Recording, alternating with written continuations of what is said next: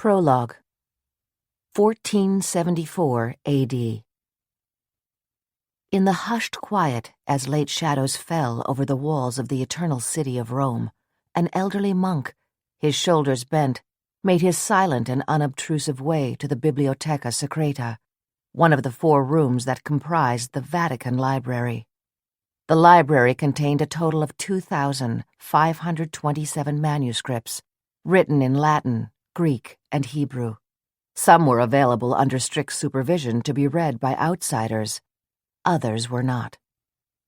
The most controversial of the manuscripts was the one known as both the Joseph of Arimathea parchment and the Vatican letter. Carried by Peter the Apostle to Rome, it was believed by many to be the only letter ever written by the Christ. It was a simple letter thanking Joseph for the kindness he had extended from the time Joseph had first heard him preaching at the temple in Jerusalem when he was only 12 years old. Joseph had believed he was the long-awaited Messiah. When King Herod's son had discovered that this profoundly wise and learned child had been born in Bethlehem, he'd ordered the young Christ's assassination. Hearing this, Joseph had rushed to Nazareth and received permission from the boy's parents to take him to Egypt so that he could be safe and could study at the temple of Leontopolis near the Nile Valley. The next 18 years of the life of Jesus Christ are lost to history. Nearing the end of his ministry, foreseeing that the last kindness Joseph would offer him would be his own tomb for him to rest in, Christ had written a letter expressing gratitude to his faithful friend. Over the centuries, some of the popes had believed that it was genuine. Others had not. The Vatican librarian had learned that the current pope, Sixtus IV, was contemplating having it destroyed. The assistant librarian had been awaiting the arrival of the monk in the Bibliotheca Secreta. His eyes deeply troubled, he handed him the parchment. "I do this under the direction of His Eminence Cardinal del Portego," he said. "The sacred parchment must not be destroyed. Hide it well in the monastery, and do not let anyone know of its contents." The monk took the parchment, reverently kissed it, and then enfolded it in the protection of the sleeves of his flowing robe. The letter to Joseph of Arimathea did not appear again until over 500 years later, when this story begins.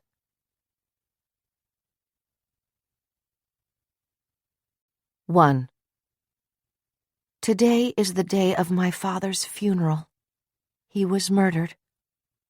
That was the first thought 28-year-old Mariah Lyons had as she awoke from a fitful sleep in the home where she had been raised, in Mahwah, a town bordering the Ramapo Mountains in northern New Jersey. Brushing back the tears that were welling in her eyes, she sat up slowly, slid her feet onto the floor, and looked around her room. When she was 16, she had been allowed to redecorate it as a birthday present and had chosen to have the walls painted red. For the coverlet and pillows and valances, she had decided on a cheery red and white flowered pattern. The big, comfortable chair in the corner was where she always did her homework instead of at the desk. Her eyes fell upon the shelf that her father had built over the dresser to hold her trophies from her high school soccer and basketball championship teams. "He was so proud of me," she thought sadly. "He wanted to redecorate again when I finished college, but I never wanted it changed. I don't care if it still has the look of a teenager's room." She tried to remind herself that until now she had been one of those fortunate people whose only experience with death in the family had been when she was 15 and her 86-year-old grandmother had passed away in her sleep. "I really loved Gran, but I was so grateful that she had been spared a lot of indignity," she thought. Her strength was failing, and she hated to be dependent on anyone. Mariah stood up, reached for the robe at the foot of the bed, and slipped into it, tying the sash around her slender waist. "But this is different," she thought. "My father did not die a natural death. He was shot while he was reading at his desk in his study downstairs." Her mouth went dry as she asked herself again the same questions she had been asking over and over. Was Mom in the room when it happened? Or did she come in after she heard the sound of the shot? And is there any chance that Mom was the one who did it? Please, God, don't let it turn out to be that way. She walked over to the vanity and looked into the mirror. I look so pale, she thought as she brushed back her shoulder-length black hair. Her eyes were swollen from all the tears of the last few days. An incongruous thought went through her mind. I'm glad I have Daddy's dark blue eyes. I'm glad I'm tall like him. It sure helped when I was playing basketball.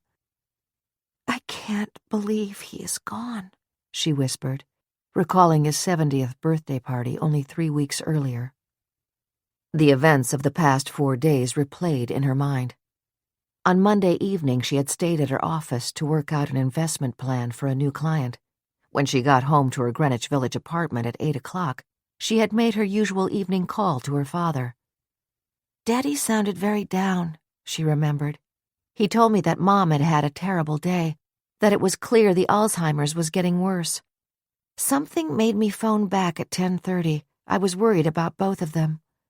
When Daddy didn't answer, I knew that something was wrong. Mariah thought back to that seemingly endless drive from Greenwich Village as she had rushed to New Jersey that night. I called them again and again on the way over, she thought. She remembered how she had turned into the driveway at 11:20, fumbling for her house key in the dark as she ran from the car. All the downstairs lights were still on in the house, and once she was inside, she went straight to the study. The horror of what she had found replayed in her mind, as it had been doing incessantly. Her father was slumped across his desk, his head and shoulders bloodied. Her mother, soaked in blood, was cowering in the closet near the desk, clutching her father's pistol. Mom saw me and started moaning, "So much noise, so much blood." I was frantic, Mariah remembered. When I called 911, all I could scream was, "My father is dead! My father has been shot!" The police arrived in minutes. I'll never forget how they looked at Mom and me. I had hugged Daddy, so I had blood all over me, too. I overheard one of the cops say that by touching Daddy, I had contaminated the crime scene. Mariah realized she had been staring unseeingly into the mirror. Glancing down at the clock on the vanity, she saw that it was already 7:30. I have to get ready, she thought. We should be at the funeral parlor by 9. I hope Rory is getting Mom ready by now. Rory Steiger, a stocky 62-year-old woman, had been her mother's caregiver for the past 2 years.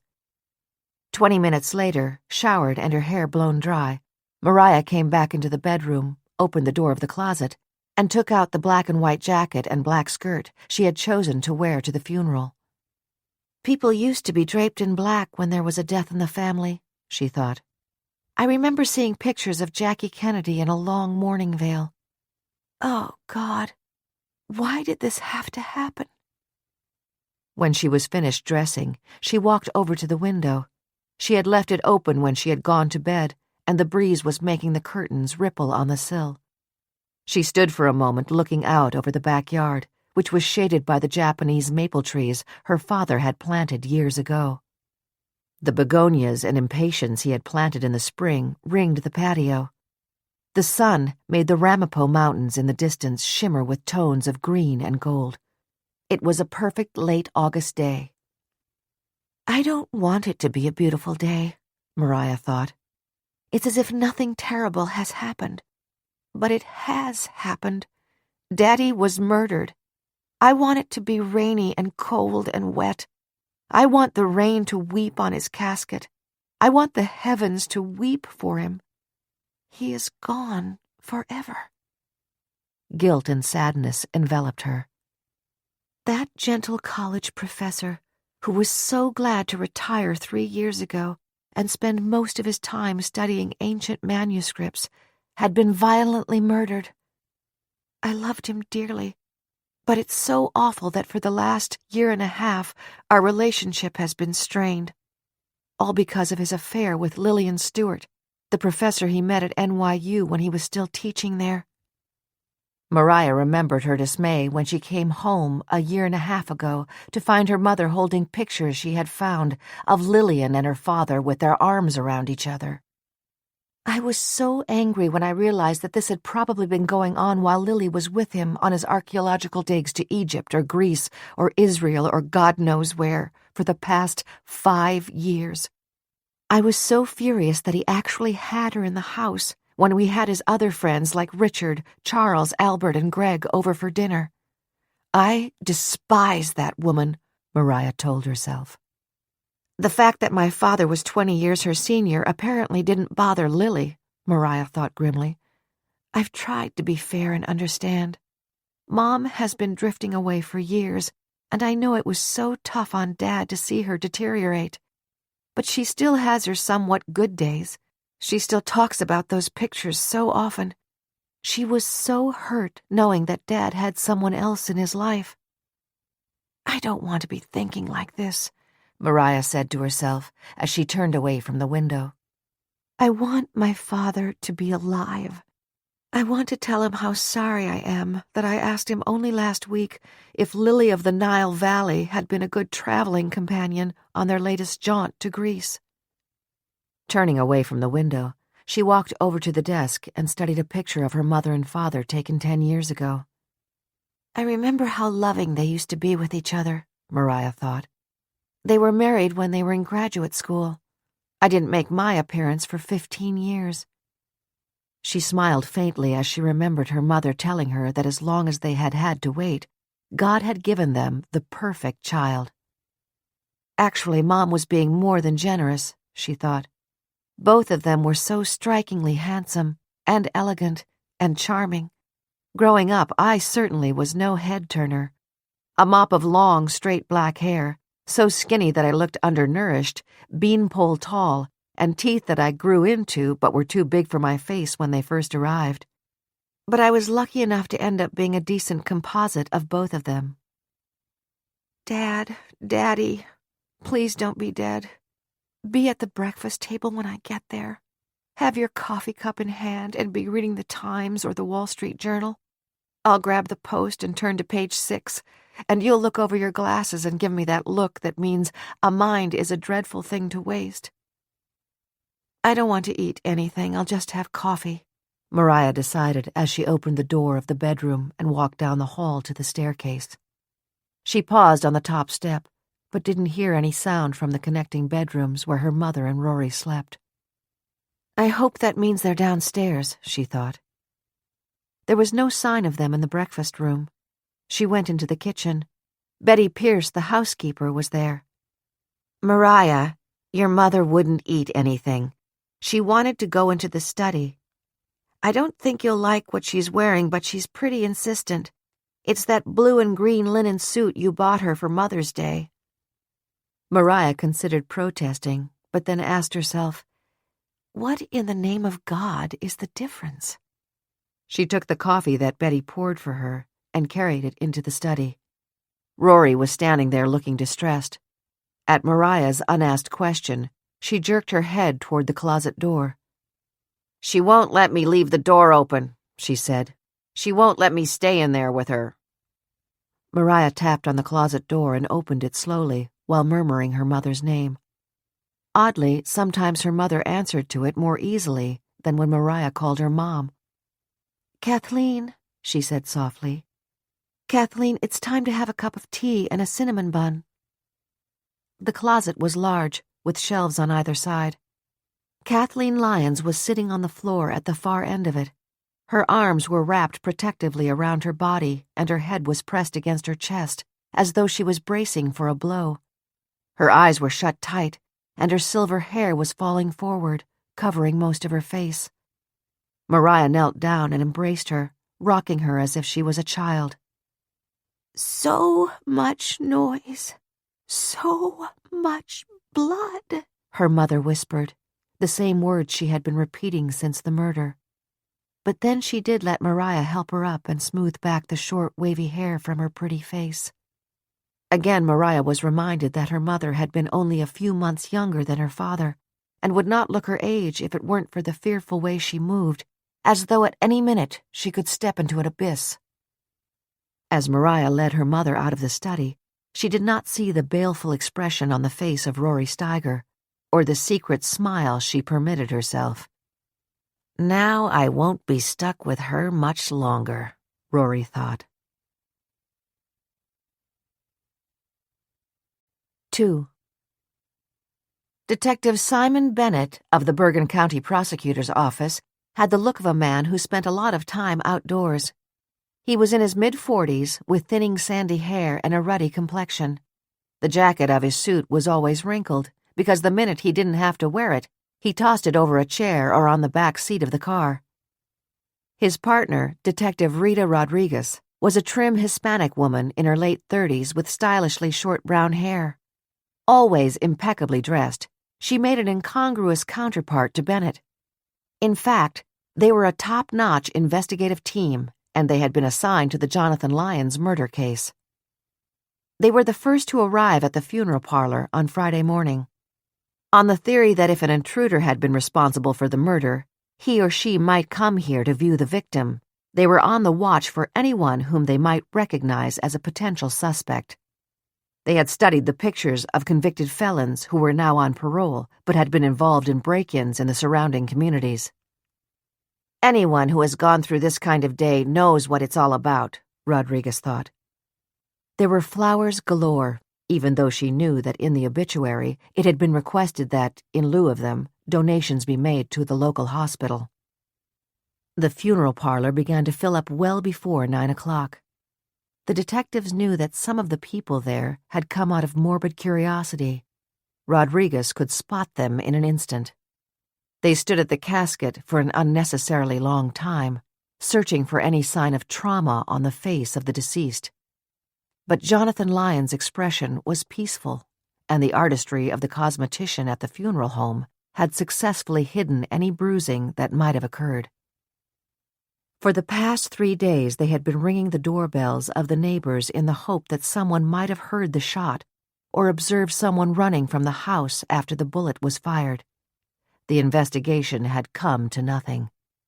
The closest neighbors were away on vacation, and no one else had heard or seen anything unusual. Mariah had given them the names of the people who were very close to her father, and in whom he might have confided if he had been having any kind of problem. Richard Callahan, Charles Michelson, Albert West, and Greg Pearson have gone on all of Dad's annual archaeological trips for at least 6 years, she had told them.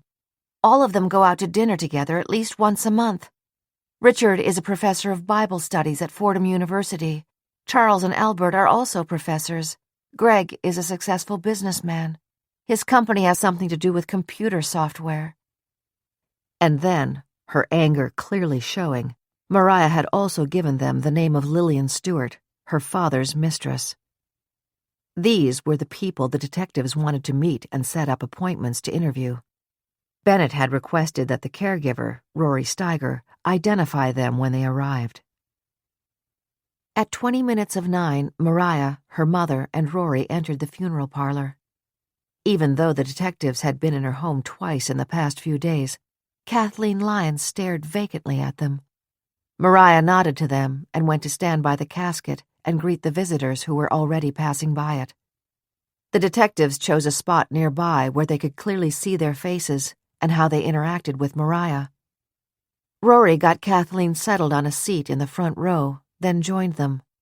Unobtrusive in her black and white print dress, her graying hair pulled back into a bun, Rory stood behind the detectives. She tried not to show that she was nervous about assisting them. She could not stop thinking that the only reason she had taken this job 2 years ago was because of Joe Peck, the 65-year-old widower in the same apartment complex she lived in on the Upper West Side of Manhattan. She had been going out for dinner regularly with Joe, a retired fireman who had a home in Florida. Joe had confided to her how lonely he had been since his wife died, and Rory had built up her hopes that he was going to ask her to marry him. Then one evening he told her that while he enjoyed their occasional dates, he had met someone else who was going to move in with him. At dinner that night, angry and disappointed, Rory had told her best friend Rose that she would take the job she'd just been offered in New Jersey. "It pays well," It does mean I'll be stuck there from Monday to Friday, but no reason to come rushing home from a day job hoping Joe will call," Rory had said bitterly. "I never thought taking this job would lead to this," she thought. Then she spotted 2 men in their late 60s. "Just so you know," she whispered to Detectives Bennett and Rodriguez, "those men are experts in Professor Lyon's field. They came to the house about once a month, and I know they used to talk on the phone a lot to Professor Lyons. The taller one is Professor Charles Michelson. The other one is Dr. Albert West." A minute later, she tugged at Bennett's sleeve. "Here are Callahan and Pearson," she said. "The girlfriend is with them." Mariah's eyes widened when she saw who was coming. "I didn't think that Lily of the Nile Valley would dare show up," she thought, even while unwillingly admitting to herself that Lillian Stewart was a very attractive woman with chestnut hair and wide-set brown eyes. She was wearing a light gray linen suit with a white collar. "I wonder how long she ransacked boutiques to find it," Mariah asked herself. "It looks like the perfect morning outfit for a mistress." "That's exactly the kind of crack I've been making to Dad about her," she thought remorsefully. "And I asked him if she wears those high heels of hers when they're digging for ruins." Ignoring Stewart, Mariah reached out to clasp the hands of Greg Pearson and Richard Callahan. "Not the best day, is it?" she asked them. The grief she saw in both their eyes was comforting. She knew how deeply these men had valued her father's friendship. Both in their mid-30s and avid amateur archaeologists, they could not have been more different. Richard, a lean 6'4" with a full head of graying black hair, had a quick sense of humor. She knew that he had been in the seminary for 1 year and had not ruled out returning to it. He lived near Fordham University, where he taught.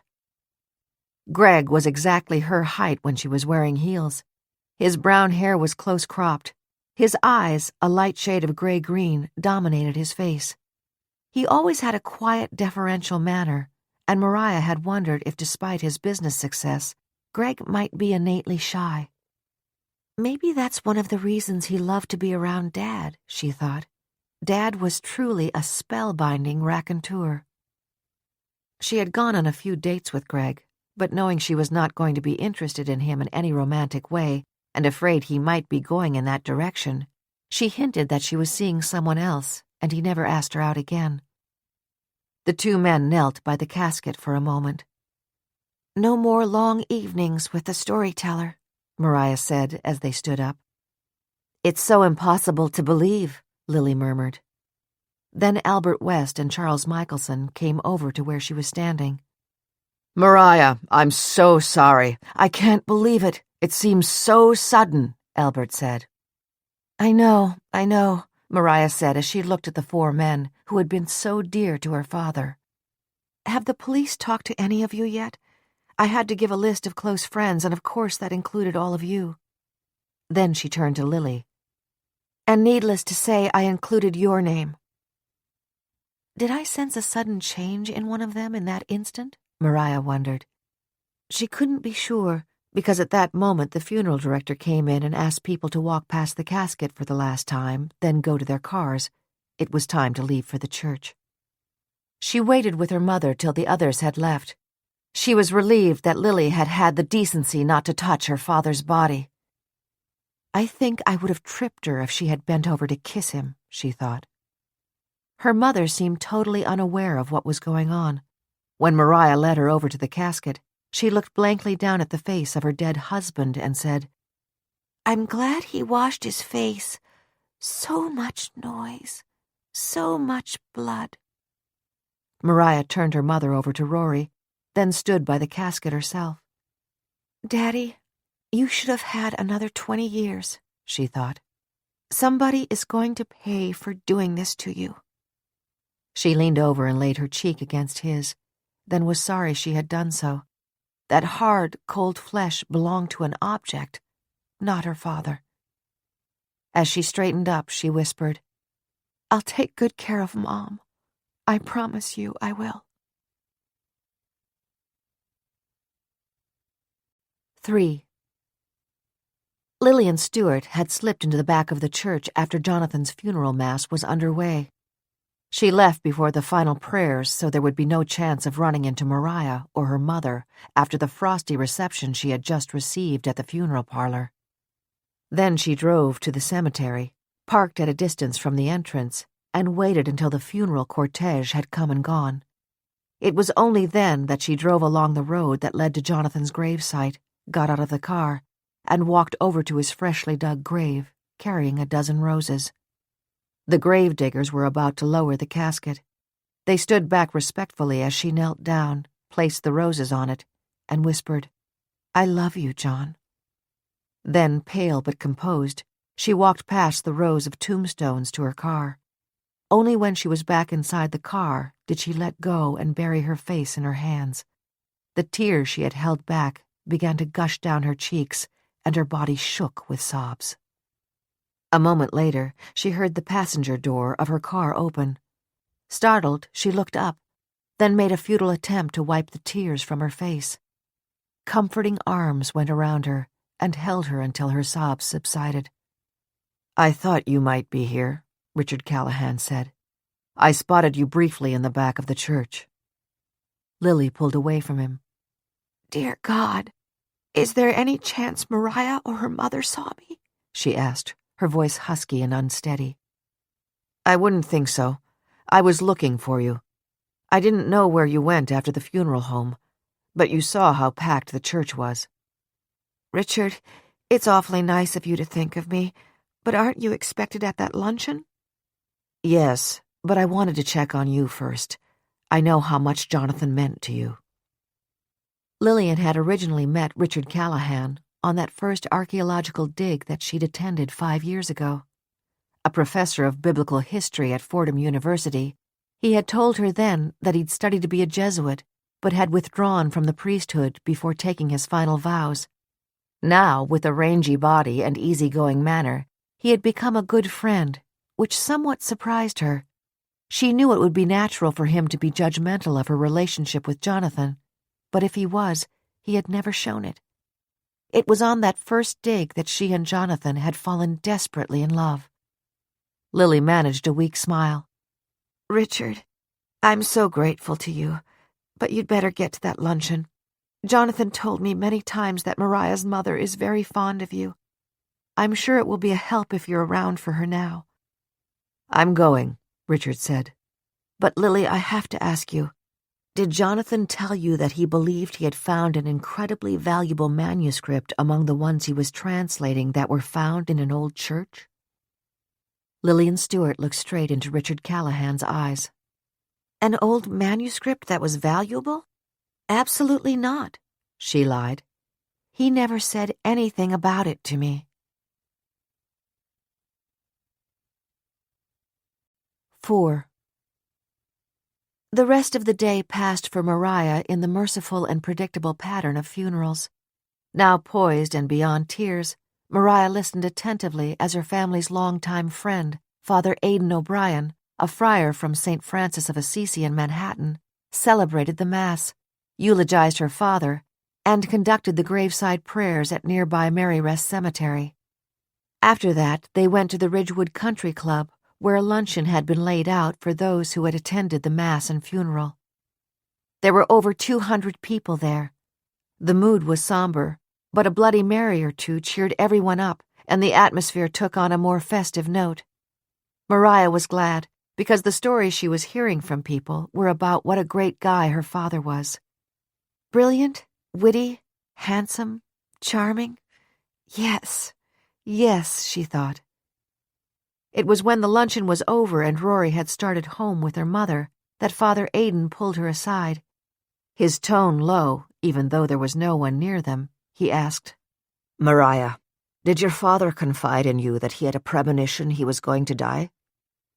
The look on her face was obviously answer enough for him. "Your dad came to see me last Wednesday. He told me he had that premonition. I invited him into the friary for coffee. Then he shared a secret with me. As you may know, he has been translating some ancient parchments that were found in a hidden safe in a church that has been closed for years and is about to be torn down." Yes, I knew that. He mentioned something about their being remarkably well preserved. There is one that is of extraordinary value if your father was right. More than just value in terms of money, he added. Shocked, Mariah stared at the 78-year-old priest. At Mass, she had noticed that his arthritis was causing him to limp badly. Now his thick, white hair accentuated the deep creases in his forehead. It was impossible to miss the concern in his voice. "Did he tell you what was in the manuscript?" she asked. Father Aidan looked around. Most people were standing up and saying their goodbyes to their friends. It was obvious that they'd be making their way to Mariah to offer their final condolences, accompanied by a squeeze of the hand and the inevitable words, "Be sure to call us if you need anything." "Mariah," he asked, his tone urgent, "did your father ever talk about a letter it is believed that Christ wrote to Joseph of Arimathea?" "Yes, a number of times over the years. He told me it had been in the Vatican Library, but little was known of it because several popes, including Sixtus IV, refused to believe it was genuine. It was stolen during his reign in the 15th century, supposedly by someone who believed Pope Sixtus was planning to burn it." Astonished, she asked, "Father Aidan, are you telling me that my father thought he had found that letter?" "Yes, I am." "Then he must have had his findings verified by at least one other expert whose opinion is beyond reproach." "He told me that he did exactly that." "Did he name the person who saw it?" "No, but there must have been several, because he said he regretted his choice of one of them. He intended, of course, to return the parchment to the Vatican Library, but that person told him they could get an enormous amount of money for it from a private collector." "In the pre-Lily days, I would have been the first one Dad told about his find," Mariah thought, "and he would have told me who else he was going to share it with." A fresh wave of bitterness and regret washed over her as she looked from table to table. Many of the people here were my father's colleagues, she thought. Dad might have consulted a couple of them, like Charles and Albert, about an ancient parchment like that. If, pray God, Mom isn't responsible, is it possible that his death was something other than a random burglary gone wrong? Is someone in this very room the person who took his life? Before she could voice that thought to Father Aidan, she saw her mother rushing back into the room, Rory a step behind her. Her mother headed straight to where Mariah and Father Aidan were sitting. "She won't leave without you," Rory explained, her tone annoyed and impatient. Kathleen Lyons smiled vacantly at Father Aidan. "Did you hear all that noise?" she asked him. "And see all that blood?" Then she added, "The woman in the pictures with Jonathan was standing next to him today. Her name is Lily. Why did she come? Wasn't going to Venice with him enough for her?" 5. Alvirah and Willie Meehan were on their annual trip on board the Queen Mary II when they heard that their good friend Professor Jonathan Lyons was shot to death. Shocked beyond words to express how terrible she felt, her voice shaking, Alvirah conveyed the news to Willie.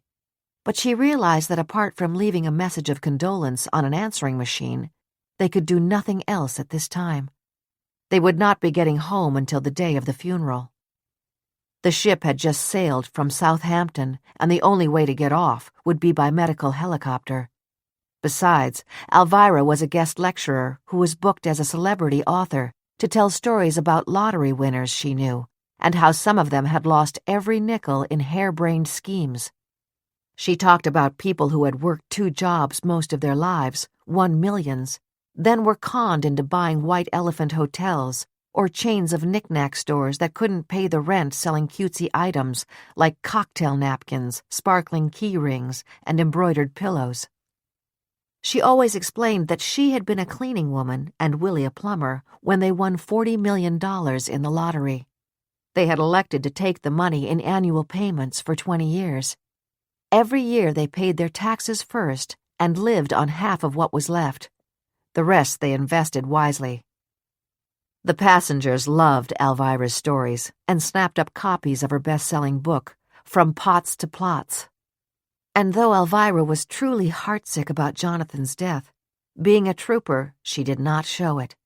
Even when people animatedly discussed theories of why the prominent scholar might have been murdered, neither she nor Willy ever mentioned that they had known Professor Lyons well. Actually, they had met Jonathan when Alvirah was lecturing on a cruise from Venice to Istanbul 2 years ago. She and Professor Lyons had attended each other's lectures, and she had been so fascinated by his spellbinding tales of ancient Egypt, Greece, and Israel that in her usual forthcoming way, she had invited him to have dinner with them. The professor accepted readily, but then added that he was traveling with his companion, so it would be a foursome. "And that's when we met Lily," was the refrain that ran through Alvirah's head during the 6 days of the crossing. "I really liked her. She's smart, attractive in that way that lets you know she was always attractive. As a 6-year-old, I bet she knew what looked good on her. She's as passionate about archaeology as Professor John was and has just as many degrees. She doesn't have any airs about her, and no two ways about it, she was madly in love with Jonathan Lyons, even though she's a lot younger." Alvirah, of course, had Googled Professor Jonathan Lyons and knew he was married and had a daughter named Mariah. "But, Willy, I guess he and his wife grew apart," Alvirah had said to her husband. "It happens, you know, and sometimes they stick it out together." Willy had his own system of agreeing with Alvirah when she came to definite conclusions. "As usual, you hit the nail on the head, honey," he told her, although for the life of him he could not imagine even glancing at another woman when he was lucky enough to have his beloved Alvirah. On the last day of that crossing, when they disembarked in Istanbul, there had been the usual flurry of people who had really enjoyed their time together and began to pass out hurried invitations, telling their new friends that they must come visit them in Hot Springs or Hong Kong or on their dear little island just a boat ride from St. John. Alvirah said, "Willy, can't you just see the look on their faces if we arrived bag and baggage? You know it's just a nice way of saying that they really enjoyed our company." That was why 6 months after they got back to Central Park South from their Venice to Istanbul trip, they were astonished to receive a phone call from Professor Jonathan Lyons. Even if he hadn't started by introducing himself, there was no mistaking that warm, resonant voice. "This is John Lyons. I've told my wife and daughter so much about you that they want to meet you. If Tuesday works for you, my daughter Mariah, who lives in Manhattan, will pick you up, drive you out to our home in the Garden State, and at the end of the evening drive you back home." Alvirah was thrilled at the invitation, but when she hung up the phone, she said, "Willy, I wonder if his wife knows about Lily. Remember, keep a guard on your tongue." Promptly at 6:30 p.m. the following Tuesday evening, the doorman buzzed the intercom in the Meehan apartment on Central Park South to announce that Ms. Lyons had arrived to pick them up. If Alvirah had taken a liking to Jonathan Lyons, her reaction to his daughter was equally strong. Mariah was friendly and warm, and had not only gone to the trouble of reading Alvirah's book, but had the common ground of being in the business of trying to help people invest sensibly and with minimum risk. By the time they got to Mahwah, New Jersey, Alvirah had already decided that Mariah was the kind of person she wanted to steer some of her lottery winners to, especially the ones who had already lost too much of their winnings in crazy schemes. It was only when they pulled into the driveway that, her voice hesitant, Mariah asked, "Did my father tell you that my mother has dementia?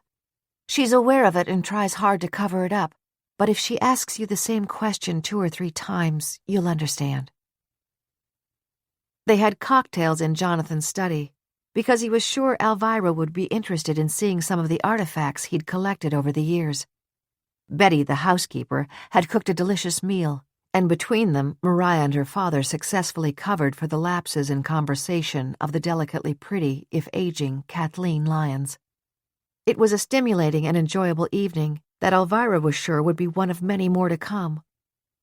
As they were saying goodbye, Kathleen suddenly asked how Willy and Alvirah had met Jonathan. When they told her it was on a recent sailing they made from Venice to Istanbul, she became upset. "I wanted so much to go on that trip," she said. We honeymooned in Venice. Did Jonathan tell you that? Sweetheart, I've told you how I met the Meeans, and remember, the doctor warned you that it wouldn't be wise to make that trip, Jonathan Lyon said gently. When they were driving home, Mariah abruptly asked, "Was Lillian Stewart on that trip when you met my father?" Alvirah hesitated, trying to decide what to say.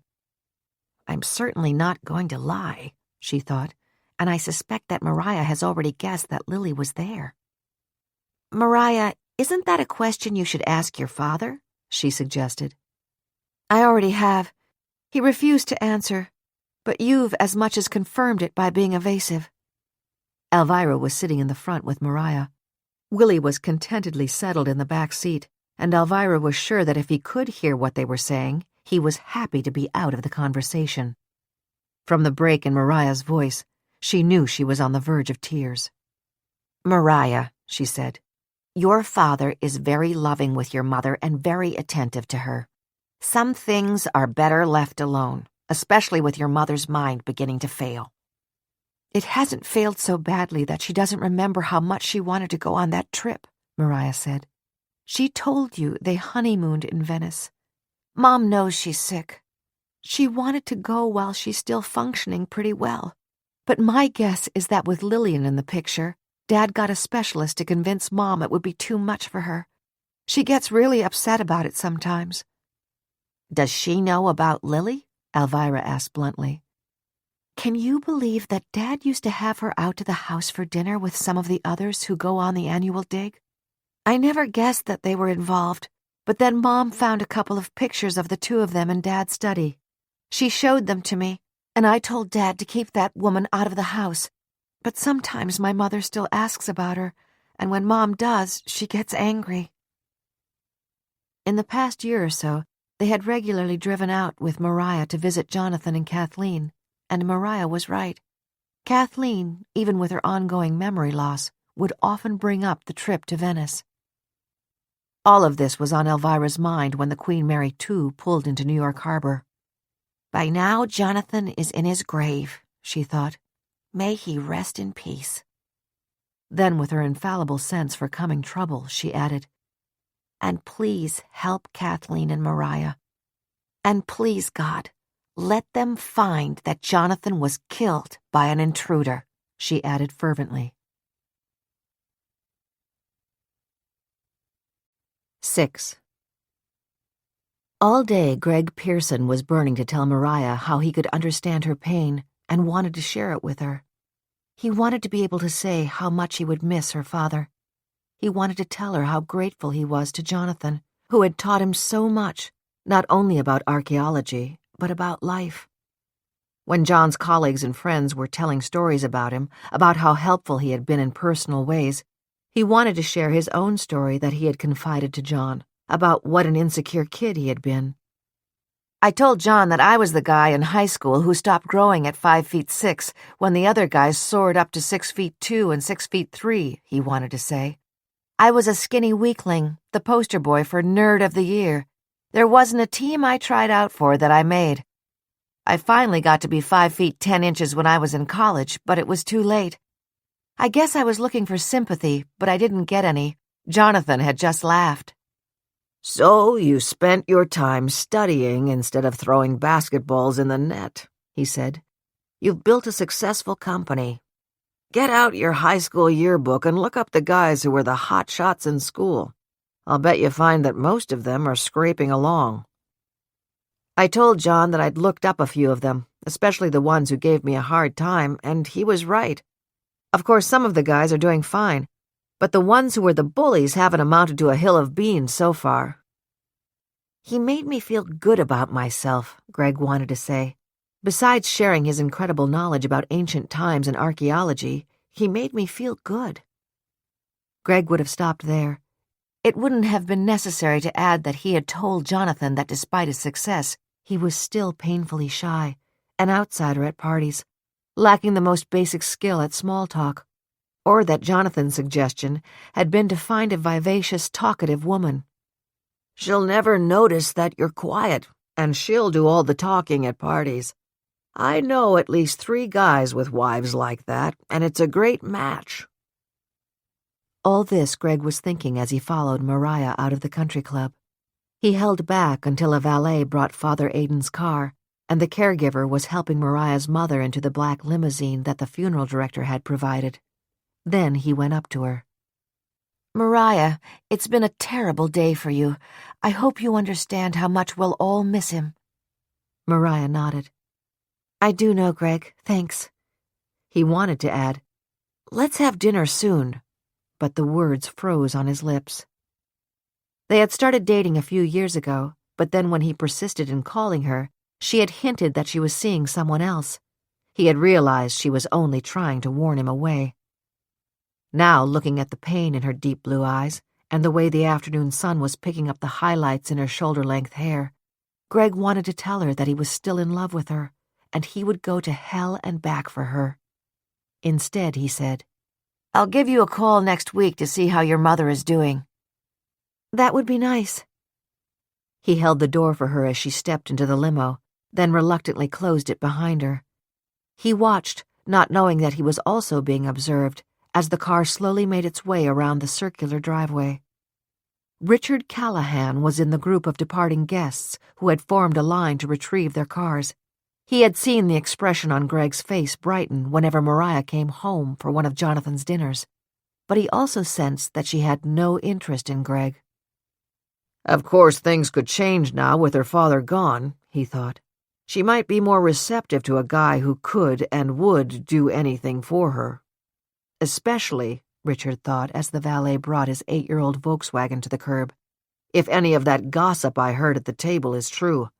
From what I gathered, that caregiver has had too much to say to the neighbors about how angry Kathleen becomes when she gets on the subject of John's relationship with Lily. There was no need for Rory to tell them about Lily. It was none of their or Rory's business. Kathleen was alone with Jonathan the night he was shot. Mariah has to know that her mother may be a suspect in his death, he thought. Those detectives are going to call Lily and Greg and Albert and Charles and me and arrange private meetings with all of us. What are we supposed to tell them? They certainly must know by now that Lily and Jonathan were involved with each other and that Kathleen was terribly upset about it. Richard tipped the valet and got into his car. For a moment he was tempted to stop and see how Kathleen and Mariah were doing, but then he reasoned that they both might be better off left alone for a while. As he started to drive home, his thoughts were of the shocked expression he had seen on Mariah's face when Father Aidan was talking to her just before the luncheon ended. What did Father Aidan tell her, he wondered. And now that the funeral's over, will those detectives be zeroing in on the fact that there is no explanation for Jonathan's death other than that Kathleen pulled that trigger Monday night? 7. Charles Michelson and Albert West had driven together from Manhattan to pay their respects to their old friend and colleague, Jonathan Lyons. Both men were experts in the study of ancient parchments, but the resemblance between them ended there. Michelson, impatient by nature, had a permanent frown in the creases of his forehead. Added to that, his imposing girth was enough to strike fear on the hearts of unprepared students. Sarcastic to the point of cruelty, he had reduced many PhD candidates to tears during their defense of doctoral theses they had submitted to him. Albert West was small and thin. His students joked that his tie brushed against his shoelaces. His voice, surprisingly strong and always passionate, captivated his listeners when, in his lectures, he introduced them to the wonders of ancient history. Michelson had long been divorced. After 20 years, his irascible temper became too much for his wife, and she left him. If that event caused him any heartache, he never showed it. West was a lifelong bachelor. An avid sportsman, he enjoyed hiking in the spring and summer and skiing in the late fall and winter. As often as possible, he spent his weekends on one of those activities. The relationship between the two men was the same one they had shared with Jonathan Lyons. It was based on their passion for ancient manuscripts. Albert West had been trying to decide if he should share with Michelson the call he had received from Jonathan Lyons a week and a half ago. He knew that Michelson considered him a competitor and would be offended if he learned that Jonathan had consulted Albert first about a 2,000-year-old parchment. On the way back from the luncheon, West decided he had to ask the question. He waited until Michelson had turned onto West 56th Street from the West Side Highway. In a few minutes, Michelson would be dropping him off at his apartment near 8th Avenue and then driving across town to Sutton Place where he lived. He decided to be direct. "Did Jonathan talk to you about the possibility that he had found the Arimathea letter, Charles?" he asked. Michelson glanced at him for a split second before stopping the car as the light changed from yellow to red. "The Arimathea letter? My God! Jonathan left a message on my cell phone that he thought he had found something of tremendous importance and would like to have my opinion on it. He never said what it was. I called back later the same day and left word that of course I'd be interested in seeing whatever he had, but he didn't get back to me. Did you see the letter? Did he show it to you? Is there any chance that it's authentic?" "I wish I had seen it, but the answer is no. John called to tell me about it 2 weeks ago. He did say he was convinced that it was the Arimathea letter. You know how calm Jonathan usually was, but this time he was excited, sure that he was right. I warned him how often these so-called finds turn out to be fakes, and he calmed down and admitted that he might be rushing to judgment. He said he was showing it to someone else and would get back to me, but he never did." For the next few minutes, the men were silent until they reached Albert West's apartment building. "Well, let's hope to God that if it was authentic, and he had it in his home, his crazy wife doesn't come across it," Michelson said bitterly. "If she did, it would be just like her to tear it up if she thought it was important to him." As Albert West opened the car door, he said, "I couldn't agree with you more. I wonder if Mariah knows about the letter. If not, we'd better alert her to look for it. It's beyond priceless. Thanks for the ride, Charles." Charles Michelson nodded. As he steered the car away from the curb, he said aloud, "Nothing, not even a letter written by Christ to Joseph of Arimathea, is priceless if the right bidder can be found." 8. At the church, Detectives Bennett and Rodriguez had observed Lillian Stewart slipping into the Mass late and leaving early. They followed her to the cemetery and, using binoculars, observed her going to the grave, then Richard Callahan joining her in her car and putting his arms around her. "And what do we make of that?" Detective Rodriguez asked as they drove back to the prosecutor's office in Hackensack, stopping only to pick up coffee. Finally, they were in their office reviewing their notes on the case. Simon Bennett's forehead was drenched in perspiration. "Wouldn't it be nice if the air conditioning worked in this place?" he complained. "And will you tell me why I didn't get iced coffee?" "Because you don't like iced coffee," Rodriguez said calmly. "Neither do I." They exchanged a brief smile. Simon Bennett thought again that he always admired Rita's ability to deftly ferret out discrepancies in anyone's account so that it seemed she was only anxious to help the witness rather than to catch that person in a lie. Together, they made a good team. Bennett started the conversation. "That caregiver, Rory, she sure likes to talk. She was a fountain of information about what was going on in the house Monday night. Let's go over what we have." He began to read from his notes. "Rory has weekends off, but the weekend caregiver asked her to switch because she had a family wedding. Rory agreed, but then the caretaker couldn't make it back by Monday evening, and Professor Lyons told Rory to go home anyhow, that he could take care of his wife by himself for one night." Bennett continued. "She said that Professor Lyons had been in New York that day and seemed tired and even depressed when he got home at 5 o'clock. He asked how his wife had been, and Rory had to tell him that she had been very agitated. The housekeeper, Betty Pierce, served dinner at 6 o'clock. Rory was planning to meet a friend for a late dinner in Manhattan, but sat with them at the table. Mrs. Lyons kept talking about wanting to go to Venice again. Finally, to appease her, the professor promised they would go back there soon and have a second honeymoon." "Which was obviously the wrong thing to say," Rodriguez commented, "because according to Rory, Mrs. Lyons got upset and said something like, 'You mean you'll take me instead of Lily? I don't believe you.' After that, she wouldn't look at him again, closed her eyes, and refused to eat anything.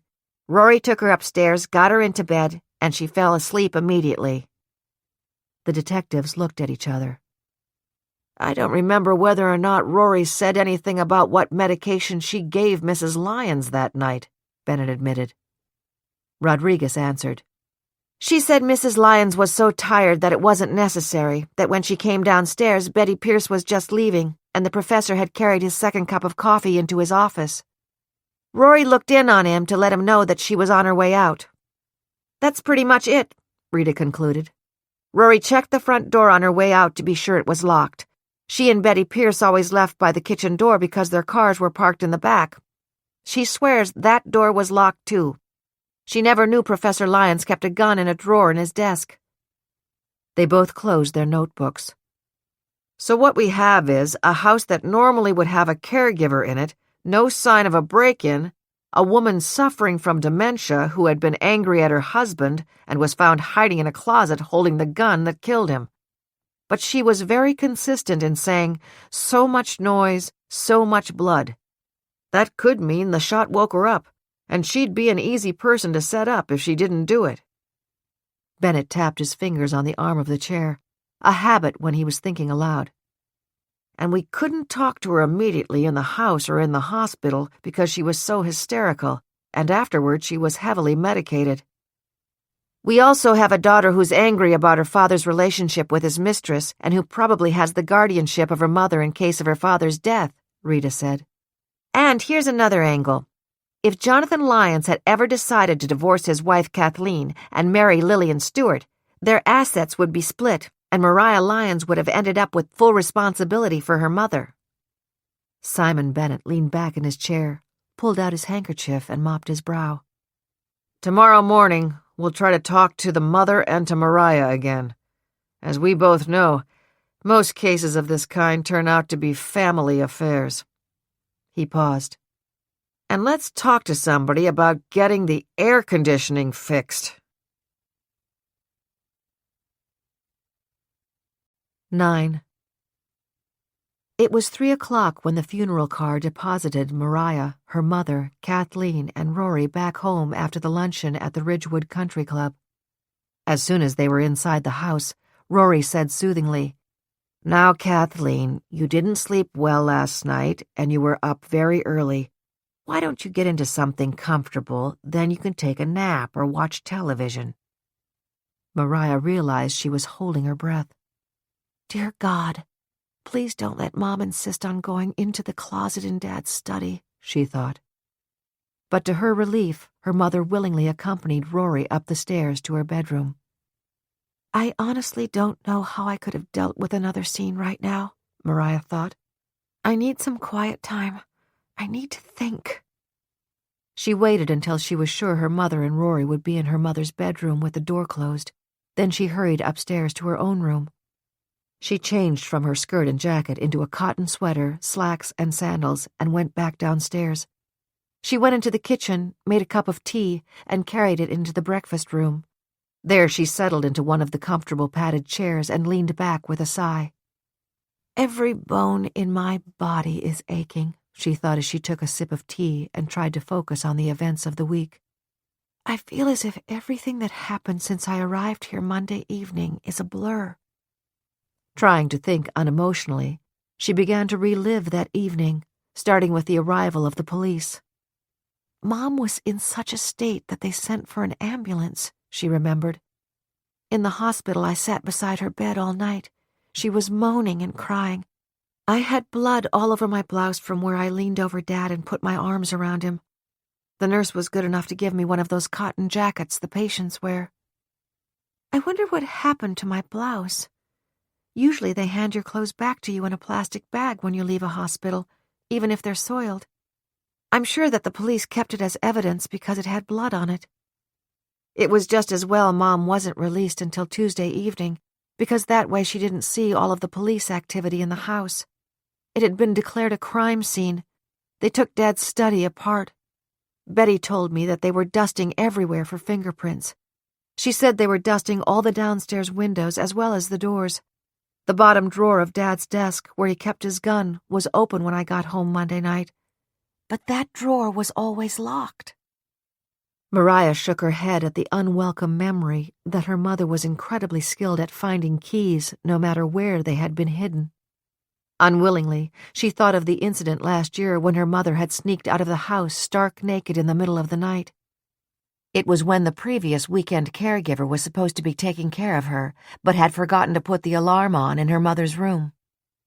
It was small consolation to remind herself that the new weekend caregiver was excellent. But Mom could never have walked into Dad's study and used the key to open his desk drawer with him sitting there that evening, she thought.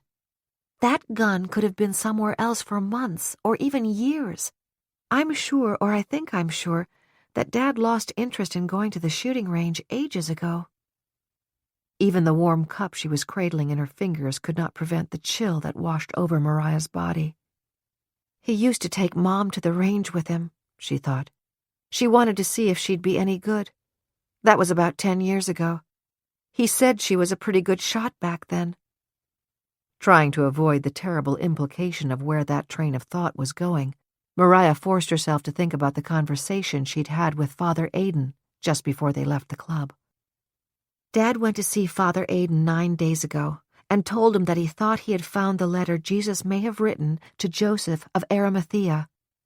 Dad claimed he had confirmed the fact that it was the parchment stolen from the Vatican Library in the 1400s. Who was that expert who saw it?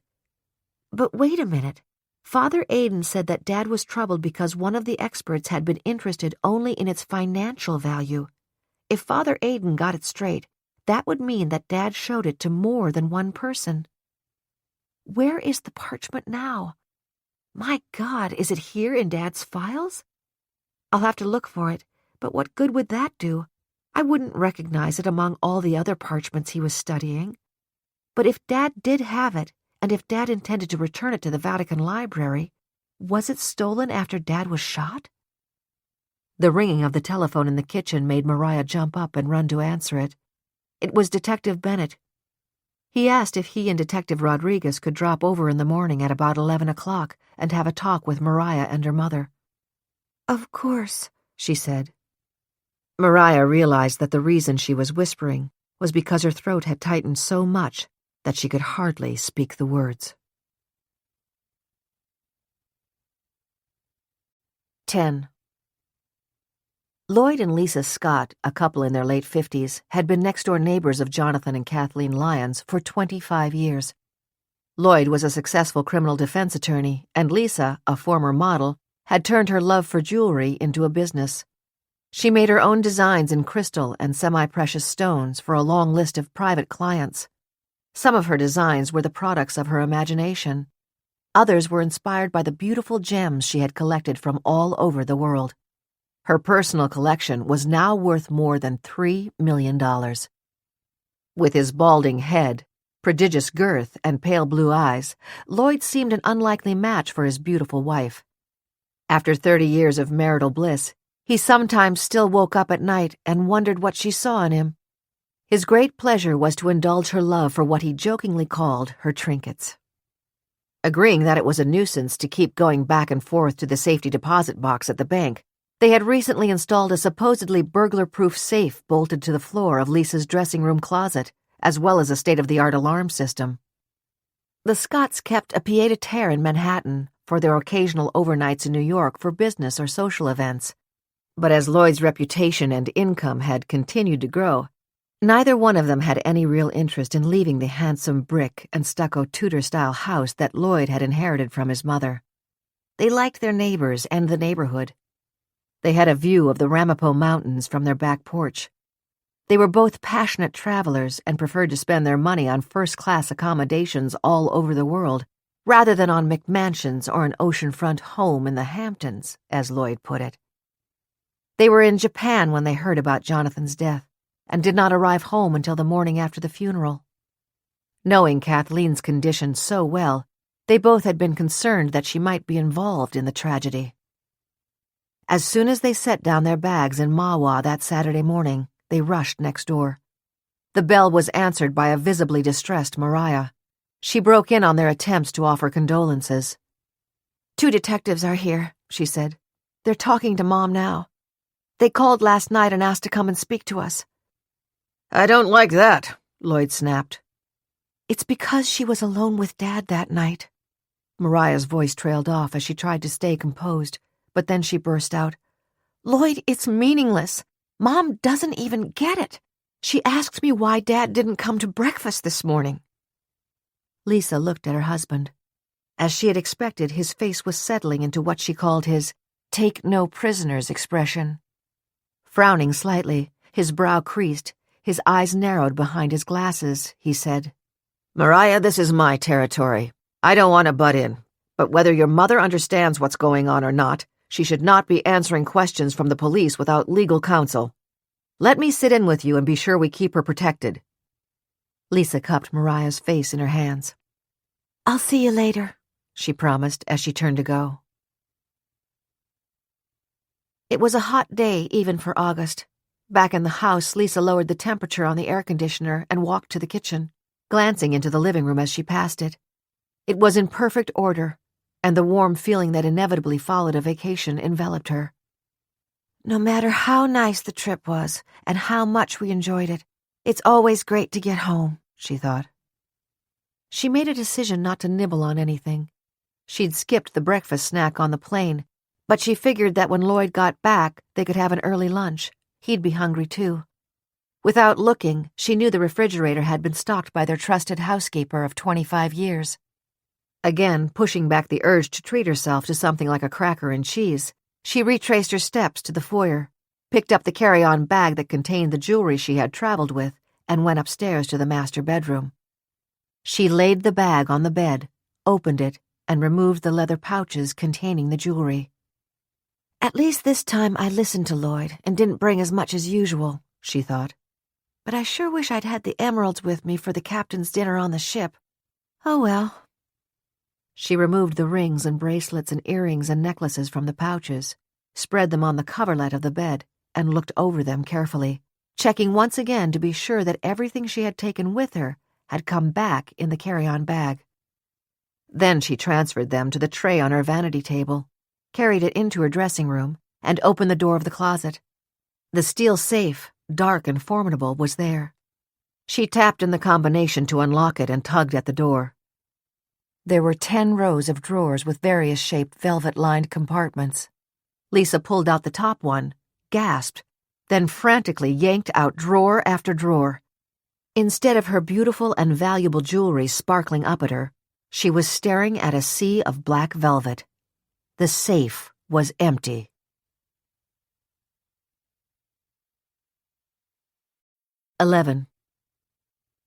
Alvirah decided she would wait until the next morning to phone Mariah. Willie, you know how it is after a funeral. There's such a letdown. I'll bet anything that when Mariah got home, all she wanted to do was be quiet. And God only knows what's running through poor Kathleen's mind. 6 of Willie's sisters had entered the convent. The 7th, the oldest and the only one who had married, had died 15 years earlier. Willie still remembered how glad he had been to get back home to their apartment in Jackson Heights after the funeral in Nebraska and the long flight home.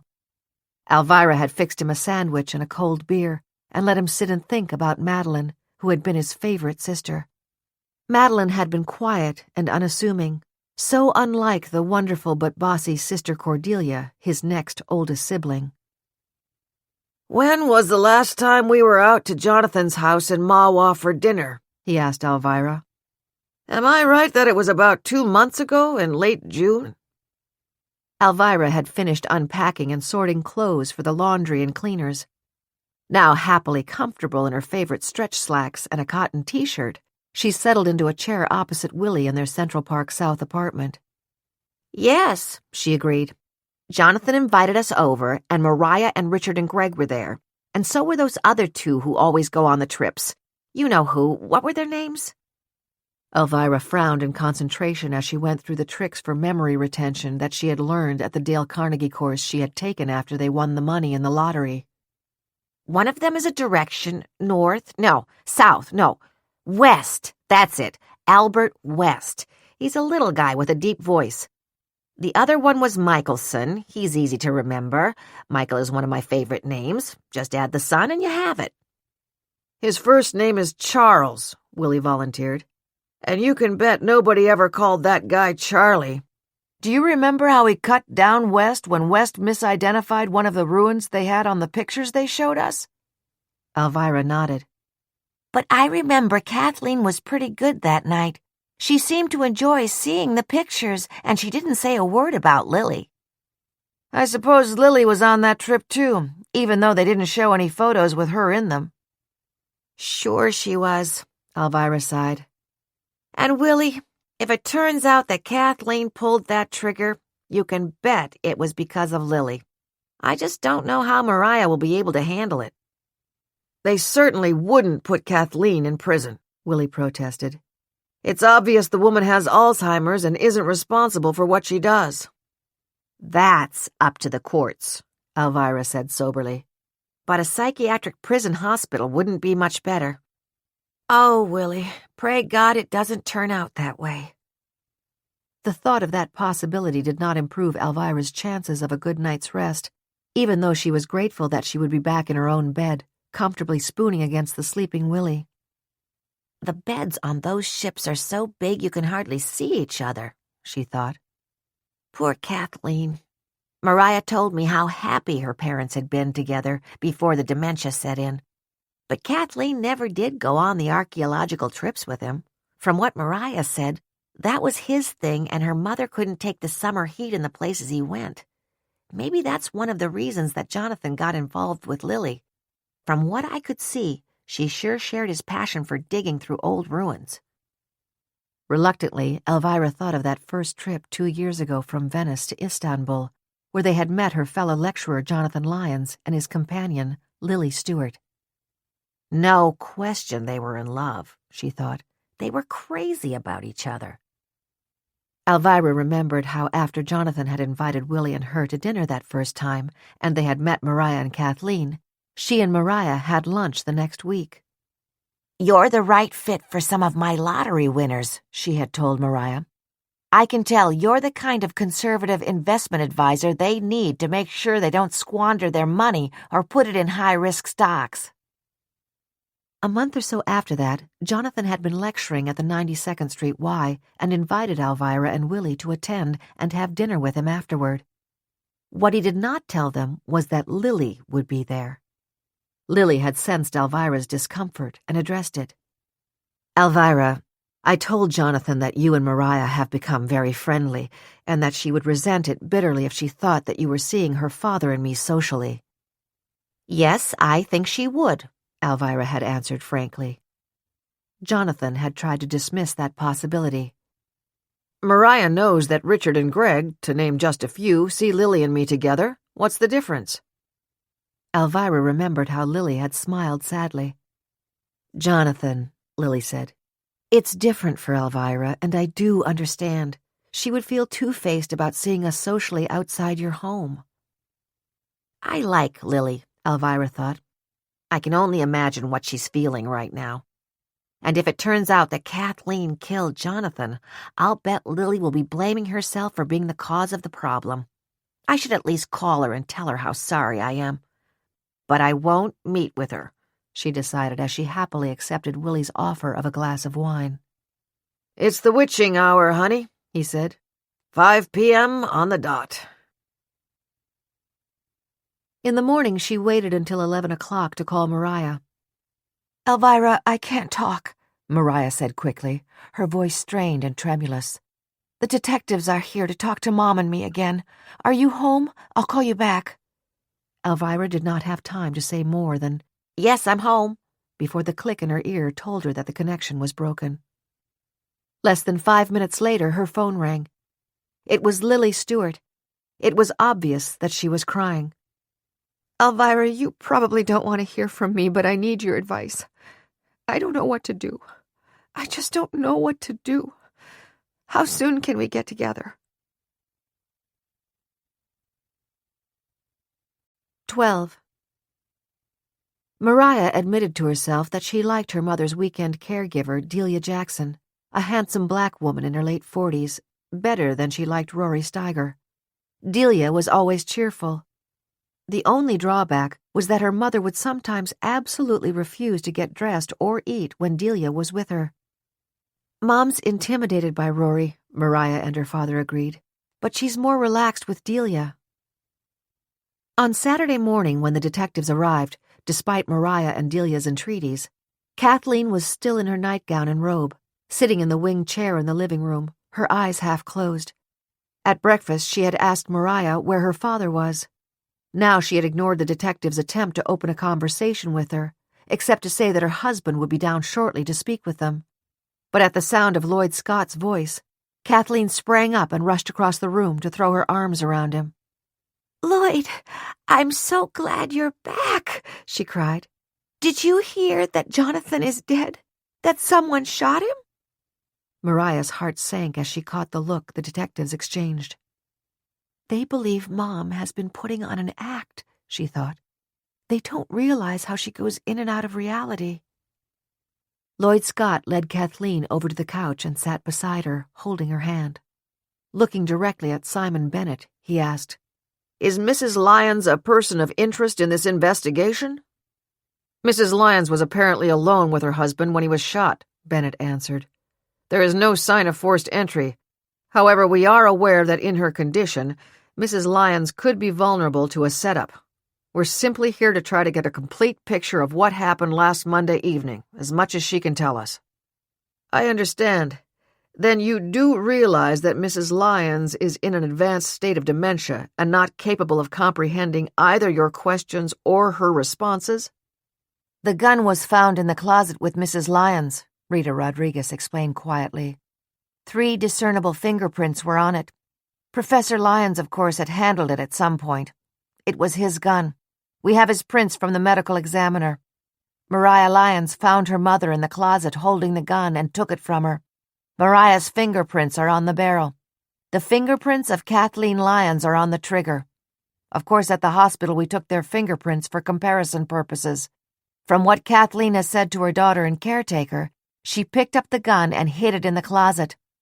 According to the caregiver Rory Steiger, and this was verified by the housekeeper Betty Pierce, Mrs. Lyons was quite agitated at dinner on the night of the murder about her husband's involvement with another woman, Lillian Stewart. Both Mrs. Lyons and Mariah Lyons said they embraced the body, which is consistent with the bloodstains on both their upper bodies. Appalled, Mariah realized that even though the detectives knew of her mother's dementia, it was clear that they thought her mother had pulled the trigger. And as far as Mariah knew, they weren't even aware yet that Kathleen had been taught how to fire a gun. When Lloyd asked his next question, it was as if he was reading her mind. "Was there any presence of blood or brain matter on the clothing of Mrs. Lyons?" "Yes, although whoever fired the bullet was at least 10 feet from Professor Lyons. Both the mother and daughter hugged him and got blood all over themselves." Mariah exchanged glances with Lloyd Scott. "Lloyd remembers that Mom used to go to the shooting range with Dad," she thought. "He knows that will come up. They'll find out about it." "Detective Bennett," Lloyd began, "I am going on record as being the attorney for Mrs. Kathleen Lyons. He was interrupted by the frantic chiming of the doorbell. Mariah rushed to answer it, but Delia, who had left the living room when the detectives arrived, was there ahead of her. It was Lisa Scott. Shaking, she rushed into the house. "We've been robbed!" she shrieked. "All my jewelry is gone!" In the living room, Lloyd Scott and the detectives could hear what his wife was saying. Lloyd let go of Kathleen's hand and sprang up from the couch. The detectives exchanged startled glances and followed him, leaving Kathleen alone. In an instant, Delia was beside her charge. "Now, Kathleen, why don't we get dressed while the men who were talking to you are busy?" she asked gently, even as she hooked Kathleen's arm in hers, forcing her to get up. A clear flash of memory came and went through Kathleen's failing brain. "Was there dirt on the gun?" she asked. "It was muddy in the flower bed along the walk." "Oh, sweetheart, don't you even think about that kind of thing," Delia said soothingly. "It just gets you upset. I think you should wear your pretty white blouse today. Is that a good idea?" 13. Lillian Stewart lived in an apartment building opposite Lincoln Center on Manhattan's West Side. She had moved there after an amicable divorce from Arthur Ambraster, the husband she had met when they both were students at Georgetown University in Washington, D.C. They had decided to put off having children until they earned their PhDs, hers in English, his in sociology. They then had both secured teaching jobs in New York at Columbia University. The children they were then ready to have had never arrived, and when they were both 35, they agreed that their interests and outlook on life were radically different. Now, 15 years later, Arthur was the father of 3 sons and active in New York politics. Lillian's avocation had become archaeology, and every summer she had happily joined an archaeological dig. 5 years ago, at age 45, she had gone on a dig headed by Professor Jonathan Lyons, and that had changed both their lives. I am the reason Kathleen killed Jonathan, was the thought that had haunted Lillian's dreams at night since his death. And it wasn't necessary. Jonathan was going to give me up. He came to me last week and said that he couldn't live this way any longer, that it was making Kathleen's condition worse, and that his relationship with Mariah had become unbearably strained. The memory of that meeting was like a recording that played in Lillian's mind over and over again on Saturday morning. She could still see the pain in Jonathan's eyes and hear the tremor in his voice. "Lily, I think you know how much I love you, and I did honestly think that when Kathleen was no longer aware, it would be all right to put her in a nursing home and divorce her. But I know now that I can't do that, and I can't spoil your life any longer. You're only 50 years old. You should meet someone your own age. If Kathleen lives another 10 years, and I do as well, I'll be 80. What life would you have with me then?" Then Jonathan had added, "Some people have a premonition of their impending death. My father did. They say Abraham Lincoln, the week before he was shot, had a dream of his body lying in a casket in the White House. I know this may sound silly, but I have a premonition that I am going to die soon." I talked him into seeing me one more time, Lillian thought. It would have been Tuesday morning, but then Kathleen shot him on Monday night. Oh, God, what shall I do? Alvirah had agreed to meet Lillian for lunch at 1 o'clock. I like her so much, Lillian thought, but I already know what she will tell me to do. I already know what the right thing to do is. But am I going to do it? Maybe it's too soon to decide. I'm not thinking straight. Restlessly, she walked around the apartment, making the bed, straightening up the bathroom, putting her few breakfast dishes in the dishwasher. The living room, restful with its earth-toned carpet and furniture and the paintings of ancient sites on the walls, had always been Jonathan's favorite room. Lillian thought of the evenings when Jonathan and she would come back and have a nightcap after dinner. She could see him sitting with his long legs stretched out on the hassock of the roomy leather chair she had bought him for his birthday. It's your home away from home, Perch, she had told him. How can you love someone so much, then turn your back on her? She had cried angrily when Jonathan told her that he was ending their relationship. It's because of love that I'm doing it, he had answered. Love of you, love of Kathleen, and love of Mariah. Alvirah had suggested that they meet at the relatively new restaurant down the block from her on Central Park South. Then she had immediately changed her mind. Make it the Russian tea room, she said. Lillian knew why Alvirah had switched. The name of the restaurant on Central Park South was Mariah. Too close to Mariah, she thought. Lillian had gone for an early jog that morning in Central Park, then showered and slipped on a robe while she had breakfast. Now she went to the closet and selected white summer slacks and a blue linen blazer, an outfit Jonathan had particularly liked. As always, she wore high heels. Jonathan had joked about that. Only a few weeks ago he had told her that Mariah had sarcastically asked if she wore high heels on the digs. I flared up at him and he was sorry, Lillian thought as she brushed her cheeks with blush and gave a final pat to the short dark hair that framed her face. But it was that kind of remark that Mariah was always making that wore him down, Lillian thought, as resentment and bitterness splashed over her. The phone rang as she was ready to leave. "Lily, why don't I come around and take you to lunch?" the voice said. "Today has to be a terrible letdown for you." "It is, but I was talking to Alvirah Willy. She's back from her trip. We're having lunch together." She felt, rather than heard, the pause that followed.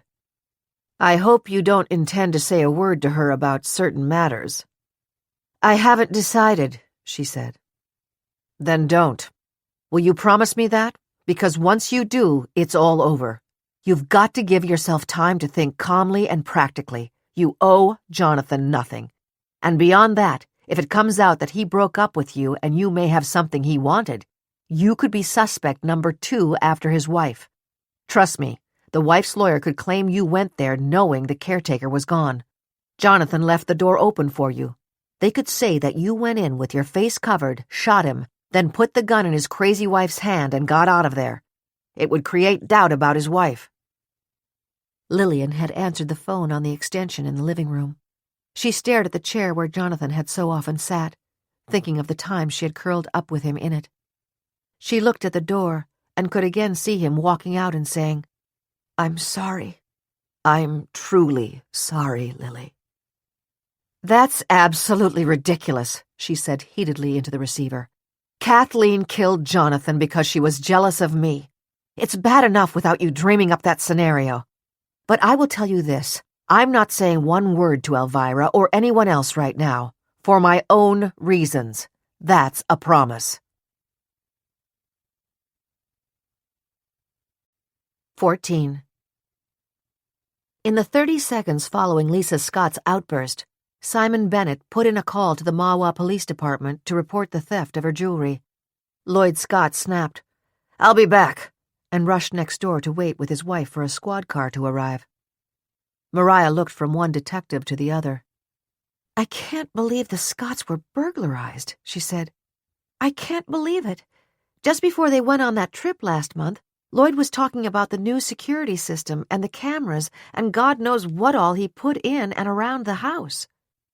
"Today, unfortunately, there are few systems that can't be penetrated by experts," Bennett told her. "Was it generally known that Mrs. Scott kept a lot of valuable jewelry in her home?" "I don't know. She talked about it to us, but certainly everyone knew she had a business creating her own designs and always wore beautiful jewelry."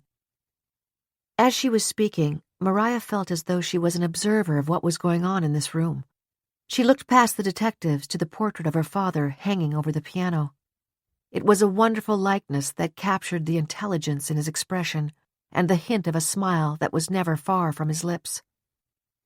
The sun was streaming through the windows on the back wall, creating patterns of light on the geometric design of the creamy carpet. Feeling somehow detached, Mariah realized how much cleaning Betty must have done to restore the shining orderliness of the spacious living room after the investigators had dusted for fingerprints. It seemed incredible to her that the room was now again so cheerful and welcoming, with its matching floral-patterned couches and wing chairs at the fireplace, and occasional tables that could be moved so easily. When her father's friends had visited, they would always pull the chairs up to the couch to form a semicircle where they would have coffee and a nightcap after dinner. Greg, Richard, Albert, Charles. How often had she sat there with them over the years since her father had retired from teaching? Some nights Betty would cook, but other nights her father would take over the kitchen. Cooking had become a hobby for him, and he had not only enjoyed it, but had been naturally good at it. 3 weeks ago, he made a big green salad, a Virginia ham, baked macaroni, and garlic bread, she thought. That was the last dinner we all had together. The last dinner. The last supper. Dad's 70th birthday. She had to tell the detectives about the parchment her father may have found. With a start, she realized that both detectives had been observing her. "I'm sorry," she said. "You asked about Lisa's jewelry." "From what you said, she was known to have it, and maybe some people knew she kept it at home. But frankly, Ms. Lyons, that isn't our focus. We came here to speak with you and your mother. Since Mr. Scott said he is now representing your mother, perhaps we can sit down now and talk to you." "Yes, of course," Mariah said, trying to keep her voice steady. Suppose it comes up about the gun, she thought. How much should I tell them if they ask? Stalling for time, she said, Please let me first check on my mother. There are some medications she has to take now. Without waiting for a reply, she went into the foyer and saw Kathleen, followed by Delia, coming down the stairs. With a determined expression, Kathleen walked rapidly through the foyer into her husband's study, opened the door of the closet, and pushed Delia away. "You can't come in here," she shouted. "Mom, please." Mariah's pleading voice could be heard in the living room. Bennett and Rodriguez looked at each other. "I want to see this," Bennett said quietly. Together they went into the study. Kathleen Lyons was sitting at the far end of the closet, hunched against the wall. In an anguished voice, she kept repeating, "So much noise. So much blood." "Shall I try moving her?" Delia asked Mariah uncertainly. "No, it's useless," Mariah said. "Just stay in the room. I'll sit in there with her for a while." Delia nodded and stood at the place where Jonathan's leather chair had been. Seeing her in that exact spot brought back to Mariah the vivid memory of her father sprawled on that chair, blood dripping from his head. The police had removed the chair as evidence on the night of the murder. "Will they give it back to me?" she wondered. "Do I want it back?" "Ms. Lyons," Bennett said quietly, "we really need to speak with you." "Now?" she asked.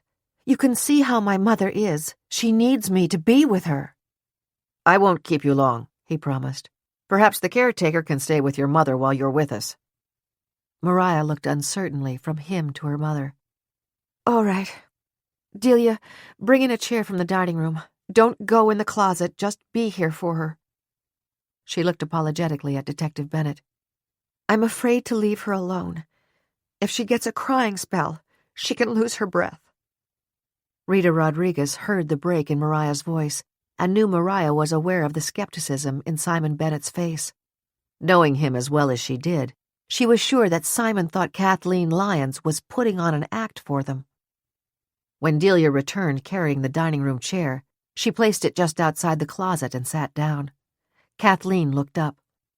"Close the door," she demanded. "Close the door. I don't want any more blood on me." "Mom, it's all right," Mariah said soothingly. "I'll just leave it open a tiny bit so you have some light. I'll be back in a couple of minutes." Biting her lips to keep them from quivering, she led the detectives into the living room. Simon Bennett was direct. "Ms. Lyons, this burglary is of course very unfortunate, and we can understand that Mr. Scott is terribly upset about it. We also understand that he will be representing your mother and wants an opportunity to speak with her. However, we are in the midst of investigating a homicide and must proceed without delay. Let me put it to you bluntly. We need to speak with both you and your mother and get answers to some important questions." The doorbell rang, and this time without waiting for an answer, Lloyd Scott opened the door and came in. His face ashen, he said, "The Mawa cops are in our house. My God, someone got in without tripping the house alarm or the alarm on the safe. I thought we had a foolproof system installed." "As I just told Ms. Lyons, there's no such thing anymore," Bennett told him. "It's obvious you had a pro in there." Then his tone changed. "Mr. Scott, we understand you're very involved in your own situation, but as I was just telling Ms. Lyons, it is imperative we speak to her mother and her." "My mother is in no condition to talk with you," Mariah said, interrupting. "You should be able to see that for yourself." She realized she had raised her voice and had done it because now she could hear her mother wailing. "I said that I'll talk with you," she reminded Bennett, "but could we do it when my mother is calmer?" Helplessly, she added, "I've got to go to her," and hurried back to the study. Simon Bennett looked straight at Lloyd Scott. "Mr. Scott, I can tell you that right now we have probable cause to arrest Kathleen Lyons for the murder of her husband. She was alone in the house with him. She was holding the gun and her fingerprints are on it. There is no sign of forced entry nor evidence of anything missing in the house. We have held off so far because we want to make sure that she hasn't been set up. If you won't allow us to speak to her in the next couple of days, we'll have no choice but to arrest her." "There is no sign of forced entry into my house either. But someone did get in and make off with some $3 million worth of jewelry," Lloyd Scott replied. "But nobody was found in your house clutching a gun," Bennett said. Ignoring the remark, Lloyd Scott continued. "Obviously, I'm needed in my own home now. I will talk to Kathleen, but clearly she is in no condition to speak to even me right now. Give me until tomorrow. If I do allow her to talk to you at all, it will be tomorrow afternoon. If you decide to arrest her, contact me. I'll surrender her. As you can see, she is a very, very sick woman." Then he added, "I'm also advising Mariah to wait and talk to me before she answers your questions." "Sorry," Bennett said curtly. "This is a homicide investigation. We insist on talking to Mariah as soon as her mother quiets down. You don't represent her." "Mr. Scott, you just heard Mariah say that she is willing to talk with us," Rodriguez said firmly. Lloyd Scott's normally florid complexion was recovering from the paleness that had come over it when he had learned of the burglary in his home. "All right, it's up to Mariah, but you must understand that you cannot speak to Kathleen now or at any time without my permission." "Yes, we understand. But if you try to put us off again tomorrow and she is not immediately arrested, your client will end up with a subpoena to appear before the grand jury, and there's no question she would be a target of that grand jury. If she takes the fifth and won't testify after that, so be it," Bennett told him. "But that would pretty much be telling us that she did it, wouldn't it?" he asked sarcastically. Given her illness, I can assure you that she has no idea what taking the Fifth Amendment would even mean. And if she did, drawing that conclusion would be absurd." Lloyd Scott then looked in the direction of the study. "I have to get back to my wife. When Mariah comes out, I would appreciate it if you would tell her that I will call her later." "Of course." Bennett and Rodriguez waited until they heard the front door close behind the lawyer. Then Bennett said flatly, "I think the mother is putting on an act for our benefit." "It's too hard to tell," Rita replied, shaking her head. "But I do know one thing. Mariah Lyons is sad about her father and is also obviously nervous. I don't think she has anything to do with this. 10 to 1 she's terrified her mother is guilty but will try to point us in other directions. It will be interesting to see what she comes up with." It was 20 minutes before Mariah came back into the living room. "My mother is asleep in the closet," she said, her voice flat. "All this has been—" Feeling herself start to choke up, she stopped and began again. "All this has been overwhelming." They spoke for over an hour. They were experienced detectives, and they questioned her intently. She did not deny that she was intensely resentful about Lily, or that she had been very disappointed in her father.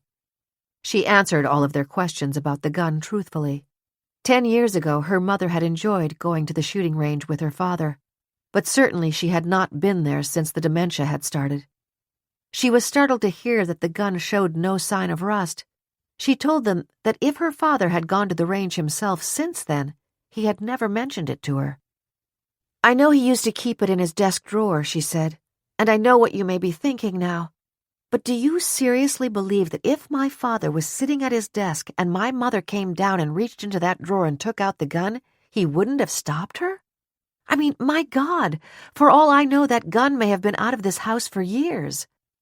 Then she added, "But I just learned yesterday that my father had a premonition of death, and that he may have revealed to someone that he had come across a priceless, ancient parchment and was concerned about one of the experts he had consulted."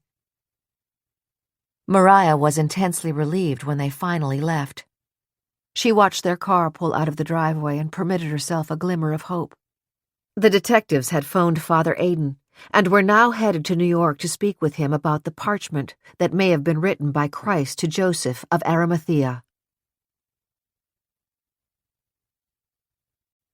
15. As the computer software company he had started began to grow, Greg Pearson had been definite in his plan that it would never go public. He had no desire to be splashed on the business pages of the Wall Street Journal or the Times, or to have breathless speculation on the possible value of an initial public offering of Pearson Enterprises. He was a low-key chairman and chief executive officer of the company while always totally aware of every detail. He was respected by his associates, but his painful shyness, which came across to many as aloofness, made it impossible for him to form close friendships. Over the years, he had joined a few golf clubs and the racket and tennis club in New York. Never a good athlete, he didn't much enjoy golf, but then he had realized that a relatively high handicap made it possible for him to compete, and he made himself try to participate in the enthusiasm that his golfing companions shared. His tennis game was not bad at all now, and he was a welcome partner at the racket and tennis club. Everything Greg did had one object only, and that was to make Mariah fall in love with him. He often wondered if Jonathan had understood how Greg felt about her. Jonathan had joked that he should find a girl who talked a lot. That thought always made Greg smile. It wasn't that Mariah was talkative. It was that she was sharp and funny and good company. And beautiful. When they were all at Jonathan's dinners, it was hard for him not to follow her every move. He had loved observing the warmth between her and Jonathan. "Oh, God help us. Betty isn't here and Dad's the chef," she would joke if she saw Jonathan in his chef's apron. She was always so thoughtful of her mother, and when in her dementia Kathleen would pick up the knife instead of the fork and put it in her mouth, Mariah would lean over in an instant and make the substitution. Greg treasured the evenings when the group would linger over espresso in the living room, and he would happen to sit next to Mariah on the couch. Feeling her nearness, watching the expression on her face, looking into the magnificent deep sapphire blue eyes that were so like Jonathan's was both thrilling and heartbreaking for him. It's such a damn shame that Kathleen came across those pictures a year and a half ago of Jonathan with Lily, Greg thought. When that happened, Mariah put her foot down and banished Lily from the dinners. Before that, Lily had always driven back and forth to Mahwah with Charles, and Greg knew that Mariah had thought Lily and Charles were involved with each other. It had been better that way. Jonathan's relationship with Mariah had suffered once she became aware of Lily, and it hurt both of them. On Saturday morning, Greg played tennis, then went back to his apartment in the Time Warner Center on Columbus Circle. He had been in it for 4 years, and still was not sure if its ultra-modern decor had not been overdone by the interior designer. It was a thought he dismissed as unimportant.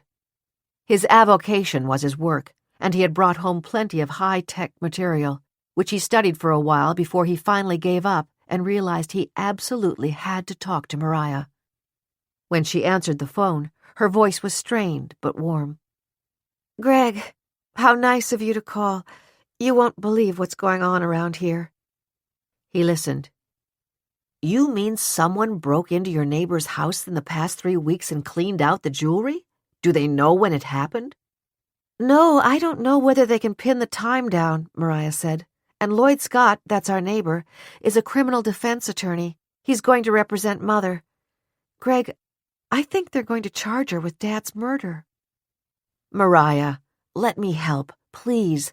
I don't know how good a lawyer your neighbor is, but your mother needs top-notch representation, and maybe you do too. I'm afraid that it's pretty common knowledge that you and your father had serious problems." Then, while his courage lasted, Greg added, "Mariah, I'm coming over at 6 o'clock. I know you said your mother's weekend caregiver is very trustworthy. You and I are going out for dinner. Please don't say no. I want to see you, and I'm worried about you." When Greg put the phone down, he stood for a moment wondering if he could believe his ears.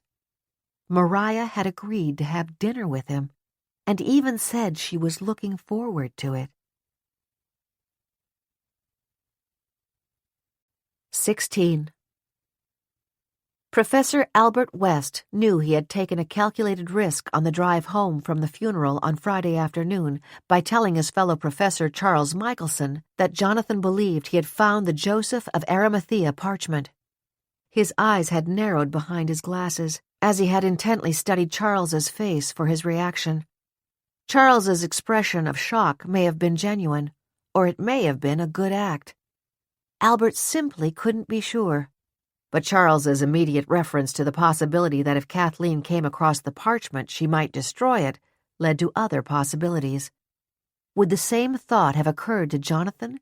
And if so, would he have kept it someplace other than his home, perhaps even given it to someone he trusted to hold it for him? Someone like Charles. A lifelong insomniac, during most of Friday night, Albert wrestled with that thought. On Saturday morning, after a light breakfast, he went to his home office in what would have been the second bedroom in his modest apartment, settled at his desk, and spent the morning going over lesson plans. He was glad that the fall semester would be starting next week. He had not taught during the summer, and while he was never lonely, he did heartily enjoy interaction with his students. He knew that because of his slight stature and deep voice, their nickname for him was Bellows. He thought it not only appropriate, but actually quite clever.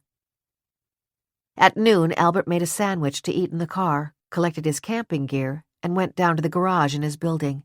As he waited for his SUV, he realized his favorite word, suppose, was running through his mind. Suppose Charles was lying. Suppose Charles had seen the parchment. Suppose he had told Jonathan that he, too, believed it was genuine. Suppose Charles had warned Jonathan not to bring the parchment home. He might very well have reminded Jonathan that Kathleen had found the pictures of him and Lily that he thought were well hidden. It was possible. It made sense. Jonathan respected Charles as a knowledgeable biblical expert and as a friend. He might easily have left the parchment with him. As Albert got in his car, he thought of the shocking incident 15 years ago when Charles had accepted a bribe to authenticate a parchment that he knew to be fraudulent. It happened when Charles was in the middle of his divorce and desperately needed money, he recalled. Fortunately for Charles, Desmond Rogers, the collector who had bought the parchment, was very wealthy and prided himself on his own expertise. When Rogers realized he had been duped, he had phoned Charles and threatened to call the police. Albert had then gone to him and pleaded with him not to turn this into a criminal case. He managed to convince Rogers that he would only embarrass himself if the matter became public, since he had openly scoffed at other experts who advised him that the parchment was a fake. Desmond, you would ruin Charles, who over the years has helped you acquire some magnificent and valuable antiques, Albert told him. I beg you to understand that he was in an emotional and financial tailspin and did not act rationally. Desmond Rogers eventually decided to accept the $2 million loss, and at least as far as Albert knew, had thankfully never told anyone else about it. He did express his utter contempt for Charles Michelson. I'm a self-made man, and I know many people who have been in a terrible financial bind. Not one of them would have accepted a bribe to cheat a friend. Tell Charles for me that no one will ever know of this incident, but also tell him I never want to see his face again. He's nothing but a crook. If Charles has Jonathan's parchment in his possession, he'll probably sell it, Albert decided. He'll find a hidden buyer for it. How much did Charles resent Jonathan? It was clear to Albert that on that first archaeological trip 6 years ago, Charles had been deeply interested in Lillian Stewart, only to find that door closed in his face as he watched Lily and Jonathan fall into each other's arms practically overnight. That Charles had willingly allowed everyone else to believe that he and Lily were involved with each other when they attended dinners at Jonathan's home had been absolutely out of character for him. He must have done it at Lily's request. What else might he do for her? I wonder what will happen now, Albert thought as he started the drive to the campsite he had been frequenting of late, the one in the Ramapo Mountains, just minutes away from the scene of Jonathan's murder. 17. Father Aidan O'Brien escorted Detective Simon Bennett and Rita Rodriguez to his office in the building connected to the Church of St. Francis of Assisi on West 31st Street in Manhattan. They had called and asked if they could come in and talk to him, and he had willingly agreed, even though he immediately began to review in his mind exactly what he could tell them and the best way to word it. It was his own grave fear that Kathleen had pulled the trigger that caused Jonathan's death. Her personality had changed so radically in the last few years, since the onset of her dementia. It was several years ago now that he had first noticed the telltale signs that her mind was beginning to fail. He had read that less than 1% of the population showed signs of dementia in their 60s. Father Aidan had met Jonathan and Kathleen when they were newlyweds, and he was a young priest. Jonathan, only 26 years old, already had his doctorate in biblical history and was on the faculty of New York University. Kathleen's master's degree was in social work, and she had a job with the city. They had lived in a tiny apartment on West 28th Street and would come to Mass at St. Francis of Assisi. They began chatting with Father Aidan one day on their way out, and before long he was frequently going to their apartment for dinner. The friendship continued after their move to New Jersey, and he had been the one to baptize Mariah when, in her early 40s, Kathleen had at last given birth to the child they had given up hope of having. For over 40 years they had what I would call a perfect marriage, Father Aidan recalled. He could understand Jonathan's emotions as Kathleen's condition increasingly worsened. Lord knows I've seen enough of it every day in my own parish, as sons or daughters or wives or husbands struggle with the care of an Alzheimer's patient, he thought.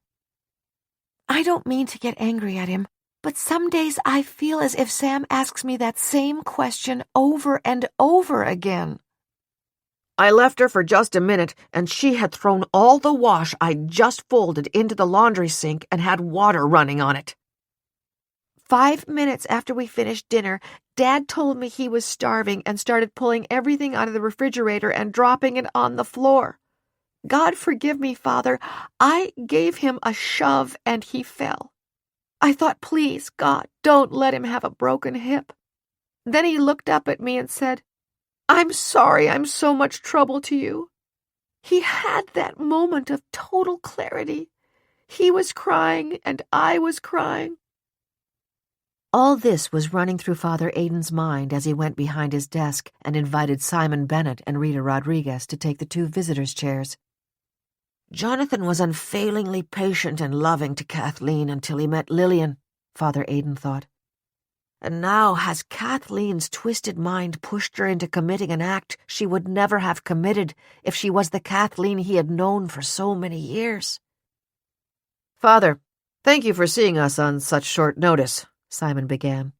As I explained on the phone, we are homicide detectives from the Bergen County Prosecutor's Office, and we are assigned to investigate the murder of Professor Jonathan Lyons. I do understand that, Father Aidan said mildly. The kind of questions he had been expecting followed in close sequence. How long had he known the Lyonses?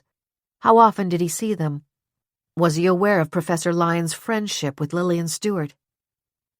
Here starts the dangerous ground, Father Aidan thought as he reached into the pocket of his robe, took out his handkerchief, took off his glasses, polished them, and returned the cloth to his pocket before answering carefully. I have met Professor Stewart 2 or 3 times, he said. The latest was over 3 years ago, although from the altar at the funeral mass yesterday, I observed her come into the church late. I do not know when she left. Has she ever reached out to you for counseling, Father? Rita Rodriguez asked. Many people who seek counseling do so with the understanding that their privacy will be respected. You are not to infer anything by my answer when I tell you I do not think it appropriate to reply to that question. That attractive young detective with a deferential expression already knows that I would be the last person Lillian Stewart would come to for advice, Father Aidan thought. The question is a setup. Father Aidan, we understand that Jonathan Lyons' daughter Mariah has been extremely upset by the fact that her father was involved with Lillian Stewart. Has she ever discussed that with you? Again, Simon interrupted. Father, we were speaking to Mariah Lyons an hour ago. She freely and openly told us that she had complained to you about Lillian Stewart and that she felt her father's relationship with Lillian Stewart was harming her mother's condition. Then you know what Mariah and I discussed, Father Aidan said quietly. Father, yesterday you told Mariah that her father, Jonathan Lyons, had visited you 10 days ago, on Wednesday, August 15th to be precise, Simon said. Yes, I told Mariah over a cup of coffee in the friary that Jonathan Lyons believed he had found an object of immeasurable value that is referred to as either the Joseph of Arimathea parchment or the Vatican letter. Did Jonathan Lyons visit you specifically to tell you about the parchment? Rita asked. Jonathan, as we have established, was a long-time friend, Father Aidan said. It would not have been unusual for him if he was nearby to drop in on me for a visit in the friary. That Wednesday afternoon, he told me that he was in the process of reviewing ancient parchments that had been discovered in a church that had been long closed and was about to be razed. A safe was found buried in the wall there. Within it were some ancient parchments, and he was asked to translate them. Father Aidan leaned back in his chair. You may have heard of the Shroud of Turin? Both detectives nodded. Many believe that it is the burial cloth Jesus was wrapped in after the crucifixion. Even our present Pope, Benedict, has been quoted as saying he believes it may be authentic. Will we ever really know that is a certainty? I doubt it, although the proofs are very strong. The Vatican letter, or as it is known, the Joseph of Arimathea parchment, is of the same beyond price value. If it is genuine, it is the only example of a letter written by Christ. Wasn't Joseph of Arimathea the man who asked Pontius Pilate for permission to take the body of Christ and bury it in his own tomb? Rita Rodriguez asked. Yes, Joseph was a long-time secret disciple of Christ. As you may remember from your catechism lesson, when Christ was 12 years old, he went with his parents to the temple in Jerusalem for Passover, but when it ended, he did not leave with the others. He stayed behind in the temple and spent 3 days confounding the chief priests and the elders with his knowledge of the scriptures. Joseph of Arimathea was an elder of the temple at that time. When he heard Christ speak, and then learned he had been born in Bethlehem, he believed that Christ was the promised Messiah. Warming to his subject, Father Aidan continued. We do not know anything about Christ from the time he was 12 and discussed the scriptures with the chief priests in the temple until the wedding feast at Cana. Those years of his life are lost to us, the lost years. However, many scholars believe that some of that time was spent studying in Egypt because of the intervention of Joseph of Arimathea. The letter, if it is authentic, was written to Joseph by Christ shortly before the crucifixion. In it he thanks Joseph for the kindness and protection he had offered him from the time he was a child. The authenticity of the letter has been disputed since Peter the Apostle carried it to Rome. Some of the popes believed it was genuine, others did not. It was in the Vatican library, and word got out that Pope Sixtus IV was planning to destroy it to end the controversy. Then it disappeared. Now, some 500+ years later, it may have been found among these ancient parchments Jonathan was studying. A letter written by Christ. I can't imagine. Rodriguez's voice was incredulous. What did Professor Lyons tell you about the parchment? Bennett asked. That he believed it was authentic, and that he was troubled that one of the experts he showed it to was concerned only about its monetary value. Do you know where the parchment is now, Father? Bennett asked. No, I do not. Jonathan gave no hint of where he was keeping it. Father, you said you had coffee in the friary. Before that, did you meet Jonathan Lyons in the church? Rodriguez asked. We met in the church. The entrance to the friary is in the atrium. Did Jonathan Lyons also visit you in the reconciliation room? Rita asked, her voice now innocent. If he did, I would not be at liberty to tell you, Father Aidan replied, his tone now severe. Which I suspect you already know, Detective Rodriguez. I see you are wearing a small cross. Are you a practicing Catholic? Not perfect, but yes, I am.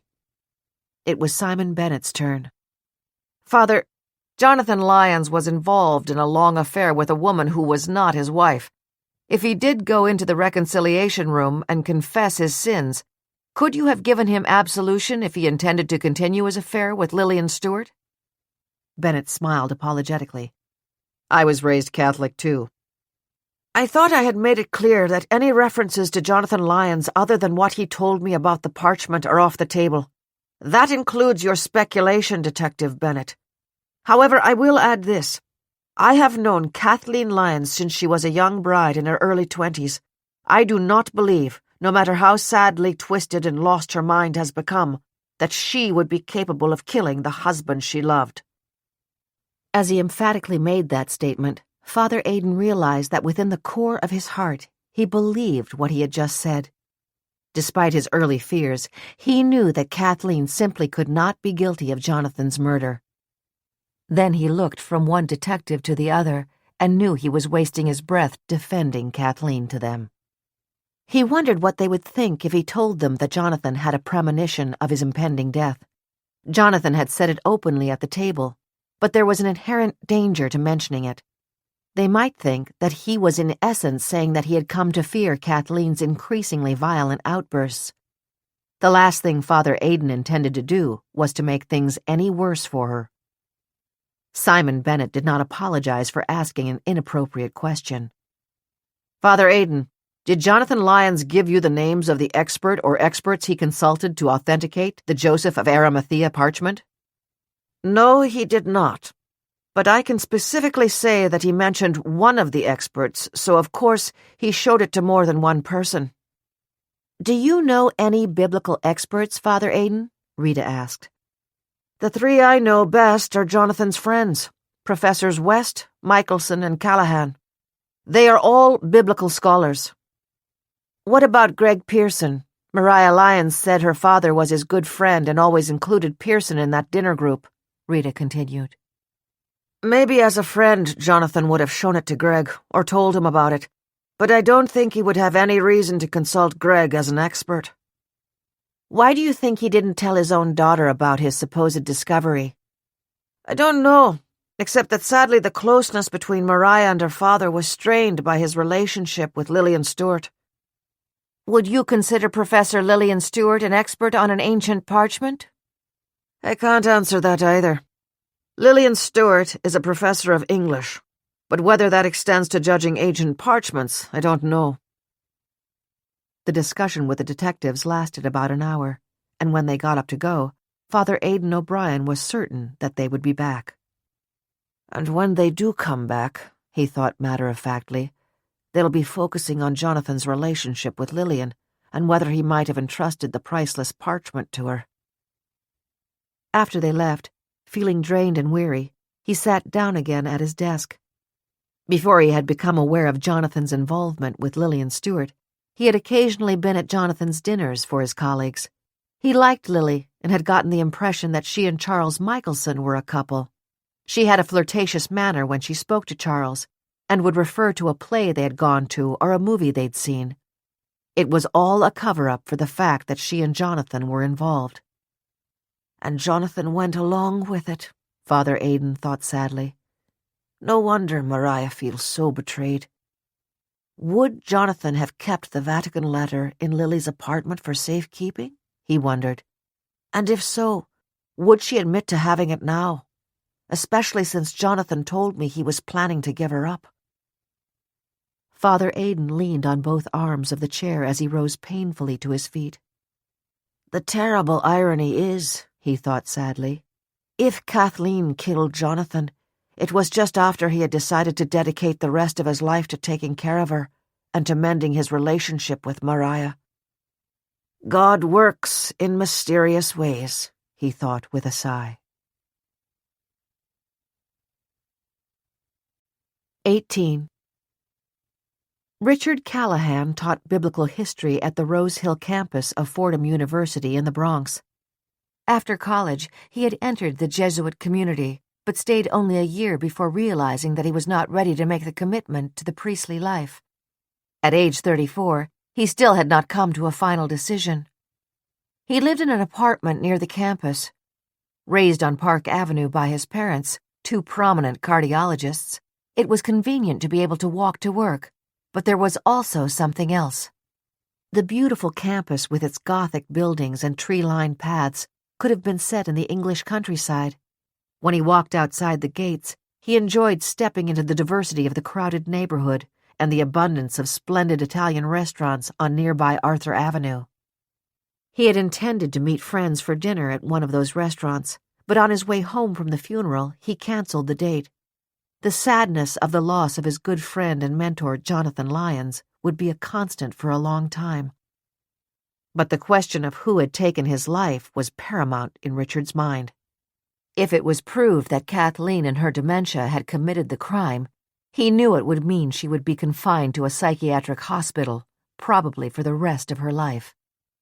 But if she was found to be innocent, who else would the detective start looking at as someone who had a reason to kill Jonathan?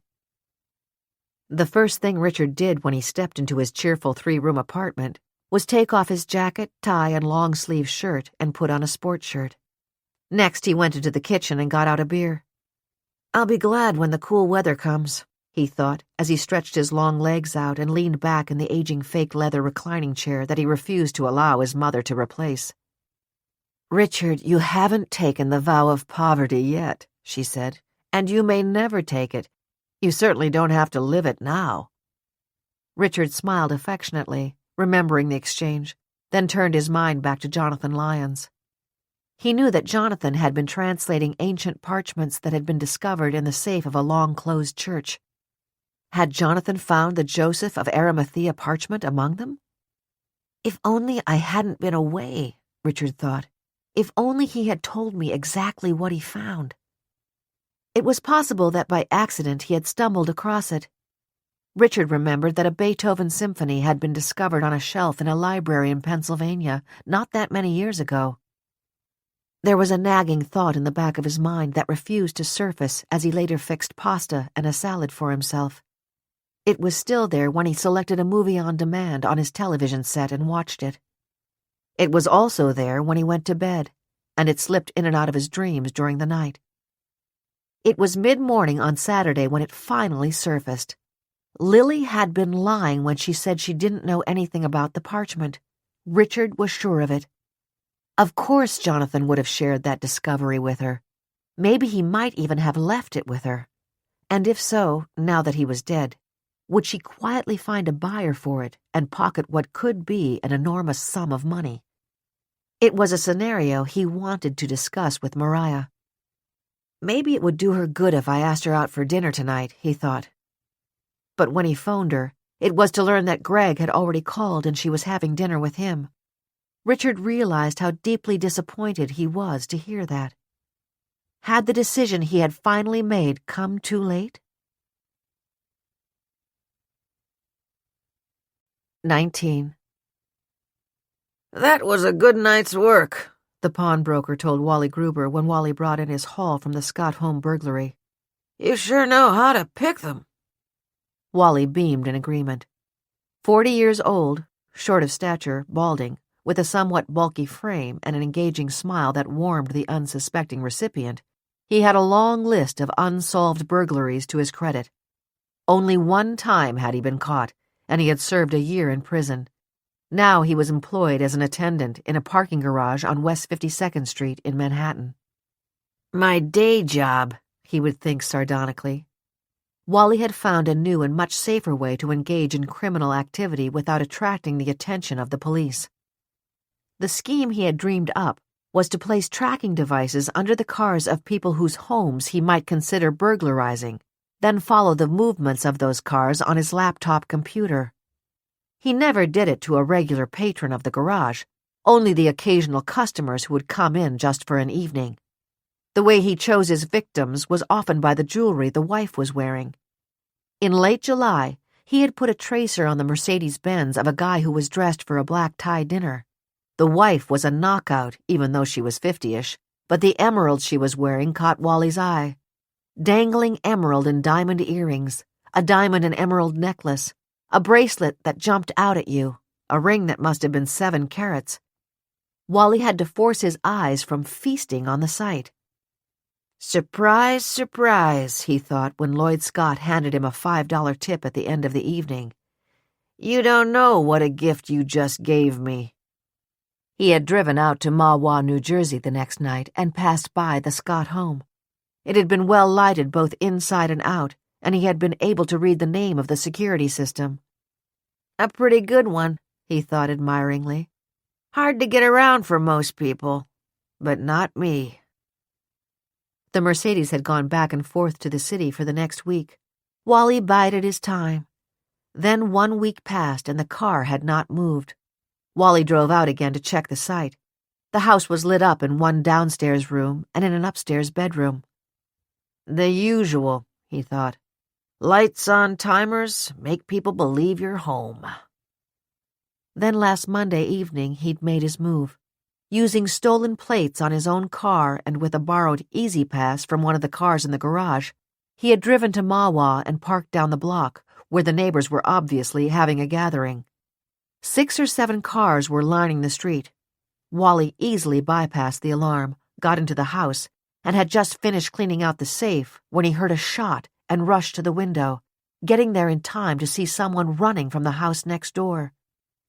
He watched as a hand reached up and pulled down a scarf or handkerchief just as the figure passed the overhead light on the cobblestone path to the sidewalk, then turned and disappeared down the block. Wally saw the face clearly, and in that instant it seared into his mind. Maybe someday he would find that memory useful.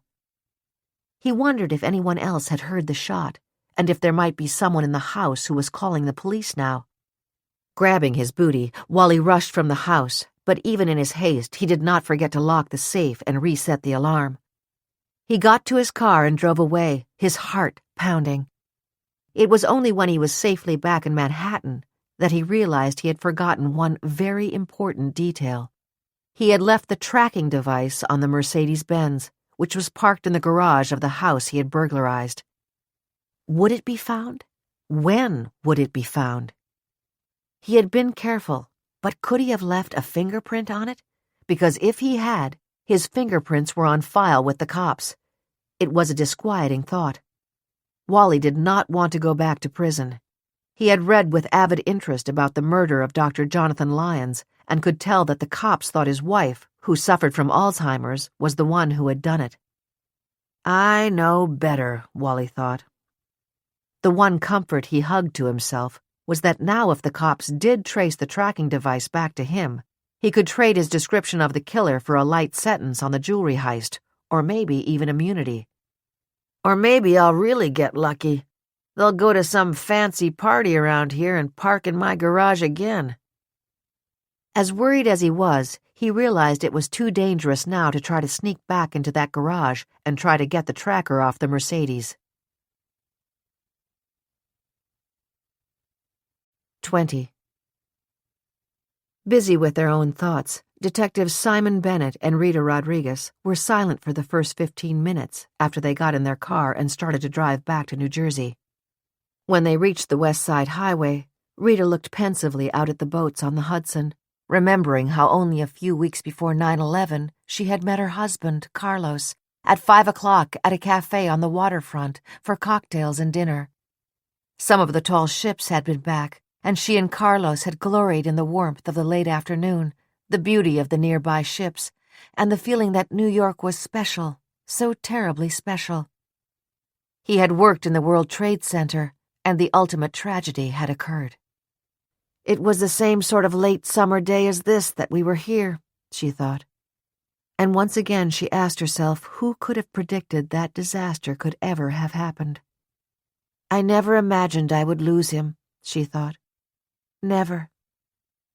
But then, a week ago at this time, who could have predicted that Professor Jonathan Lyons would be a murder victim? He was killed on Monday, she mused. I wonder what he was doing last Saturday. He had a full-time caregiver for his wife. Did he slip over to New York to visit his girlfriend, Lillian Stewart? It would be interesting to trace Professor Lyons' movements over last weekend. And what about the Vatican parchment, the letter to Joseph of Arimathea that may have been written by Christ? Did Jonathan Lyons really find it? Its value would be incalculable. Would someone kill for it? Of course we'll follow up on it, but I don't believe it has anything to do with this homicide, Rita thought. That gun was fired by a jealous and demented wife, and her name is Kathleen Lyons. Rita, my guess is that our professor went to confession, or should I say the reconciliation room with Father Aidan. Simon Bennett's matter-of-fact voice broke into a reverie. I know I hit home when I asked the good father that question. Do you think Lyons might have been planning to give up his girlfriend? Rita's voice was incredulous. Maybe, maybe not. You've seen how his wife acts. Maybe he was just saying, Father, I can't deal with it anymore. Right or wrong, I have to get out. He wouldn't have been the first to say that. What about the parchment? Who do you think has it? We'll check on the people whose names Father Aiden gave us. The professors and the other guy who hung out with them, Greg Pearson. And I want to talk to Lillian Stewart, too. If there is a valuable parchment and she has it, who knows how honest she'll be about it. She may have gone to Professor Lyons' grave, but just 2 minutes later she was in the car with Richard Callahan. Simon Bennett steered around a slow-moving driver. Right now, my money is still on Kathleen Lyons, and our next step is to get a search warrant. I want to go through every inch of that house. I have a hunch we'll find something more tying Kathleen Lyons to the murder. But whether we find anything else or not, I'm recommending to the prosecutor that we make the arrest. 21. Willie was comfortably settled in his overstuffed chair, his feet on a hassock, watching the Yankees-Red Sox game. It was the bottom of the 9th inning. The score was tied. Willie, a lifelong Yankees fan, was holding his breath. He heard the turn of the key in the lock and knew that Alvirah was returning from her lunch with Lillian Stewart. Willie, I can't wait to tell you. Alvirah sat down on the couch, forcing Willie to mute the television and swivel in his chair to talk to her. Willie, Alvirah said emphatically. I got the impression on the phone that Lillian wanted to get my advice on something, but when I met her, she was downright evasive. I asked her when the last time she saw Jonathan was, and she said last Wednesday evening. He was shot 5 nights later on Monday, so that sounded really strange to me. So you turned on your pin. Willie knew that whenever Alvirah got even a sniff of something being wrong, she automatically turned on the recording device in her gold sunburst pin. Yes, because Mariah has said in the past that she knew for sure that Lily and her father got together at least 2 or 3 times a week, and they always saw each other at least one evening on the weekend. Jonathan would stay at home during the day. The weekend caregiver is really trustworthy, and if he and Lily went out for dinner, he'd stay at her apartment overnight. Uh-huh. But the point is, why didn't Lily see him that last weekend before he was shot? There's something fishy there. I mean, had they quarreled? Alvirah continued. Anyhow, Lily talked, of course, about how much she already missed Jonathan, and how sad she was that he hadn't put Kathleen in a nursing home, if only to protect her from herself, that kind of thing. Then she got teary and said that Jonathan would tell her how much he and Kathleen had been in love, and what a wonderful life they'd had together before the Alzheimer's set in.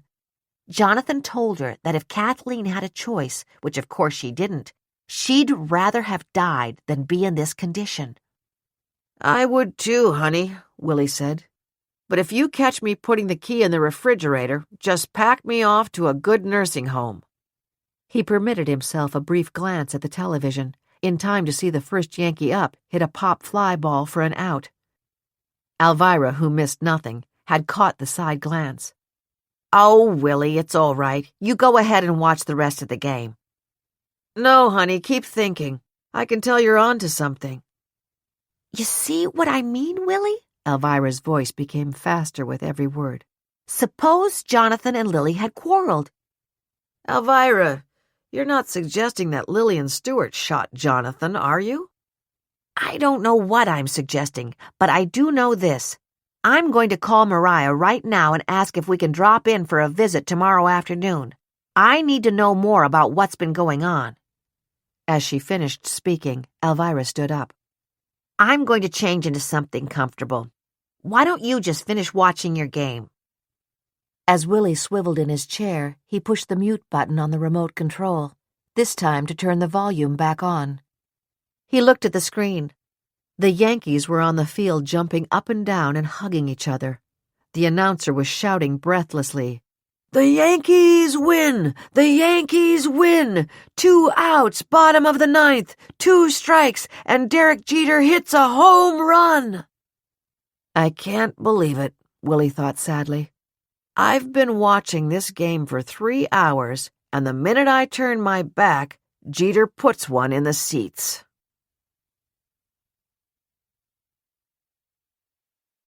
22. On Sunday morning, Mariah went to Mass, then stopped at her father's grave. He had bought the burial plot 10 years ago in a beautiful area that had once been the grounds of a seminary. The headstone was engraved with the family name, Lyons. I have to call and get Dad's name put on it, she thought as she looked at the fresh dirt over the area where her father's casket had been lowered. Phrases from the prayer she had chosen for the memorial cards at the funeral parlor came back to her. When the fever of life is over and our work is done, may He give us a safe lodging and a holy rest and peace at the last. I hope you're at peace, Daddy, Mariah thought as she fought back tears. But I have to say you've left us with a pretty awful problem. I know those detectives believe Mom did this to you. Dad, I just don't know what to believe. But I do know that if they arrest Mom and she ends up in a psychiatric hospital, she will be destroyed, and then I will have lost both of you. She started to leave but turned back. I love you, she whispered. I should have tried to be more understanding about Lily. I know how hard everything was on you. On the 15-minute drive home, she began to brace herself for the day. At breakfast, her mother had pushed back her chair and said, I'll go get your father. Delia had jumped up to stop her from going upstairs, but Mariah had shaken her head. She knew her mother would resist any effort to stop her. Jonathan! Jonathan! Her mother's voice rose and fell as she went from bedroom to bedroom looking for her husband. Then she slowly came downstairs again. He's hiding, she had said, her expression bewildered. But he was upstairs just a few minutes ago. I'm glad Alvirah and Willy are coming this afternoon, Mariah thought. Mom likes them so much, and she always recognizes them immediately. But as she turned down her parents' street, she was alarmed to see police cars in their driveway. Sure that something had happened to her mother, she parked on the street, ran along the walk, threw open the front door, and stepped inside to the sound of voices. Detectives Bennett and Rodriguez were in the living room. 3 of the drawers of the antique secretary were on the floor. They were going through a 4th that they had placed on the cocktail table. Overhead, she could hear the sound of footsteps in the hallway. What? She began. Bennett looked up. The chief detective is upstairs if you want to talk to him. We have a search warrant for these premises, Ms. Lyons, he said crisply. Here is a copy of it. Mariah ignored the document. Where is my mother? She demanded. She's in your father's study with the caregiver. Mariah's feet felt leaden as she rushed down the hallway. A man who had to be one of the search team was sitting at her father's desk, going through the drawers.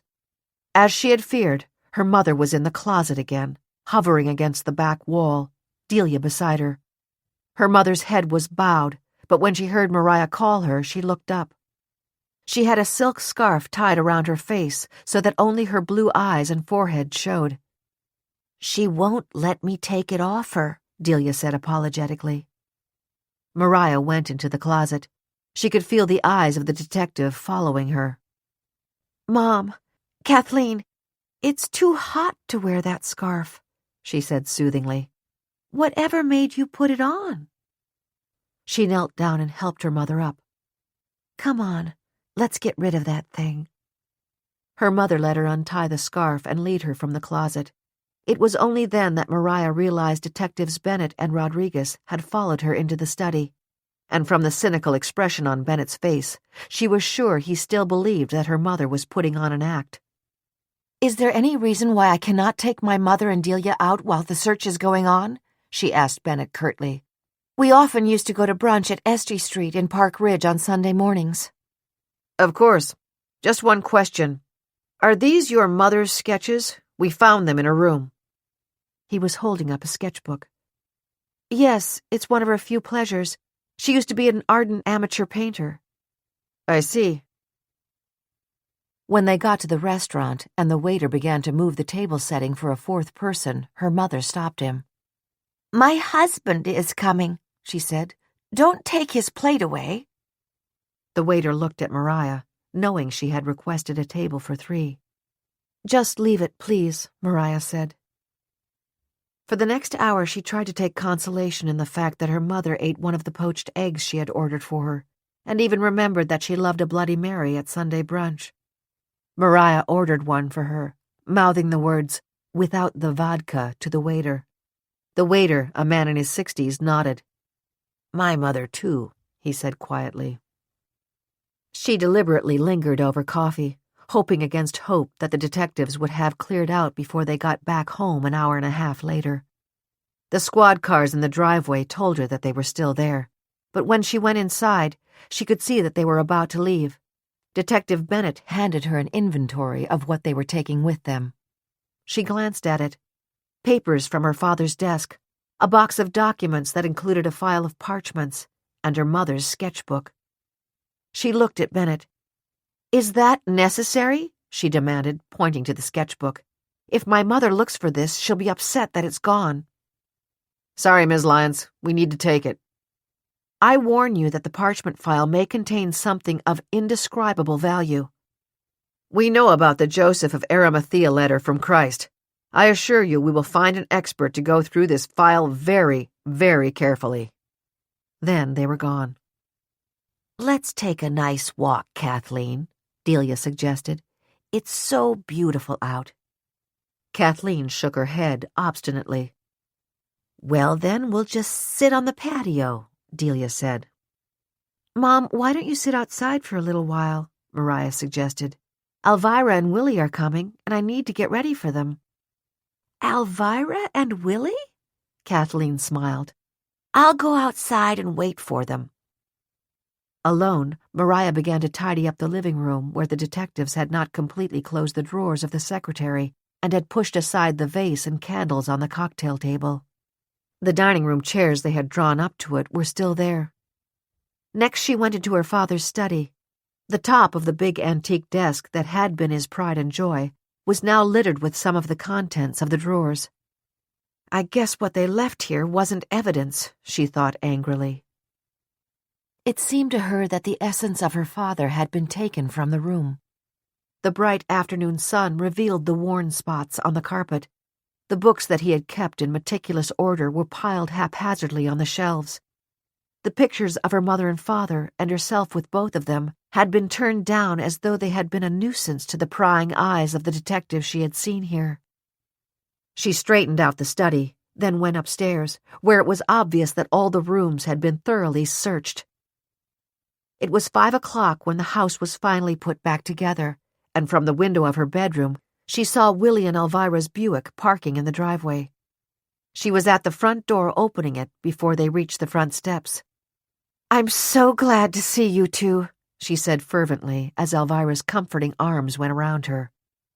"I'm so sorry we were away this week of all weeks, Mariah," Alvirah said. "I was wringing my hands that I was in the middle of the ocean and couldn't be with you." "Well, you're here now, and that's what counts," Mariah replied as they went inside the house. "Mother and Delia are on the patio. I heard them talking a minute ago, so Mother's awake. She fell asleep on the couch out there, which is good, because she hasn't been sleeping much at all since Dad was—" Mariah stopped, her lips unable to form the word she had planned to say. "Murdered." Willy hurried to fill in the void. "Nobody gets much sleep when there's a death in the family," he said heartily. He hurried ahead and opened the sliding glass door that led from the living room to the patio. "Hello, Kathleen. Hello, Delia. You girls getting the sun?" Kathleen's delighted laugh was enough reassurance for Mariah that Willy would keep her mother occupied for at least a few minutes. "Alvirah, before we go out, I have to tell you, the police were here this morning with a search warrant. I think they've gone through every piece of paper in this house. They took the parchments my father was translating. I warned them that one of them might be an invaluable antiquity, a letter Christ wrote to Joseph of Arimathea. My father may have found it among that batch and believed it to be authentic." Alvirah's eyes widened. "Mariah, are you serious?" "Yes. Father Aidan told me about it at the funeral on Friday. Dad saw him the Wednesday before he died. Did Lillian Stewart know about this parchment? Alvirah demanded. I don't know. I suspect he would have told her about it. For all I know, she has it. Alvirah brushed her hand against her shoulder, turning on her hidden microphone. I can't miss or misunderstand a word, she thought. Already her mind was awhirl. Jonathan saw Father Aidan on Wednesday afternoon. Suppose Jonathan told him that he had decided to end the relationship with Lillian. Lillian saw Jonathan Wednesday night. Did he go straight up there? And if he did, what did he say to her? According to Lily, they never saw each other again and did not speak to each other in those 5 days. Was she lying? Alvirah wondered. As I told Willie yesterday, somebody's got to get the phone records of any calls from Jonathan to Lillian and from her to him between Wednesday and Monday night. If there aren't any, it says to me that Jonathan told her it was quits. It was too soon to suggest all this to Mariah. Instead, Alvirah said, Mariah, let's make a cup of tea, and you try to catch me up on everything. Everything is that I know the detectives believe my mother killed my father. Everything is that I wouldn't be surprised if they arrested her, Mariah said, trying to keep her voice steady. As she spoke, the doorbell rang. Pray God those detectives aren't back, she murmured as she went to answer it. It was Lloyd Scott. He did not mince words. Mariah, I just got a call from Detective Bennett. Your mother is being charged as we speak. He is allowing me to take her down to the prosecutor's office in Hackensack to surrender her, but we have to go now. She'll be fingerprinted and photographed there, and then they will admit her to the jail. I am so sorry. But they can't put her in jail now, Mariah protested. My God, Lloyd, can't they understand her condition?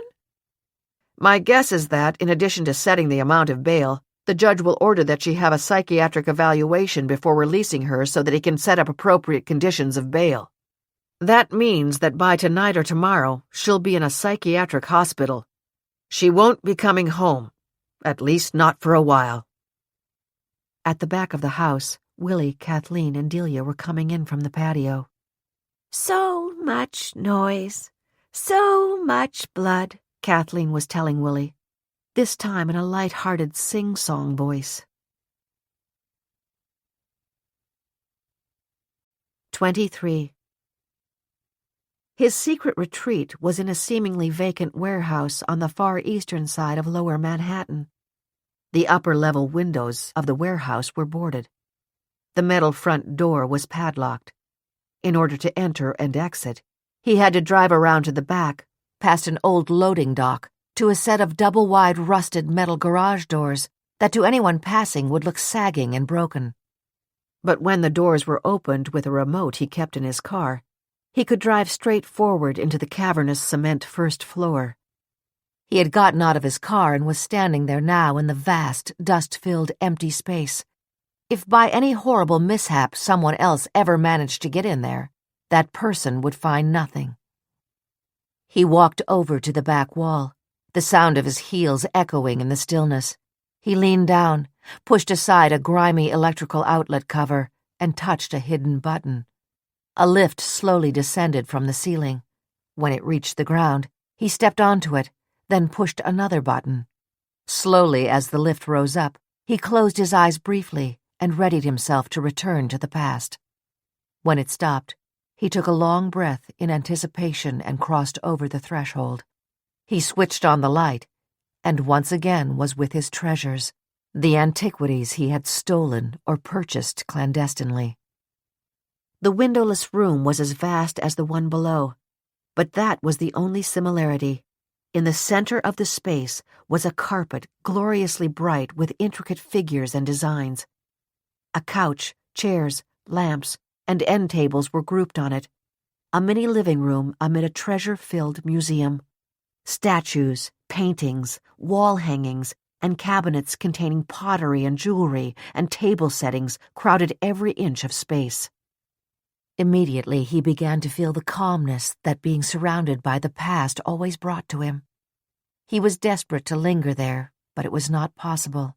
He could not even visit the upper 2 floors now. He did allow himself to sit on the couch for just a few minutes. His glance darted from one object in his collection to the next as he feasted his eyes on the extraordinary beauty around him. But none of it meant anything if he did not own the Joseph of Arimathea letter. Jonathan had shown it to him. He knew instantly that it was genuine.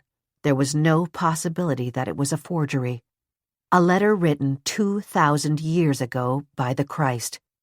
It made the Magna Carta, the Constitution, and the Declaration of Independence worthless in comparison. Nothing would or could ever be more valuable. He had to have it. His cell phone rang. It was the prepaid kind and could not be traced to him. He only gave the number to one person, then discarded it and bought a new one as needed. "Why are you calling me?" he asked. "It just came over the news.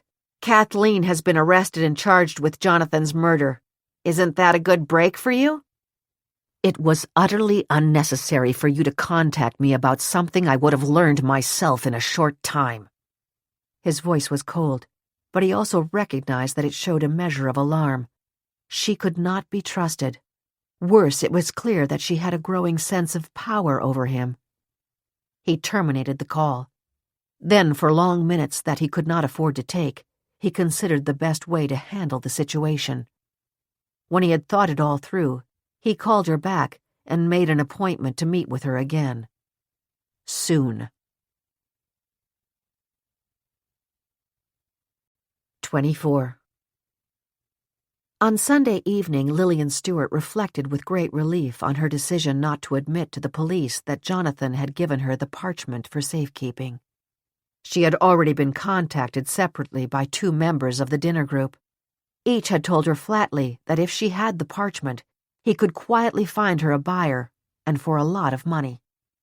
Her first instinct had been to tell the police that she had the parchment.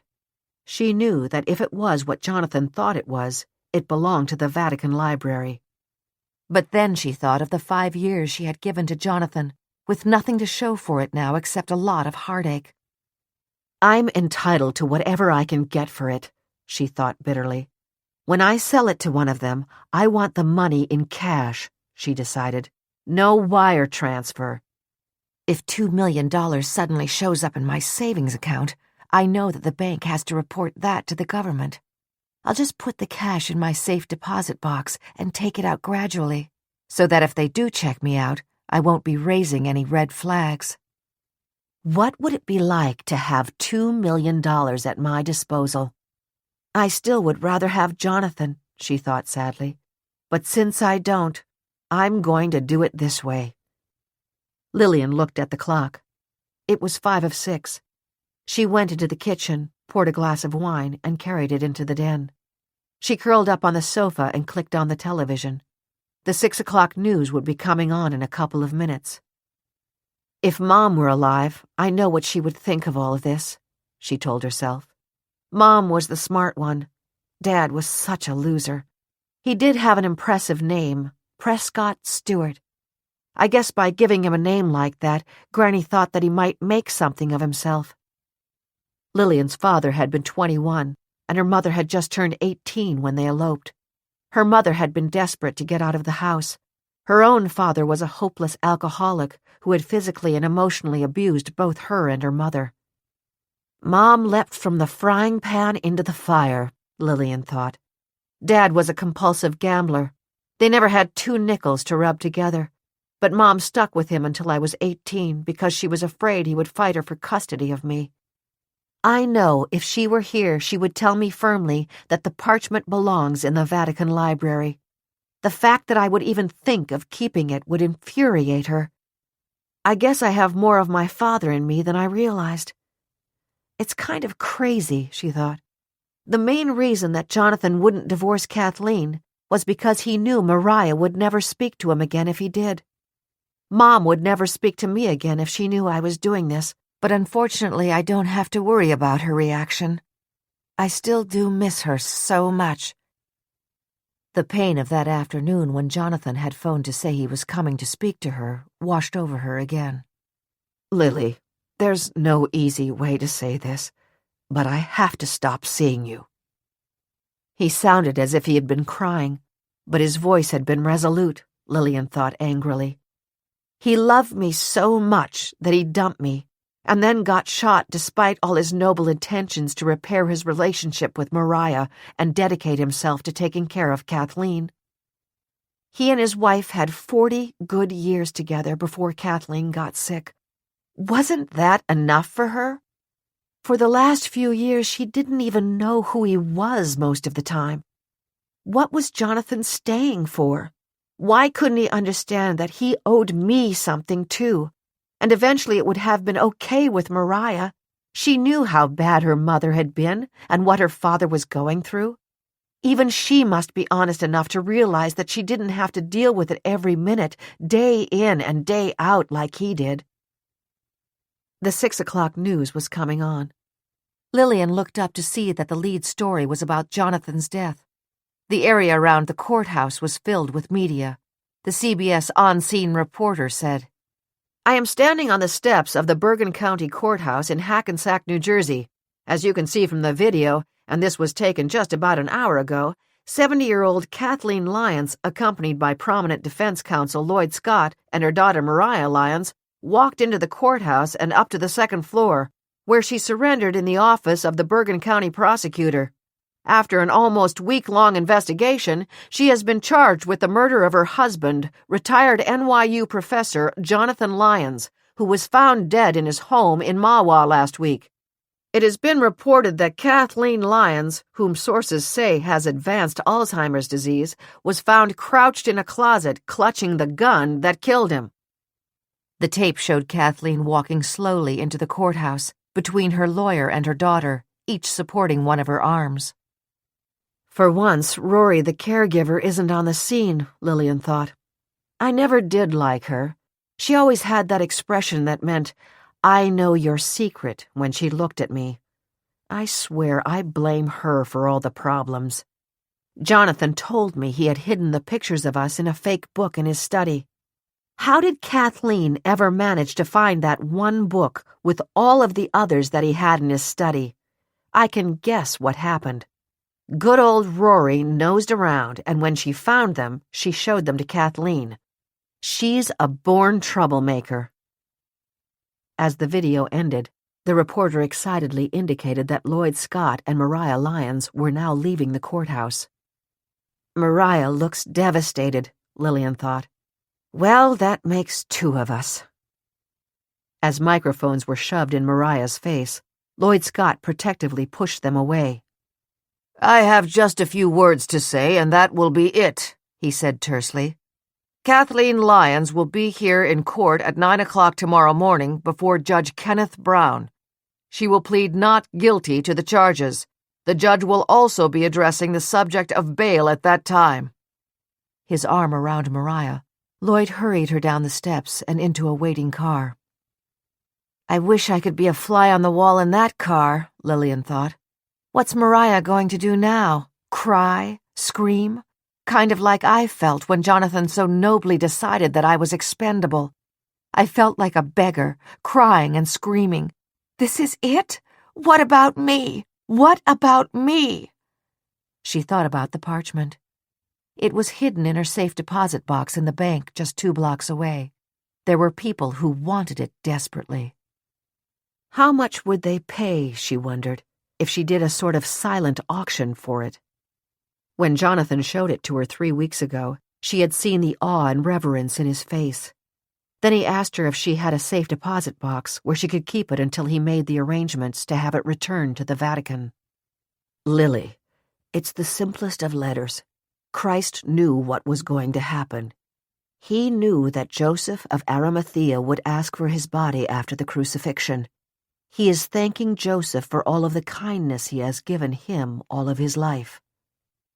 Of course, the Vatican will want to have their own biblical scholars authenticate the letter.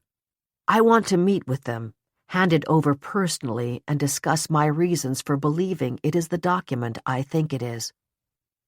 When he was here for the last time, Jonathan wanted me to meet him at my bank the next morning so that I could get the parchment and give it to him. I stalled him, Lillian thought. I was desperate to give him a chance to see how much he'd miss me. I told him I'd give it to him in a week if he still felt the same way. And then he was dead. A commercial was coming on. She turned off the television and looked at the prepaid cell phone Jonathan had given her. It was on the coffee table. I'd use up the minutes and then buy more, she thought. I'd call him on his own prepaid phone. Anything to prove I didn't exist. And now I have 3 of them, she thought drearily. The 3rd prepaid phone had been given to her by one of the bidders for the parchment. "We don't want to leave any trail," he warned her. "The cops are going to be looking for that parchment. You have to know they suspect you have it, or you know where it is. Too many phone calls between us would get their attention." Whenever she touched it, it felt cold in her hand. 25. Professor Richard Callahan frequently had dinner on Sunday evenings with his parents in the Park Avenue apartment where he had been raised. They were cardiologists who shared a practice and whose names regularly appeared on those best doctors lists. Both were 60 years old, but physically they could not have been more different. His mother, Jessica, was small and slender, with chin-length dark blonde hair, which she pushed back with the glasses that usually rested on the top of her head. His father, Sean, had a mass of curly salt and pepper hair, a trim beard, and a tall, muscular frame that was a tribute both to his days of being a star defensive end on the Notre Dame football team and the discipline of his daily workouts. Richard did not realize how quiet he had been until he and his father finished watching the Mets-Phillies game. When his mother went into the kitchen to check on dinner, his father got up, poured 2 glasses of sherry, lowered the volume on the television, and bluntly said, "Richard, it's obvious you're worried about something. That game went down to the last minute, yet you sat there like a bump on a log. Now what is bothering you?" Richard attempted a smile. "No, Dad, it's not that I'm actually worried. I've been thinking a lot about the trust fund that my grandfather set up for me when I was born. Since 4 years ago, when I turned 30, I've been free to use the money whatever way I want." "That's right, Richard. It's too bad you never got to know your grandfather. You were just a baby when he died. He was one of those guys who started out with nothing but had an instinct for the market. He bought stocks of new companies he believed in for $25,000 when you were born. And what are they worth now? $2 million something? $2,350,022.85, according to the latest statement." "There you are. Not bad for an Irish immigrant who arrived here with £5 in his pocket." "He must have been quite a guy. I've always regretted I never got to know him." "Richard, it seems to me that you're thinking about doing something with that money." "I may be. We'll see. I'd rather not go into it now, but I assure you it's nothing for you and Mom to worry about." Richard glanced at the television, then sprang up from his chair as he saw the promo for the 10 o'clock news. "Kathleen Lyons has been arrested for the murder of her husband," the reporter was saying. A snapshot of Kathleen with Mariah and Lloyd Scott flashed on the screen. Richard was so focused on the television that he did not notice that his father, deeply troubled by the conversation, was studying him intently and trying to figure out what was going on. 26. On Sunday evening, Alvirah and Willy waited at Mariah's until she returned with Lloyd Scott from the courthouse. Betty had left an assortment of sandwiches and fruit on the table for them before she and Delia left for the night. Alvirah said, "I know that Mariah won't have much of an appetite, but maybe she'll eat something when she gets home." It was clear that when Mariah arrived, she was grateful to find them waiting for her. Lloyd Scott walked with her into the living room. Alvirah and Willy had never met him, but they had watched him on the news, and both sensed immediately that he was the right person to defend Kathleen and to protect Mariah. Lloyd had not planned to stay, but Alvirah told him that she needed to talk to him about her meeting with Lillian. "I was just about to tell Mariah about it earlier, but then you came in and said that Kathleen had to surrender," she explained. Then she added, "But let's do it over a bite to eat." They sat around the dining table. Mariah, feeling as though a tsunami had engulfed her, realized that she had eaten almost nothing at the brunch and that she was hungry now. She even managed to smile when Willy placed a glass of red wine in front of her. "After what you've been through the last week, you need it," he said firmly. "Thanks, Willy.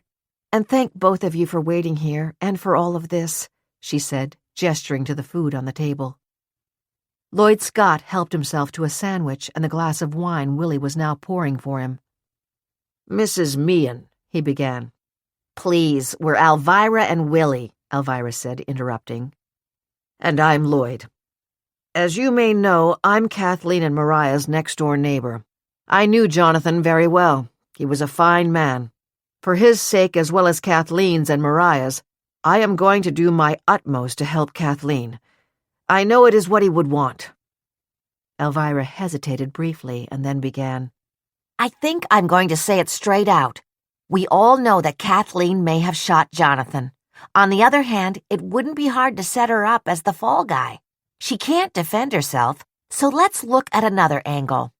I had lunch with Lillian Stewart yesterday." "You did?" Mariah asked, shocked. "Yes, she called me. She was really distraught. Don't forget, Mariah, I met her on that cruise when she was with your father. After that, I only saw her one other time when your father invited us to his lecture at the 92nd Street Y. We had dinner, but by then we had met you, and she certainly sensed that I was uncomfortable being with her. That's the last time I saw or heard from her until she called me out of the blue yesterday. She said she wanted to talk to me about something, so of course I said okay." "What did she tell you?" Lloyd Scott asked. "That's just it. Nothing. Between the time she called me, sounding very anxious to talk, and a few hours later when we actually met for lunch at the restaurant, it was obvious she had changed her mind about confiding in me. All she did, basically, was go on about how much she missed Jonathan and how he should have put your mother in a nursing home a long time ago." Elvira leaned back in her chair. "But without knowing it, she may have told me something very important." "What, Elvira, what is it?" Lloyd Scott and Mariah asked the same question. "I asked Lillian when was the last time she spoke to Jonathan, and she told me it was the Wednesday evening before the Monday evening that he died." "But that's impossible," Mariah exclaimed. "I know that he always went to see Lillian over the weekend. Delia, who, as you know, is always here on the weekends when Rory is off, has told me about that. He'd spend part of Saturday with Mom, then take off.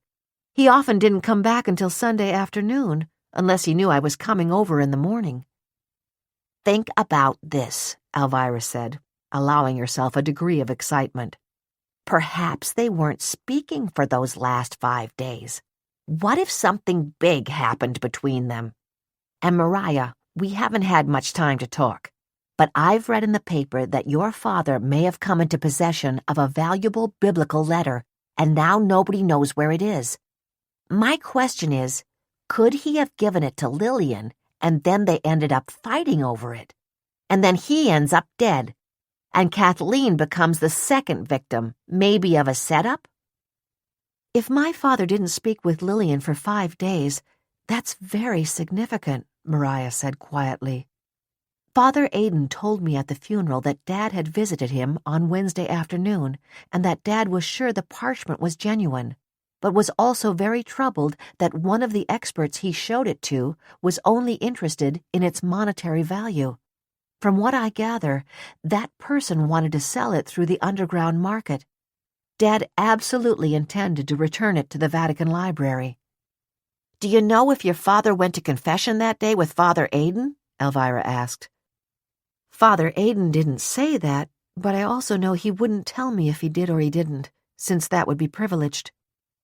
"I'm not Catholic," Lloyd Scott said, "but if your father went to confession, wouldn't he be seeking forgiveness for something that he had done that he believed was wrong?"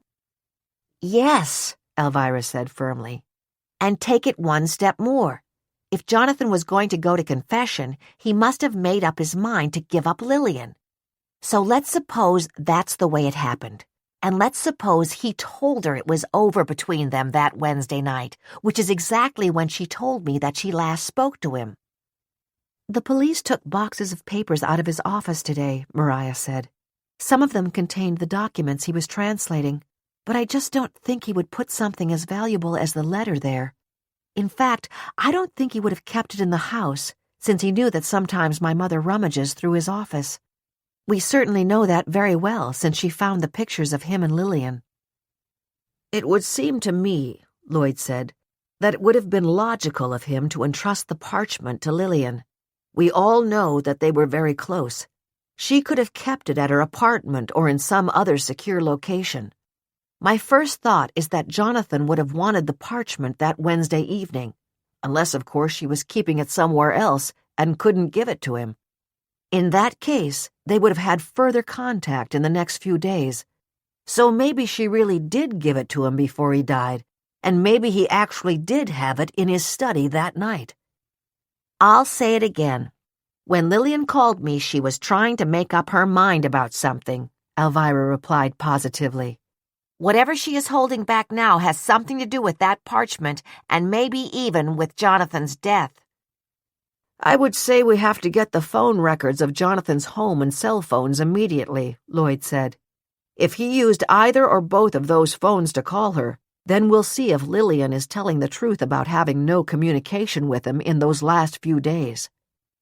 I doubt he did, Mariah said. I caught him once using a cell phone that I knew was not his regular one.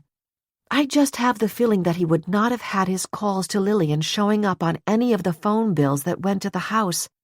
Frankly, he'd have been afraid I might see them. You know, I've seen a lot of this kind of thing, Alvirah said. When people want to keep their communications private, they get one of those prepaid cell phones, then keep buying additional minutes for it as they go along. As I see it, Lloyd Scott said slowly, it is entirely possible that Jonathan's last visit to Lillian Stewart was to break off their relationship. If that is the case, and if she was in possession of the parchment, then she may have given it back to him, in which event the prosecutor's office will presumably find it in those boxes. I note that we only have her word for it that she and Jonathan didn't speak for those several days. Or, and this is entirely possible, Lillian may have refused out of anger to give it back to him, and his further communications with her to try to get it returned were on that other phone. Listening, Mariah felt as if a terrible weight was being lifted from her shoulders. Until now, as much as I have fought it, I have believed in my own heart that my mother killed my father in a demented rage, she said quietly. But now I just don't believe that's true. Now I think there is another explanation, and we have to find out what it is. Lloyd Scott stood up from his chair. Mariah, I need to digest all of this and decide what we share with the prosecutor at this point. I'll pick you up at 7:30 tomorrow morning. That will give us plenty of time to get to court before 9. Good night, everyone. 27. When she finally got to bed on Sunday evening, it occurred to Mariah that she had not phoned Rory to tell her that there would be no need for her to come in tomorrow. It was too late to call, but she rationalized that Rory had surely seen the evening news. If anything, Mariah was surprised that Rory had not contacted her to say how sorry she was. At 7 a.m. the next morning, already dressed, Mariah was having coffee in the kitchen when, to her astonishment, she heard the front door open and a moment later was greeted by Rory. Mariah, I'm so sorry about all that has happened. Your poor dear mother would never have hurt anyone if she had been in her right mind. Why does her expression of sympathy sound so damn hollow? Mariah asked herself. My poor dear mother didn't hurt anybody, Rory, in her right mind or not. Rory looked flustered. Her graying hair was pulled back in its bun, but as always a few strands were hanging loose. Her eyes, enlarged by wide-frame glasses, moistened. Oh, Mariah, my dear, the last thing in the world I would want to do is offend you or your mother. I just thought that everyone believed the tragedy was caused by her dementia. I heard on the news she was in jail and she is going before the judge this morning. I was hoping he would let her come home on bail. I wanted to be here to take care of her." "That's very thoughtful," Mariah said. "If by any chance the judge lets Mom come home today, I will need your help. I didn't go into my office at all last week, and I've got to start taking care of some things there." At precisely 7:30, Lloyd Scott rang the bell. "I hope you got some sleep last night, Mariah, but if you did, I suspect it wasn't much," he said. "Actually, not much. I was exhausted, but I'm so worried about how we can prove that Mom is being framed." "Mariah, in case Kathleen is released, would you like me to ride to the courthouse with you?" Rory asked. Lloyd Scott answered for Mariah. "Rory, that isn't necessary. I can almost guarantee that the judge will want to order a psychiatric evaluation before she's allowed to post bail. That will take at least 2 or 3 days. "Rory, you go ahead home. Of course I'll pay you for these days, until we see when Mom is released. I'll let you know later on what's happening." "But—" Rory started to protest leaving, but then she said reluctantly, "Okay, Mariah, I hope to hear that you need me very soon." When they arrived at the courthouse in Hackensack, Lloyd escorted Mariah to the 4th-floor courtroom of Judge Kenneth Brown. They waited quietly on a bench in the hallway until the doors were unlocked. It was now only 8:15, and they knew that within the next half hour the media would be everywhere. "Mariah, they'll bring your mother to the holding cell adjacent to the courtroom a few minutes before the judge comes out," Lloyd told her. "I will go in and speak to her when she arrives. The sheriff's officer will let me know. When I do that, you just wait in the front row. And again, Mariah, it is most important that you say nothing to the press, no matter how much you want to." By now, Mariah's mouth was dry. She had been tempted to put on the black and white jacket she had worn to the funeral, but instead chose a light blue linen pantsuit. She wrapped her hands around the strap of the navy shoulder bag that now rested on her lap. An incongruous thought came to her. This is the suit I was wearing 2 weeks ago when Dad met me in New York for dinner. He said that he always thought that blue was my best color. "Don't worry, Lloyd. I won't say anything," she said finally. "Okay, the doors are open. Let's go in." As the next half hour passed, the courtroom began to fill with reporters and cameras. At 9:10, a sheriff's officer approached Lloyd and said, "Mr. Scott, your client is in the holding cell." Lloyd nodded and got up. "Mariah, the next time I come out, it will be just before your mother is brought in." He patted her shoulder. "She'll be all right." Mariah nodded and kept her gaze resolutely forward, aware that she was being photographed. She watched as the prosecutor, a file jacket under his arm, took his place at the counsel table nearest the jury box. Now that she was here, the reality of what might be yet to come terrified her. Suppose by some crazy decision they actually put Mom on trial and the jury finds her guilty, she thought. I couldn't bear it. I couldn't bear it. Lloyd emerged from the side door and went to his counsel table. At that moment, the court clerk announced, "All rise," and the judge entered from his chambers. The judge turned to the sheriff's officers and said, "Please bring in the defendant." The defendant, Mariah thought. Kathleen Lyons, the criminal defendant whose only crime has been to lose her mind. The same door Lloyd had used opened again. This time, 2 female sheriff's officers came out walking on either side of Kathleen and led her to where Lloyd was standing. Kathleen's hair was disheveled. She was wearing an orange jumpsuit with black lettering on the back, BCJ for Bergen County Jail. She looked around and spotted Mariah. Her face crumbled into tears.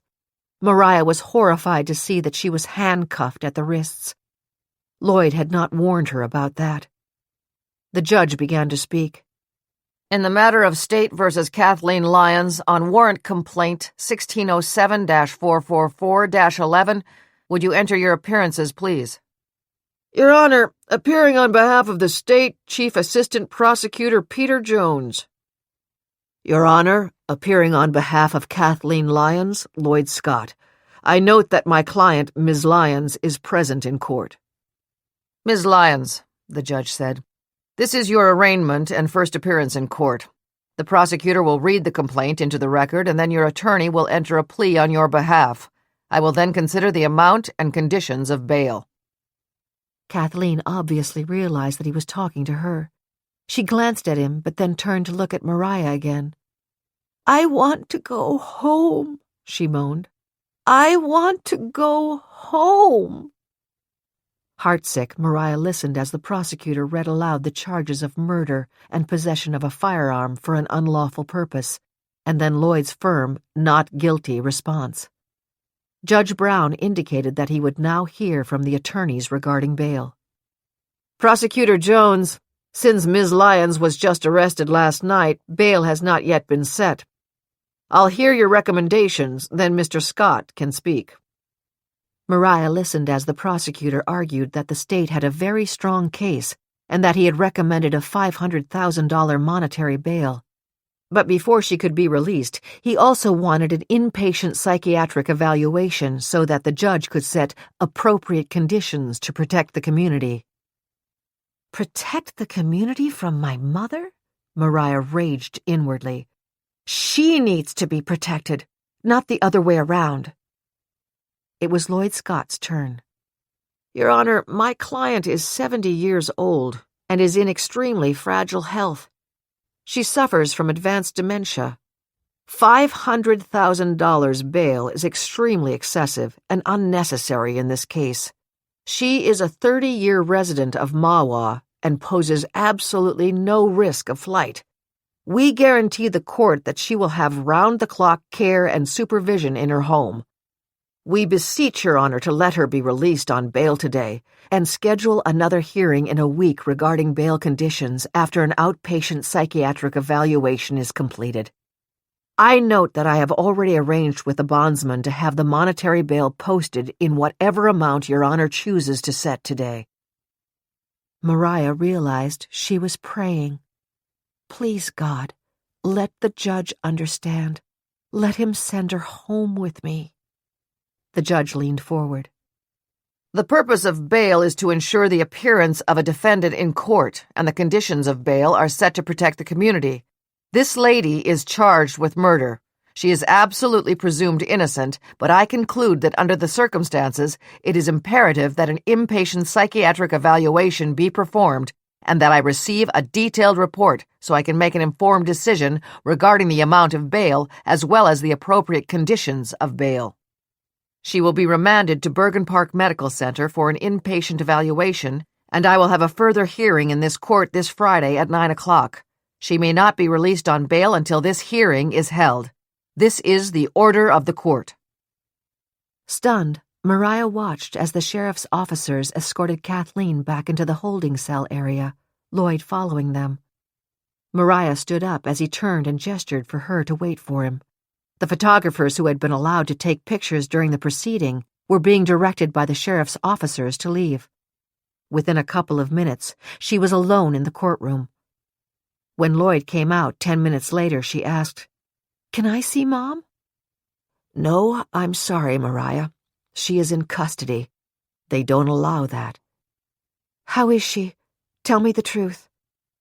"I won't lie to you. She's very frightened. She wants her scarf. Why would she want to tie it around her face?" Mariah stared at him. "She's been doing that since Dad was killed. Lloyd, listen to me. Suppose she heard the shot and ran to the top of the stairs. Suppose she saw someone with some kind of covering on their face. Suppose that's what's going through her mind." "Mariah, calm down. I really think she'll be released on Friday. Maybe we can somehow get through to her then." "Lloyd, don't you see? If someone with their face covered came into the house, then either that person had a key or the door was left unlocked. That lock is fixed now ever since she got out that time, so that Mom cannot open it from the inside. We know the police said there was no sign of forced entry. That's part of the reason that they're charging Mom. Betty, our housekeeper, told me she left at about 7:30 that night, after my parents had dinner and she cleaned the kitchen. She's been with us for over 20 years. I trust her implicitly. Rory has been with us for 2 years. She sat with Mom during dinner and then got her to bed. Mom hadn't slept well the night before and was agitated and tired. Rory said she fell asleep right away. Rory claimed she checked the lock on the front door as she always does, then left. She said it was just a few minutes after Betty had gone. Maybe it's time to check on Rory, Lloyd replied. I use a very good private investigator on some of my cases. I'll call him. If there's something in her background that we should know about, he'll find it. 28. Once again, the collector received an unwanted phone call from Rory. I was just at the house, she said. Mariah and the lawyer were leaving to go to court. I have to tell you, I'm getting nervous. They said something about Kathleen being framed. Before now, I thought they were just going to try to prove she was crazy. God knows that's true. Are you sure you didn't leave any evidence behind, like your fingerprints or something like that? We already have a meeting scheduled for tonight. Couldn't you have waited to discuss this with me? Listen, I don't need you talking to me like I'm dirt. You and I are both knee-deep into this. If for any reason they start checking into me, they'll find out about my prior record and I'll be a dead duck. I'll meet you tonight. Make sure you have my payment in full. It's getting too hot for me around here. I'm going to take off before it's too late. And don't worry about hearing from me any more after tonight, because you won't. The fact that you have a prior record will not be proof that you had anything to do with any of this, he replied tersely. But if you disappear, they'll know you were involved, and then they'll track you down. So just don't panic. If they talk to you, play the role of the loving caregiver who can't wait for dear Kathleen to come home. I can't do that. It won't work. I lied when I applied to the agency for the caregiver job. You know I made up a new name. I violated parole. I've got to get out of here. Suit yourself, he snapped. I'll have the money for you tonight. As we agreed, you will take the subway downtown to the Chambers Street station. Be there precisely at 8 o'clock. I'll pull up on the corner in a small black car, the same one you've seen before. We'll ride around the block. I'll give you the money. You can count it. Then I'll drop you right back off at the subway and you can go live your life. As Rory disconnected the call, she thought about how she had really planned never to get in trouble again after she had been released from prison the last time. If only Joe Peck had asked me to marry him, she thought. If he had, I'd never have taken that job in New Jersey. I never would have been in that house when this creep came to dinner and recognized me, and then blackmailed me into getting involved in this. She permitted herself a grim smile. On the other hand, I hated cleaning and feeding all those crazies since I got out of prison. At least I sometimes had a little fun, like the day I found those pictures of Jonathan and Lily and gave them to Kathleen. I guess I needed a little excitement in my life. And now, with money in my pocket, I can find some real excitement without a bedpan in sight. 29. From the last row of the courtroom, Detectives Simon Bennett and Rita Rodriguez had observed the arraignment of Kathleen Lyons. When it was over, they went downstairs to their second-floor office and found Father Joseph Kelly, the biblical scholar they had hired, waiting for them. After they had spoken with Father Aidan and had learned of the possibility that a valuable ancient parchment had been in Jonathan's possession, they had contacted Father Kelly to let him know that his services might be needed and told him what they would be looking for. During the search of the Lyons' home yesterday, Mariah had pointed out the box of documents that her father had been working on. Simon had called Father Kelly last night and asked him to come to the prosecutor's office at 9:30 this morning. Father, Rita began, we understand that this is the box of documents that Jonathan Lyons was translating when he died. We did a quick check early this morning of all the other items that we seized, and this seems to be the only one containing this type of document. Father Kelly, 82 years old but remarkably fit, said dryly, I assure you that a letter that may have been written by Christ to Joseph of Arimathea must not be considered a type of document. If I find it here, I will consider myself blessed to have even held it. I understand, Simon said. I must explain that it is strict protocol to have a member of the prosecutor's staff present whenever an expert reviews evidence. That's fine with me. I'm ready to start. The office next door is ready for you. I'll carry it in. 5 minutes later, Simon and Rita, each with a fresh cup of coffee in hand, were once more alone in their shared office. If Father Kelly finds the parchment, it tells me that the case begins and ends with Kathleen Lyons, Simon said. The daughter told us when he wasn't home or wasn't working on those documents, he kept them locked in the file drawer in his desk. That's where they were when he was shot. But if that one parchment isn't there, whomever he may have given it to ought to have told Mariah by now. Even she admitted to us that he may very well have been afraid to have it anywhere near Kathleen after she found and cut up those pictures. Rita was silent for a moment, then looked directly at him. Simon, I'm going to be honest with you.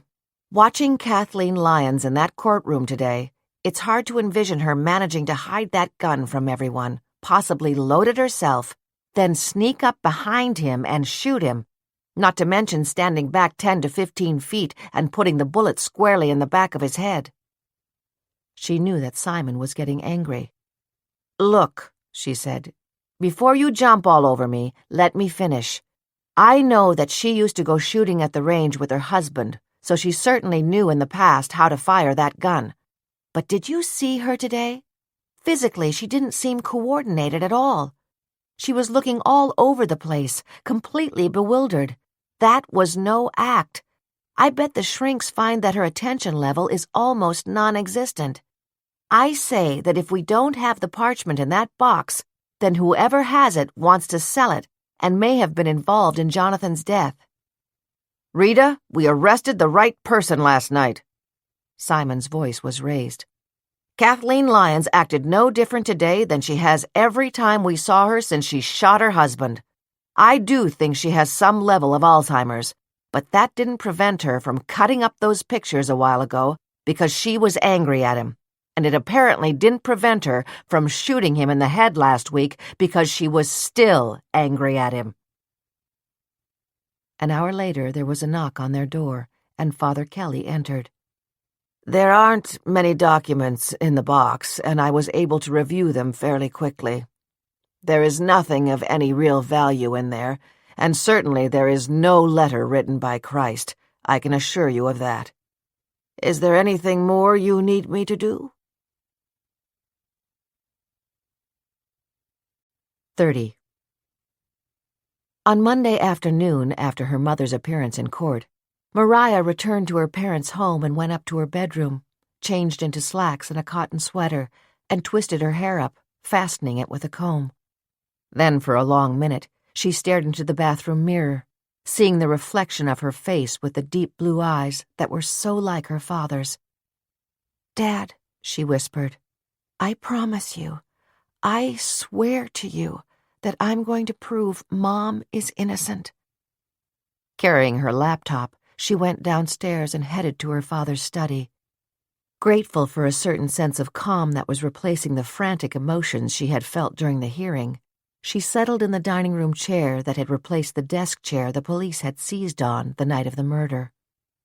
"I did nothing last week with my clients," Mariah thought. "I've got to get some work done before I have to start thinking about how Dad left things financially. I can do a lot of it from here." It was actually a relief to open her computer, check emails, and return calls to some of the clients whose investments she supervised. "It feels like getting back to some degree of normality," she thought. "Even though absolutely nothing in my life is normal," she added to herself wryly. Betty Pierce, who was still busy putting the upstairs rooms back in order after the police search, brought her a sandwich and a cup of tea. "Mariah, I can stay tonight if you'd like company," she suggested tentatively. Mariah looked up and saw the deep concern etched into the lines of their long-time housekeeper's face. This has been tough for her, too, she thought.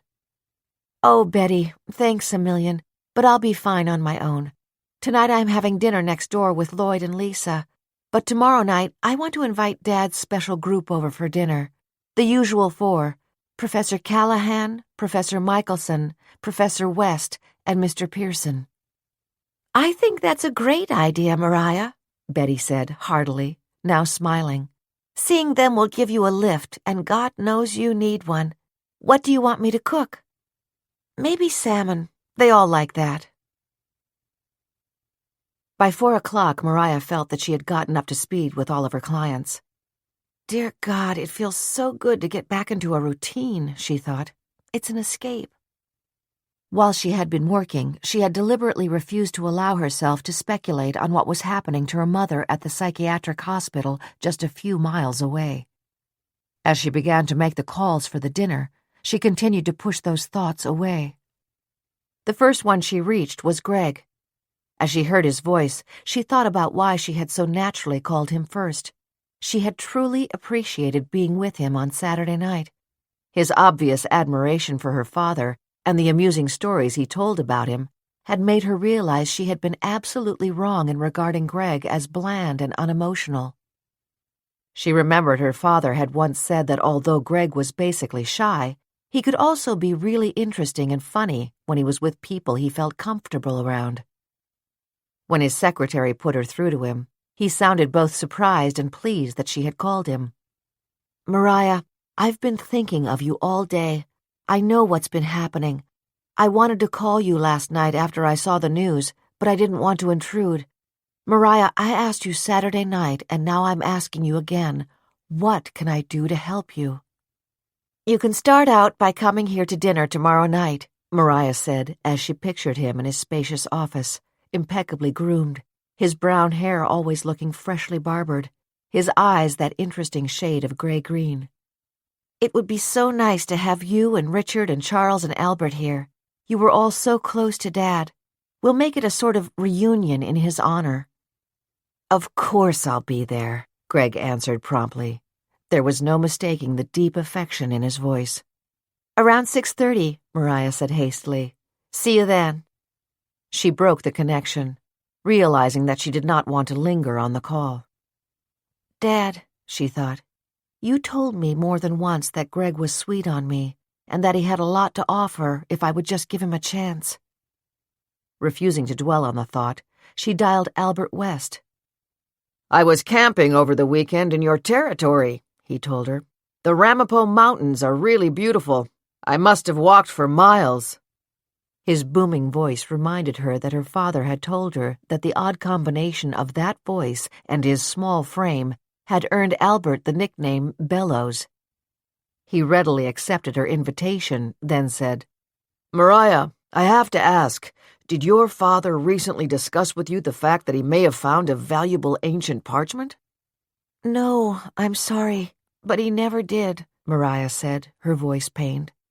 "But over the years he told me about the Vatican letter, and now I understand he may have actually found it among those scrolls he was studying."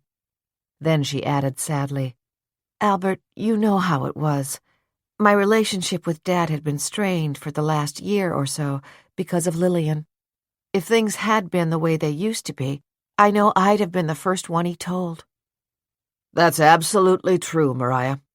I'll be glad to be with you tomorrow. Maybe we can talk more about it." Charles Michelson's crisp hello brought a smile to Mariah's face. Charles always sounds at least mildly annoyed, she thought. She had never quite forgiven him for acting as if he was Lillian's date at so many of the dinners when he was really providing a cover for her father and Lillian in her parents' home. He told her he'd very much enjoy coming to dinner, then echoed Albert's question about the parchment. She repeated what she had told Albert, but then she said, "Charles, it would have been natural for Dad to have shown you what he thought was the Vatican letter. No one is more expert in this area than you are. Did you ever see it?" "No," Michelson answered sharply, almost before she finished asking the question. "He told me about it only a week before he died and promised to show it to me, but unfortunately he never got that far. Mariah, do you have it or do you know where it is?" "Charles, the answer to both of those questions is no." "And why don't I believe you?" she asked herself as she broke the connection. "I would have bet that Dad would have gone to you first." She frowned, trying to remember why some years ago her father had mentioned something about being very disappointed in Charles. What could that have been about, she wondered. Her final call was to Richard Callahan. "Mariah, of course I've been thinking about you. I can't imagine what you and your mother must be going through. Have you been able to visit her?" "No, Richard, not yet. She's going through the evaluation. I'm praying that she's back home on Friday." "I hope so, Mariah. I hope so." "Richard, are you okay? You sound so down or troubled or something."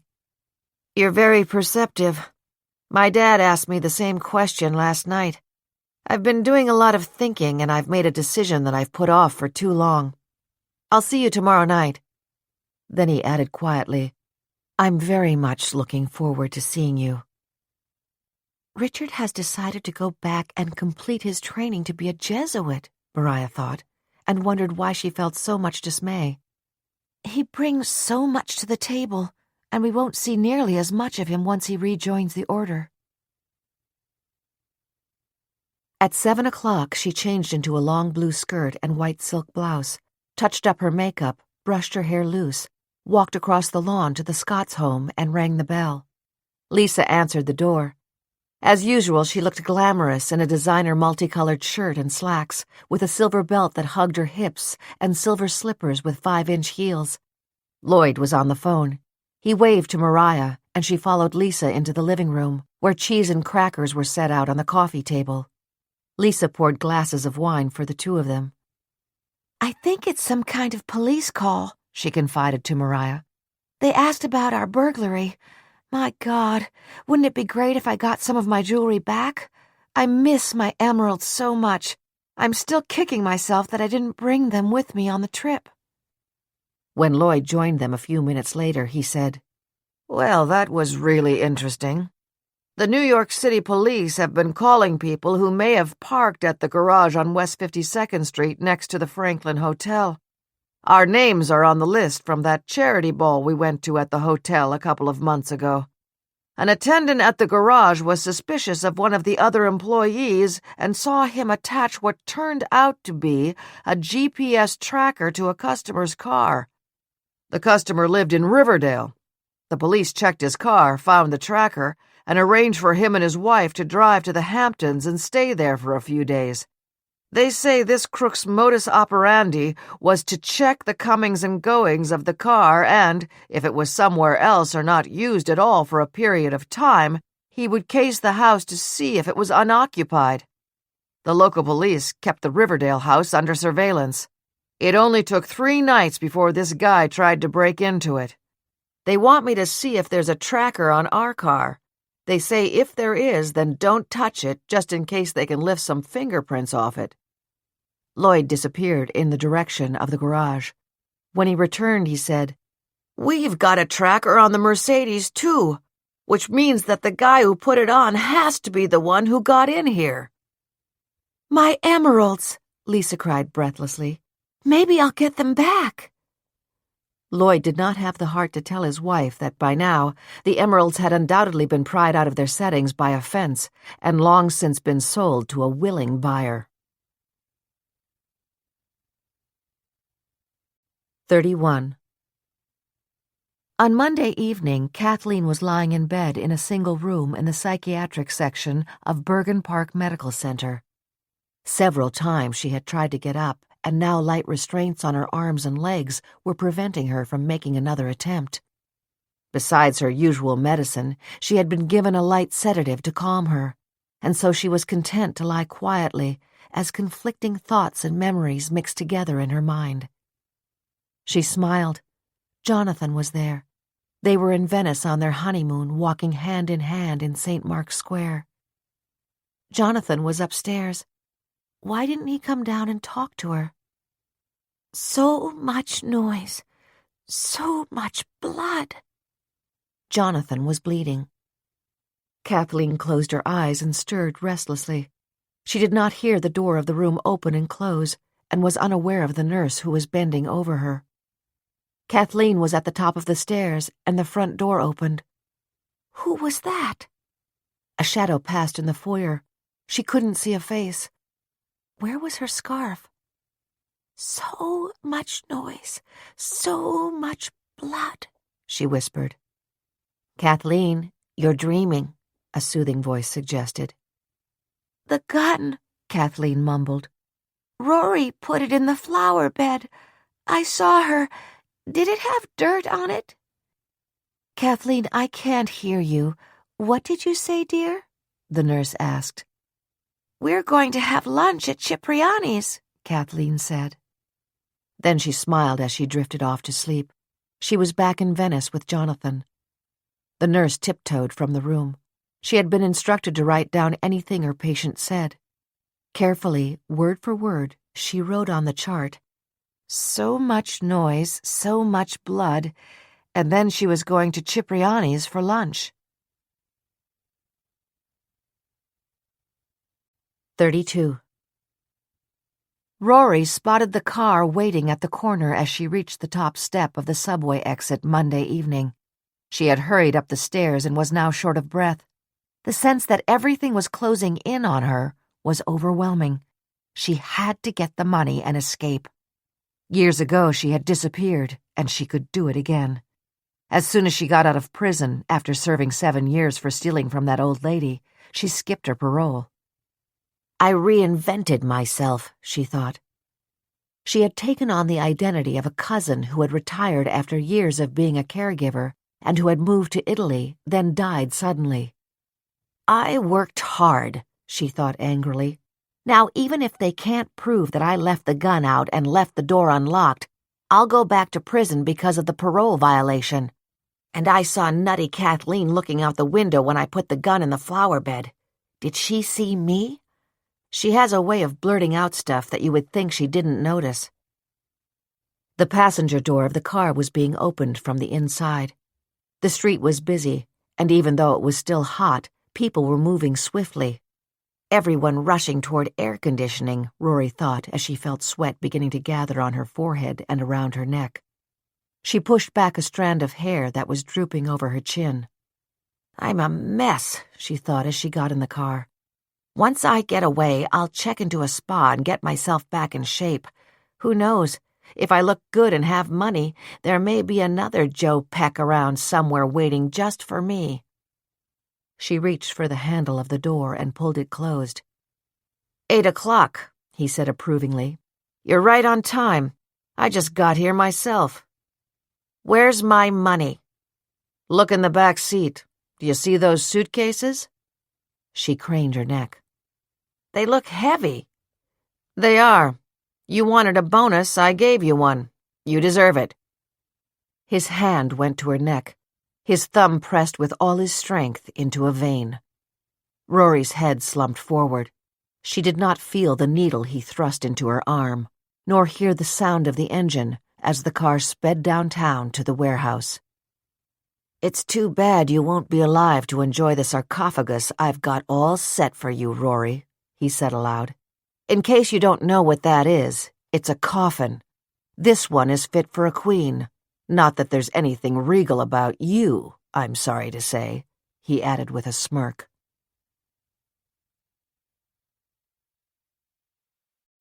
33. The detectives were coming to interview her at 10 o'clock on Tuesday morning. Lillian did not sleep all Monday night. What was she going to tell them? It had been stupid to tell Alvirah that she had not spoken to Jonathan since the Wednesday before he died. Completely stupid.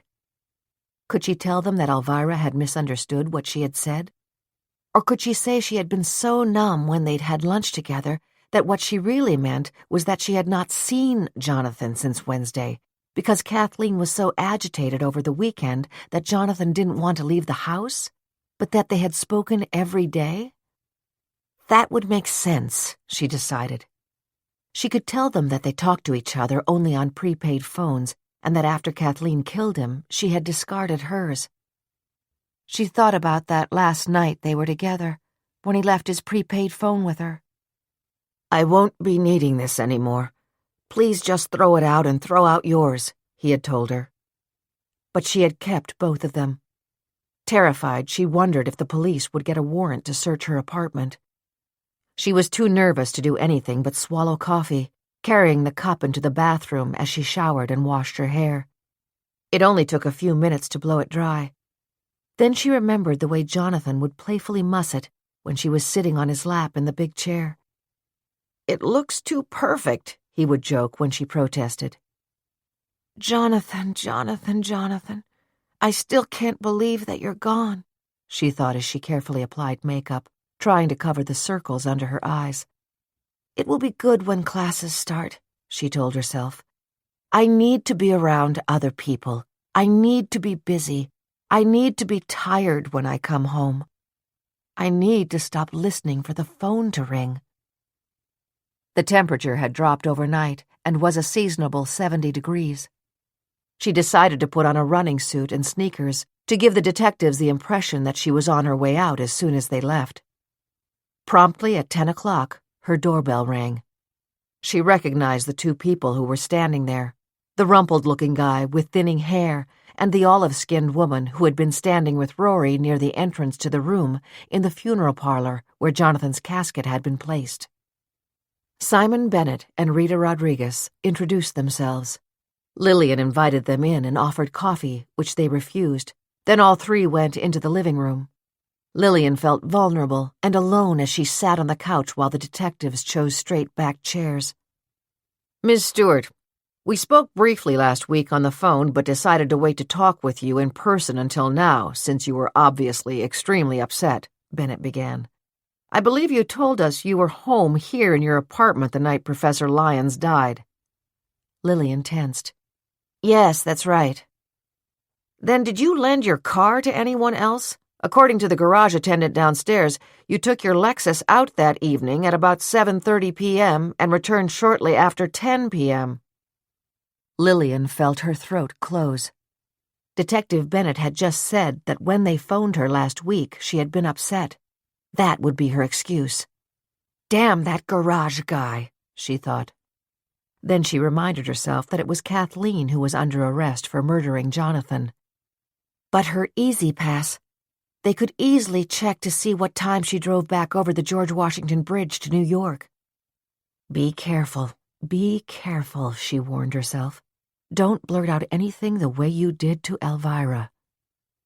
"When I spoke with you, I was so overwhelmed with shock and grief that I couldn't think straight. I was confused. You called me on Wednesday, didn't you?"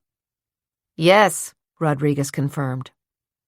"When I said I was home, I was thinking of the night before your call. That was Tuesday evening when I was at home." "Then you did go out on that Monday night?" Bennett said, pressing her. "Yes, I did." Get ahead of them, she thought. You see, Jonathan had become very suspicious that the Monday through Friday caregiver, Rory, was deliberately agitating his wife. He was convinced that she had snooped around his study and found that hollow book with the pictures of us both in it and then showed them to Kathleen.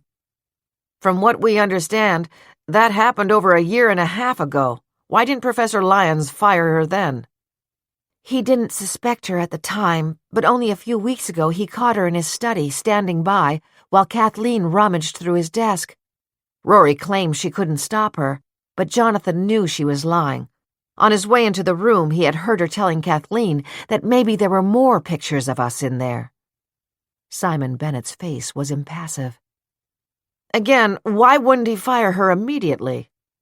"He wanted to talk to Mariah first. I gather they went through a couple of really indifferent caregivers who didn't keep Kathleen clean and mixed up her medications. He dreaded going through that again." Then, feeling more confident, Lillian added, "Jonathan was working up his courage to tell Mariah it was time to put her mother in a nursing home and for him to get on with his life with me." She widened her eyes and looked directly at Simon Bennett and then at Rita Rodriguez. They remained impassive. No sympathy there, she thought. "Where did you go that Monday night, Ms. Stewart?" Bennett asked. "I was restless. I wanted to have dinner out. I didn't want to be with anyone. I drove to a little restaurant in New Jersey." "Where in New Jersey?" "In Montvale." Lillian knew she had no way to avoid answering. "Jonathan and I used to go there together. The name is Aldo and Johnny." "What time was that?" "About 8 o'clock. You can check." They know me there. I know Aldo and Johnny. It's not more than 20 minutes from Mawa. And you just went there because you felt restless, or was Professor Lyons planning to meet you there? No, yes. Watch out, Lillian thought, panicking. We had prepaid phones to contact each other. He didn't want any calls to show up on his cell phone or landline to or from me. I imagine you found his somewhere. He had planned to slip out for dinner with me after the caregiver got Kathleen to bed. But then it turned out she was leaving, so there would be no one home with Kathleen, and of course she couldn't be left alone. So I had dinner myself and came home. I can show you my credit card receipt from the restaurant. What time did Professor Lyons call to say he couldn't come? About 5:30, when he got home and learned that the caregiver would be leaving. I decided I'd go there anyway. Where is your prepaid phone, Ms. Stewart? Rita asked, her voice warm. When I heard that Jonathan was dead, I threw it in the garbage. I couldn't bear to hear the sound of his voice again. You see, sometimes if he called and I couldn't answer right away, I'd save the messages from him on it. You must have found his prepaid phone? Miss Stewart, what was your number and what was his number? Shocked at the question, Lillian thought quickly. I don't remember. John set it up so it went directly to him. We only used these phones for each other. Neither detective visibly reacted to the answer. Simon Bennett's next question came out of the blue. Miss Stewart, we have learned that Professor Lyons may have been in possession of a valuable ancient parchment. It was not among his belongings. Do you have any information about that? A valuable parchment? He never said a word about that to me. Of course, I know that Jonathan had been reviewing some documents that had been found in a church, but he never said anything about one of them being valuable. If he did have something valuable, are you surprised that he wouldn't have shown it to you, or at least told you about it? You say Jonathan may have been in possession of a valuable parchment? You mean that you're not sure he was? Because I truly believe he would have shared that with me. I see, Bennett answered crisply. Let me ask you about something else. Professor Lyons was apparently a good marksman. He and his wife enjoyed going to a shooting range together, an activity that of course stopped when the signs of her dementia set in. Did you ever go to a shooting range with him? Lillian knew there was no use lying. Jonathan started taking me out to a range in Westchester shortly after we met. How often did you go? They can check the records, Lillian thought. About once a month. A mental image of the certificate she had received for marksmanship was burned in her mind, and before they could ask, she added, I'm a pretty good shot. Then she burst out, I don't like the way you two are looking at me. I loved Jonathan. I will miss him every day for the rest of my life. I'm not answering one more question, not one. You arrested his crazy wife for killing him, and you were right. He was afraid of her, you know. The detective stood up. Maybe you would answer this question, Ms. Stewart. You didn't like or trust the caregiver, Rory, did you? That I'll answer, Lillian said heatedly. She was a snake. She found those pictures and started all the trouble. Jonathan's wife and daughter would never have suspected there was anything between us if it weren't for her. Thank you, Miss Stewart. They were gone. Trembling, Lillian tried to replay what she had told them. Had they believed her? Maybe not. I need a lawyer, she thought wildly. I shouldn't have talked to them without a lawyer. The phone rang. Afraid to pick it up and afraid not to pick it up, she reached for it. It was Richard, but the tone of his voice was not the one she was accustomed to hearing. Lillian, he said forcefully, I haven't been quite truthful with you, and you certainly have been lying through your teeth to me. I saw the parchment. I know it is genuine. Jonathan told me he gave it to you for safekeeping, and that is what I am going to tell the police. I know you've had offers for it, but here's the price of my silence. I will give you $2 million for it. I want it, and I will have it. Is that clear? He did not wait for her response before breaking the connection. 34. On Tuesday morning at 11 a.m., Wally Gruber was brought before New York Judge Rosemary Gaughan for arraignment on charges of burglary and attempted theft. His round face was devoid of its usual friendly smile. His bulky body was garbed in an orange jail jumpsuit. His hands and legs were shackled. The assistant district attorney began. Your Honor, Mr. Gruber is charged with burglary and attempted theft at the residence specified in the complaint. He has a prior conviction for burglary, for which he served a prison sentence. We submit that the evidence here is extremely strong. Mr. Gruber was caught by the police as he broke into the home. We further note that the police are investigating another burglary in New Jersey for which he may be responsible. He is employed as a parking attendant at a city garage, and there is evidence that he has been placing GPS trackers on cars so that he may be aware of when people are not home. The recent New Jersey burglary involved a theft of over $3 million in jewelry while the family was away on vacation. We have been informed that a GPS tracker similar to the one surreptitiously placed on the vehicle of the owner of the New York home has been discovered on the vehicle of the owner of the New Jersey home. We anticipate criminal charges in New Jersey will be filed in the near future. I note further that the defendant is single and lives by himself in a studio apartment that he rents. Under all of these circumstances, we believe he is a high risk of flight, and we request a $200,000 cash bail. The defense attorney standing next to Wally, Joshua Schultz, then spoke. First, Your Honor, Mr. Gruber is pleading not guilty. With respect to the district attorney's request for bail, I submit it is clearly excessive. As of right now, no charges in New Jersey have been filed. Mr. Gruber is a long-time resident of New York City and has every intention of appearing at all court proceedings. He is a man of very limited means. Mr. Gruber has indicated to me that if you allow him to use a bondsman, he can make a $15,000 bail. Judge Gaughan looked down from the bench. While the defendant is absolutely presumed to be innocent, the district attorney has proffered what appears to be strong evidence in this case. Given his exposure to a long custodial term if convicted, I conclude that there is a substantial risk of flight. Bail is set at $100,000. Of course, if criminal charges are filed in New Jersey, additional bail will be set by a judge in that jurisdiction. 3 hours later, unable to post bond, Wally was on his way to Rikers Island. As he was hustled into the van, he breathed in the first hint of fall in the crisp breeze and compared it with the stale smell of the holding cell. I've got an ace in the hole, he reassured himself. They'll have to make a deal with me. When they hear what I know, they'll have to give me probation. He smirked. I can sit down with their composite guy and give them every detail of the face of the person who blew away that professor, he thought.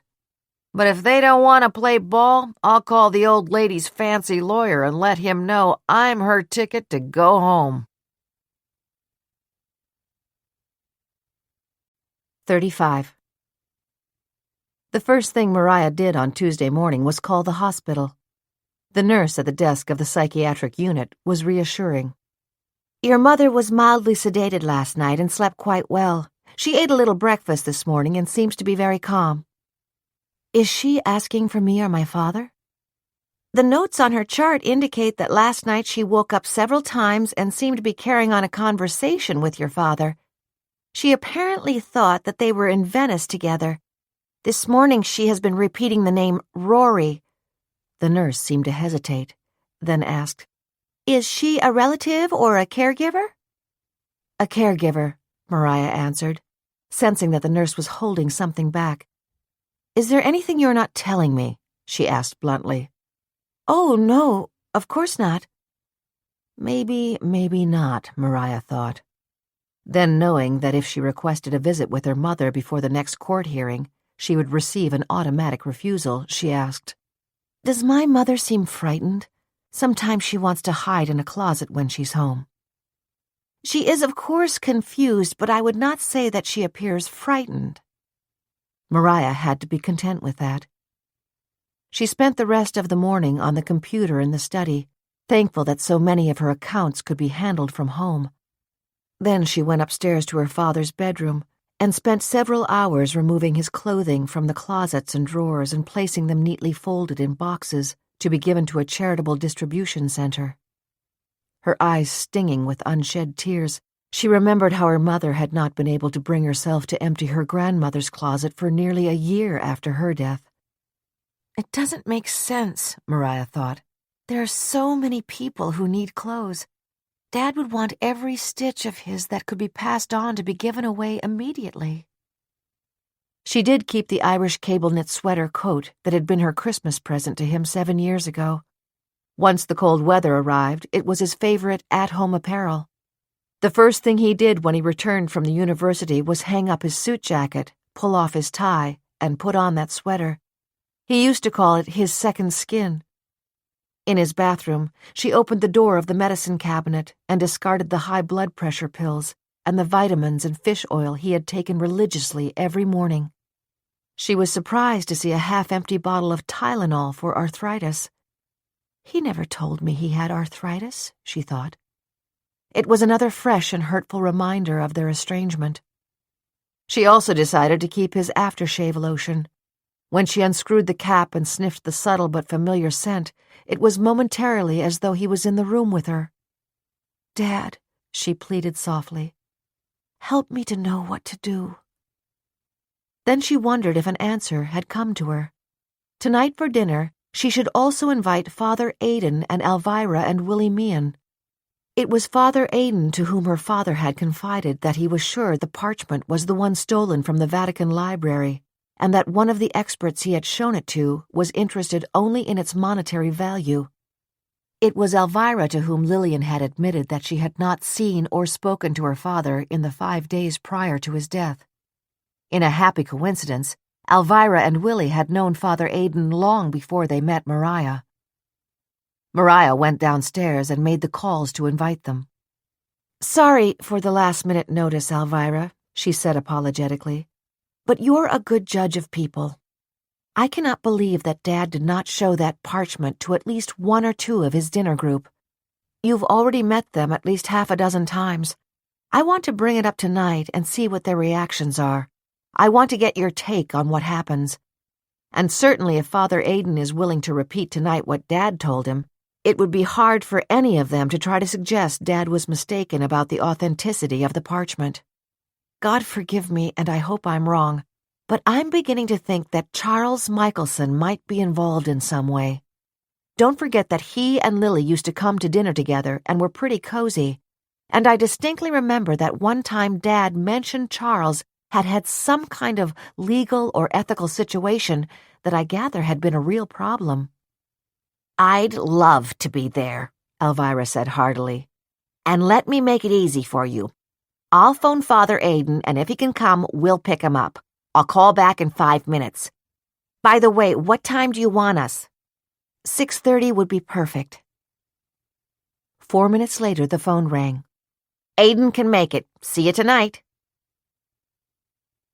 In the late afternoon, Mariah went for a long walk, trying to clear her head, trying to prepare herself for what might come out of tonight. The 4 most likely people to have been shown that parchment will be at my father's table, she thought. Charles and Albert have already asked me if I found it. The other night at dinner, Greg said that Dad talked about it but had not shown it to him. Richard has never even mentioned it to me. Well, tonight, one way or the other, we are all going to talk about it. Mariah picked up her pace, walking swiftly, trying to get the stiffness out of her limbs. The light breeze was becoming stronger. She had pinned her hair loosely into a bun, but now she felt it slipping down around her shoulders. With a half smile, she remembered how her father had told her that with her long black hair she reminded him of Bess, the landlord's daughter from the poem, The Highwayman. When she got back to the house, Betty told her no one had called while she had been out. The first thing she did was to phone the hospital and receive virtually the same report as in the morning. Her mother was basically calm and not asking for her. It was time to get dressed. The drop in temperature made a long-sleeved white silk blouse and black silk wide-bottom pants feel like a good choice to wear at dinner. On impulse, she left her hair loose, again remembering her father's reference to Bess, the landlord's daughter. Greg was the first to arrive. As she opened the door to let him in, he immediately embraced her. When he had dropped her off on Saturday night, his kiss on her lips had been brief and tentative. Now he held her tightly and stroked her hair. "Mariah, have you any idea how much I care about you?" When Mariah pulled back, he immediately let her go. She gently put her hands on his face. "Greg, that means so much to me. It's just that, well, you know everything that's going on. Dad was murdered only 8 days ago. My mother is locked up in a psychiatric hospital. I'm their only child. At least until this nightmare with the charges against my mother is resolved, I just can't think about my own life." "And you shouldn't," he said crisply. "I completely understand. But you have got to realize that if there is anything you need at any hour of the day or night, I will see you get it right away." Greg paused, almost as if he needed to catch his breath. "Mariah, I'll say it once and then I won't bring it up again while you're going through all of this. I love you and I always want to take care of you, but first I want to help you. If the psychiatrists who are evaluating your mother in the hospital don't do the right thing, I'll hire the best experts in the country. I know that the doctors I'd get would conclude she has advanced Alzheimer's, is not capable of standing trial, and that with proper supervision she is no danger to anyone and should be at home." As usual, Albert and Charles had driven out together in Charles's car. As Greg finished speaking, the two were ringing the doorbell. Mariah was profoundly grateful for the interruption. She had always known that Greg cared for her, but now she fully realized the intensity of his feelings. As much as she truly did appreciate his offer of help, his ardor added yet another layer of stress that both upset and smothered her. In the past few days, she had begun to understand subconsciously that for the past several years, the terrible worry about her mother's deepening dementia and then the distress over her father's involvement with Lillian had wrung her emotionally dry. "I am 28 years old," she thought. "Since I was 22, I have been heartsick over Mom. Then for the past year and a half, I have been basically estranged from the father I adored. I so wish I had a brother or a sister to share this with. But I do know one thing. I've got to get Mom home and comfortable and in the hands of a good caregiver. Then I need to have time to figure out my own life." These thoughts were flooding her mind as she greeted Albert and Charles. She immediately sensed that there was tension between them. Charles was wearing his usual frown, only now it was more like a scowl. Albert, normally quite easygoing, seemed troubled. Quickly, Mariah ushered them and Greg into the living room, where Betty had laid out a platter of hot and cold hors d'oeuvres. In the past, it had been their custom to have a cocktail in her father's study before dinner. Mariah sensed that they understood why they wouldn't be in that room tonight. A few minutes later, the bell rang again. This time it was Alvirah and Willy and Father Aidan. "I'm so glad you could all make it," Mariah said as she embraced each one of them. "Come on in. Everyone except Richard is here." A little while later, as they were all chatting, Mariah realized that the always punctual Richard was nearly half an hour late.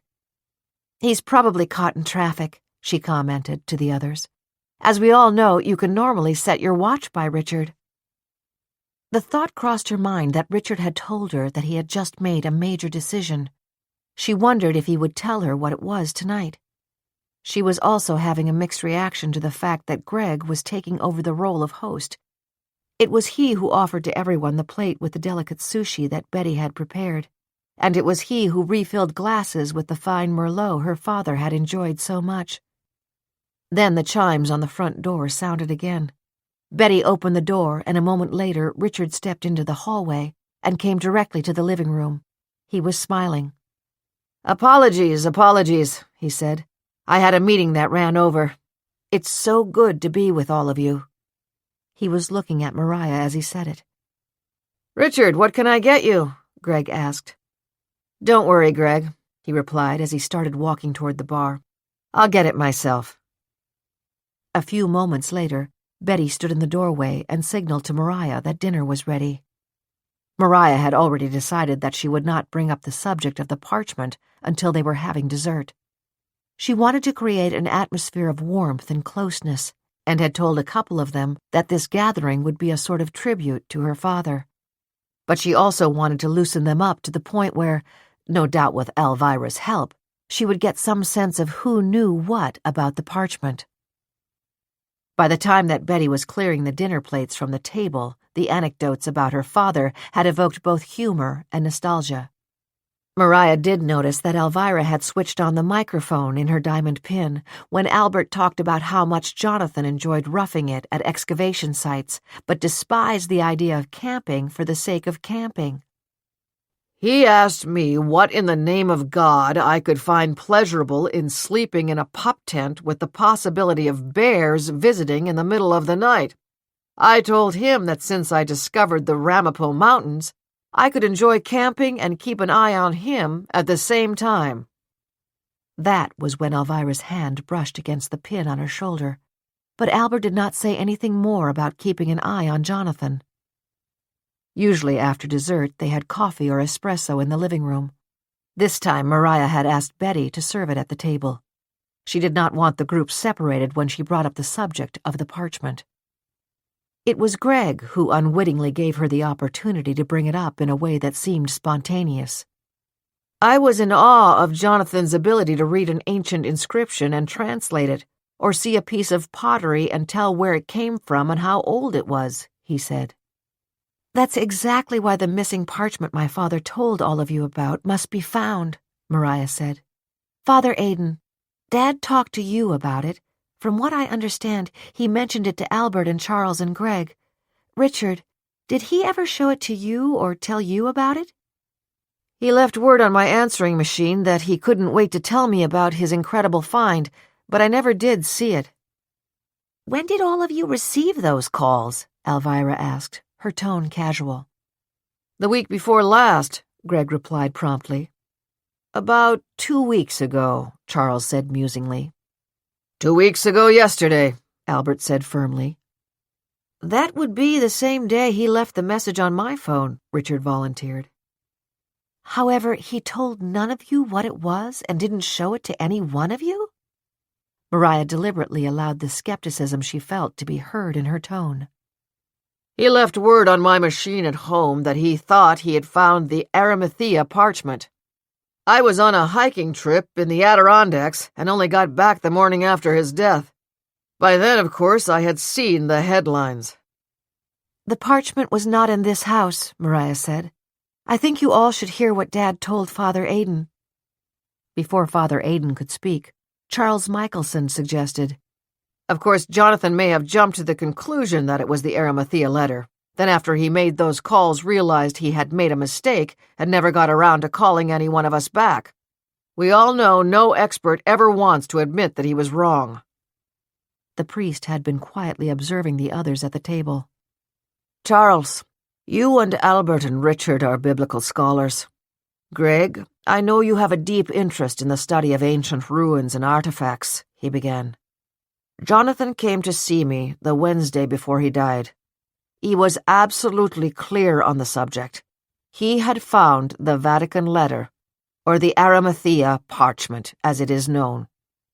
He glanced at Alvirah and Willy. As I explained in the car on the way over, this letter is believed to have been written by Christ shortly before his death. In it he thanked Joseph of Arimathea for all the kindness he had extended to him since he was a child. It was brought to Rome by St. Peter, and has always been a subject of debate. Some scholars believe that Joseph of Arimathea was at the temple in Jerusalem during Passover, when the 12-year-old Christ spent 3 days preaching there. Joseph was there when his parents came looking for him, and asked him why he had not come home. Joseph heard him ask, "Did you not know that I must be about my father's business?" At that moment, Joseph came to believe that Jesus was the long-awaited Messiah. Father Aidan paused, then continued. Later that year, Joseph heard from his spies that King Herod's son, Archelaus, now knew Jesus had been born in Bethlehem, and might be the king of the Jews whom the wise men had been seeking. Archelaus was afraid of his power and was planning to have him murdered. Joseph hurried to Nazareth and persuaded Mary and Joseph to allow him to take Jesus over the border to Egypt, where he would be safe. Jesus studied at the temple of Leontopolis for a period of time. Then afterward he went back and forth from his home in Nazareth to Leontopolis for further study until his public mission began. The presence of Coptic Christians in this area of Egypt supports that theory, of course. Father Aidan's voice became emphatic. That parchment belongs in the Vatican Library. It was stolen from there over 500 years ago. Recent scientific tests have suggested that the Shroud of Turin is indeed the burial robe of Christ. Similar tests may prove that this parchment is authentic beyond any doubt. Think of it. A letter written by Christ to one of his disciples. Even now it is priceless beyond imagination. If Jonathan did not show it to any of you who were his closest friends and also experts in this field, and whose opinions he could trust, then surely you must be able to think of some other expert or experts he might have consulted. Before anyone could answer, the persistent ringing of the doorbell chimes startled everyone. Mariah jumped up and hurried to answer it. When she threw open the door, Detectives Bennett and Rodriguez were standing on the porch. Her heart pounding, she invited them in. "Is my mother all right?" she demanded, her voice rising. The others had followed her from the dining room. "Is Rory Steiger here, Ms. Lyons?" Bennett asked tersely. Relieved, Mariah knew their presence had nothing to do with her mother, but then realized that Bennett could have phoned and asked her that question. He did not have to come here. "No, there's no need for Rory to be here when my mother's in the hospital," she said. "Why do you ask?" "We called on Ms. Steiger today and she wasn't home. When we got there, we were told by Rory's next-door neighbors that Rose Newton, a friend she was supposed to meet last night, had already rung their doorbell this morning. She was worried because they were going to have a special celebration dinner, but Rory hadn't shown up. She didn't answer her cell phone. At our request, the superintendent of the building checked the apartment while we were there. There was nothing out of order as far as they could tell. Ms. Newton had left her telephone number with the neighbor, and the neighbor gave it to us. We contacted her. She still hasn't heard from Rory. She's very upset and believes that something is very wrong." "You didn't phone me because you wanted to see my reaction when you told me Rory was missing," Mariah thought. "I would agree," she said slowly. "If Rory was even 15 minutes late coming here because she was caught in traffic, she'd phone to say she was on her way, and she'd be terribly apologetic about the delay." "That's what we understand," Bennett commented, then looked around at the others who were standing in the foyer. Mariah turned and introduced them. "I know you've met Father Aidan, Detective Bennett." She gestured toward Richard, Albert, Charles, and Greg, who were standing in a semicircle. "My father's friends and colleagues," she said. Richard's cell phone rang. With a murmured apology, he stepped back and fumbled through his pockets for it. He did not realize that Alvirah, who was standing directly behind him, stepped back as well. Automatically, she switched on the microphone in her sunburst pin, turning it to the highest amplifier setting. By the time Richard finally answered the call, it had already gone to voicemail. Even without the microphone, Alvirah could hear Lillian's agitated and sullen voice as Richard played the message. "Richard, I've decided to accept your $2 million offer. Get back to me." The distinct click at the end of her message was echoed by the sound of Richard's phone as he snapped it closed. 36. As soon as Willie, Alvirah, and Father Aidan were in the car on the way home from dinner, Alvirah played back the message Lillian had left on Richard's cell phone. The shock and disbelief she had felt on hearing it was also the reaction of the two men. There was no question in the mind of any of them that when Lillian said she had decided to accept Richard's offer, she was referring to the Vatican letter. "It sounds to me as if she's had other offers," Willie observed. "If Richard is willing to pay $2 million for it." "My guess is that any offers would have to be anywhere from $1 million on up," Alvirah said. I wouldn't have thought Richard had that kind of money. Being a college professor isn't exactly like being on Wall Street. He was brought up on Park Avenue, Father Aidan said. I know that his grandfather was a very successful businessman. My question is, what would Richard do with the parchment? My guess is that he might want to see it returned to the Vatican Library, Alvirah said hopefully. That would be a noble thing, but the fact is, Richard has denied ever having seen the parchment. Now we know he is not only aware that Lillian has it, but he has actually been trying to buy it, Father Aidan pointed out. So that means Richard's motives are suspect. I'm sure he knows collectors who would pay a fortune to get their hands on that parchment just for the thrill of owning it. Alvirah sadly admitted to herself that what Father O'Brien had said made plenty of sense. Those two detectives made appointments to meet with Richard and Charles and Albert and Greg tomorrow, she said. That will keep them pretty busy. I wouldn't like to have them cross-examining me if I had anything to hide. They don't cross-examine anyone, Willie pointed out. That only happens in a trial, but I guess they will try to pin them down. Then he added, How about that missing caregiver? Alvirah, did we ever meet her? Rory? I think once last year, but she was on her way upstairs with Kathleen. I didn't get much of an impression of her. She was at Kathleen's side in the funeral parlor and throughout the day of the funeral, Father Aidan said. She was certainly very attentive to her. Maybe she forgot she had that dinner and took off, Willie suggested. Mariah told the cops she was paying her for the week, but that it would be Friday at the earliest before Kathleen could be released to go home. Rory wouldn't be the first one to forget a dinner date. Maybe she just decided to go away for a couple of days. My bet is that she'll show up by Friday. I don't think it's all that simple, Alvirah said. Even if she went away, why isn't she answering her cell phone? They were all silent for the next 15 minutes, until they reached the Easy Pass toll plaza at the George Washington Bridge leading into Manhattan. Then Willie asked, Honey, do you think it might have been better if you had played your recording of that message for those detectives right on the spot? I thought about it, but I decided it was too soon, she replied. Richard could say the offer she was talking about was to buy Lillian's car, and they had joked about the amount. I have to pay another visit to Miss Lillian tomorrow morning. I'll take her by surprise and play the tape for her. You heard the way she sounds on it. She's nervous and frightened, and when someone is in that condition, she needs a good friend to help her see things clearly. I'll be that good friend.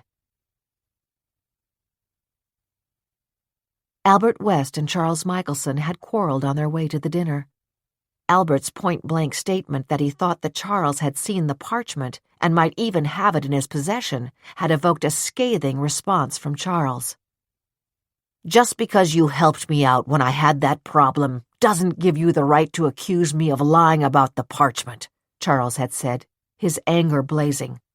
As I've said over and over again, Jonathan told me he was going to show me the parchment, but then he got killed. I have no idea where it is. My guess is he would have given it to Lillian for safekeeping so his nutjob wife wouldn't get her hands on it and tear it up. Do I need to remind you what she did to those pictures? And, Albert, while we're on the subject, what about you? How do I know that you don't know a lot more about what's happened? You've made some pretty good money over the years selling antiquities. You certainly would know how to connect to a buyer in the underground market. As you well know, Charles, I worked for interior designers buying antiques that had been offered for sale in the legitimate market, Albert had snapped. I have never gotten involved with buying or selling or trading biblical documents. There's always a first time when big money is at stake, Charles retorted. You've lived on a professor's salary. You're about to retire on a professor's pension. You won't be able to do much globe-trotting on that income. The same applies to you, Charles, but unlike you, I've never made a nickel defrauding a collector. That conversation had ended when they reached Mariah's home. On the way back to Manhattan, the tension escalated. Each had now been asked to appear at the prosecutor's office tomorrow to give a statement to the detectives. Both were aware that the detectives would inevitably check their cell phone records. Notwithstanding Kathleen's arrest, it was clear that the detectives were probing further into the circumstances surrounding Jonathan's death, the missing parchment, and now the missing caregiver. Greg's apartment at the Time Warner Center overlooked Central Park South. When he arrived home after the dinner, he stood for a long time at the window, watching the panorama of late-night strollers on the sidewalks rimming the park. By nature, he was intensely analytical, and he once again reviewed the events of the evening in his mind. Was it too much to hope that Mariah was beginning to really care about him? He had sensed that, for just a moment, she had responded to his ardent embrace, but then pulled back. The secret of winning her was to get her mother out of this mess, he thought. Even if the prosecutor had enough evidence to prove that Kathleen had killed Jonathan, if she was also found to be insane, then the judge just might let her come home as long as she had round-the-clock security. I can help Mariah get the right psychiatrists, and I can also afford to provide the security for her mother, he thought. How much money could Mariah possibly have at this point, he asked himself. Jonathan is dead. His pension can't be that much. He's been paying caregivers for a long time, so he was probably getting pretty well drained. Mariah won't want to sell the house. She wants her mother to keep living in it. If her mother ends up back there, the security will cost a fortune. Even before any trial, if her mother is released on Friday, the judge is going to insist that the security start right now. Those detectives seem to think that Rory's disappearance may have something to do with Jonathan's death. Do they think that Rory took off because she was somehow involved? Or do they think that somebody got rid of her because she knew too much about something? Greg shrugged, walked into his den, and opened his laptop. It wasn't too soon to start looking up the leading court psychiatrists, he decided. Richard drove back to his apartment near Fordham University, exultant that Lillian had decided to accept his offer. I'll keep my side of the bargain, he thought. I will never say that I got it from Lillian. She's told me that she has 2 other offers, but I believe her when she says she never actually admitted to anyone that she had it. Richard smiled as he pulled into his garage. She sure fell for the story I gave her, he thought. She shouldn't be so gullible. 37. On Wednesday morning, Detectives Simon Bennett and Rita Rodriguez were in their office reviewing the newest developments in the increasingly complex case of the murder of Professor Jonathan Lyons. They had run a background check on the missing Rory Steiger. To their astonishment, they learned that her real name was Victoria Parker, and that she had served 7 years in prison for stealing money from an elderly woman who had employed her as a caregiver. Well, our Rory is not only missing now, but went missing from parole 3 years ago, Rita said, a hint of satisfaction in her voice. She was a crook when she worked as a caregiver before, and maybe she's still a crook. She could easily have overheard Professor Lyons talking on the phone about the parchment, and she certainly knew how easy it would be to set up Kathleen as the killer. Kathleen Lyons is not off the hook, Simon said flatly.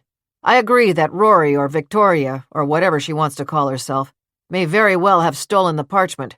She certainly would be smart enough to know that we'd probably run a check on her as part of the whole investigation, and she was smart enough to take off. She was also smart enough to ditch her cell phone, Rita pointed out. The telephone company reported that there's no signal coming from it, so we can't track it. That lady sure knows how to disappear. And if she did take the parchment, maybe she heard enough dinner conversation in that household to know about the underground market and how she could sell it. She hesitated, then said, Simon, I know you weren't happy when I said it the other day, but particularly now, with this new information about Rory's record and her taking off, I am very concerned that Kathleen Lyons may be innocent. For a moment, Rita was afraid to look at Simon, half expecting him to explode. But he didn't. Instead, he said, Let's look at it this way. If Rory took the parchment, she may already have found a buyer. Father Aidan said that Jonathan Lyons was upset because an expert he had consulted had only been interested in the monetary value of the parchment. I don't believe for 1 minute that those 4 guys who were in his house last night don't know anything more. I can't wait to talk to each one of them separately this afternoon. I think we should get an application in to the judge today to get their phone records for the last month, Rita said. Lillian's convenient amnesia about the numbers of those prepaid phones means we can't check those records. But Simon, we have to consider another possibility. If Rory got paid by someone to steal that parchment, then delivered it to that person, she would not only have outlived her usefulness, but she would be a threat. Maybe whoever it was got rid of her.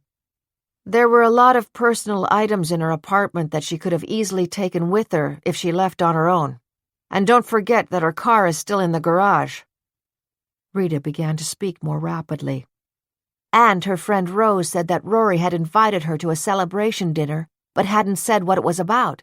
Rory said she wanted to surprise her. Maybe Rory was going to celebrate that she'd been paid off for stealing the parchment, but I don't think she'd ever admit that to Rose. She was probably planning to tell Rose something like she'd gotten a job offer somewhere else for a lot more money. My gut says Rose was on the level when she told us that she has no idea why Rory didn't meet her. Who knows? Maybe Rory realized she was in danger, got nervous, and just took off. Simon drummed his fingers on his desk, always a sign that he was trying to make a decision. I'm a long way from believing that Kathleen Lyons is innocent. Don't forget that last night at dinner she was ranting about her husband and his girlfriend. Then a few hours later, he was dead. And don't forget that Kathleen knew how to use a gun. But I do think that we should meet with Prosecutor Jones and let him know about all this.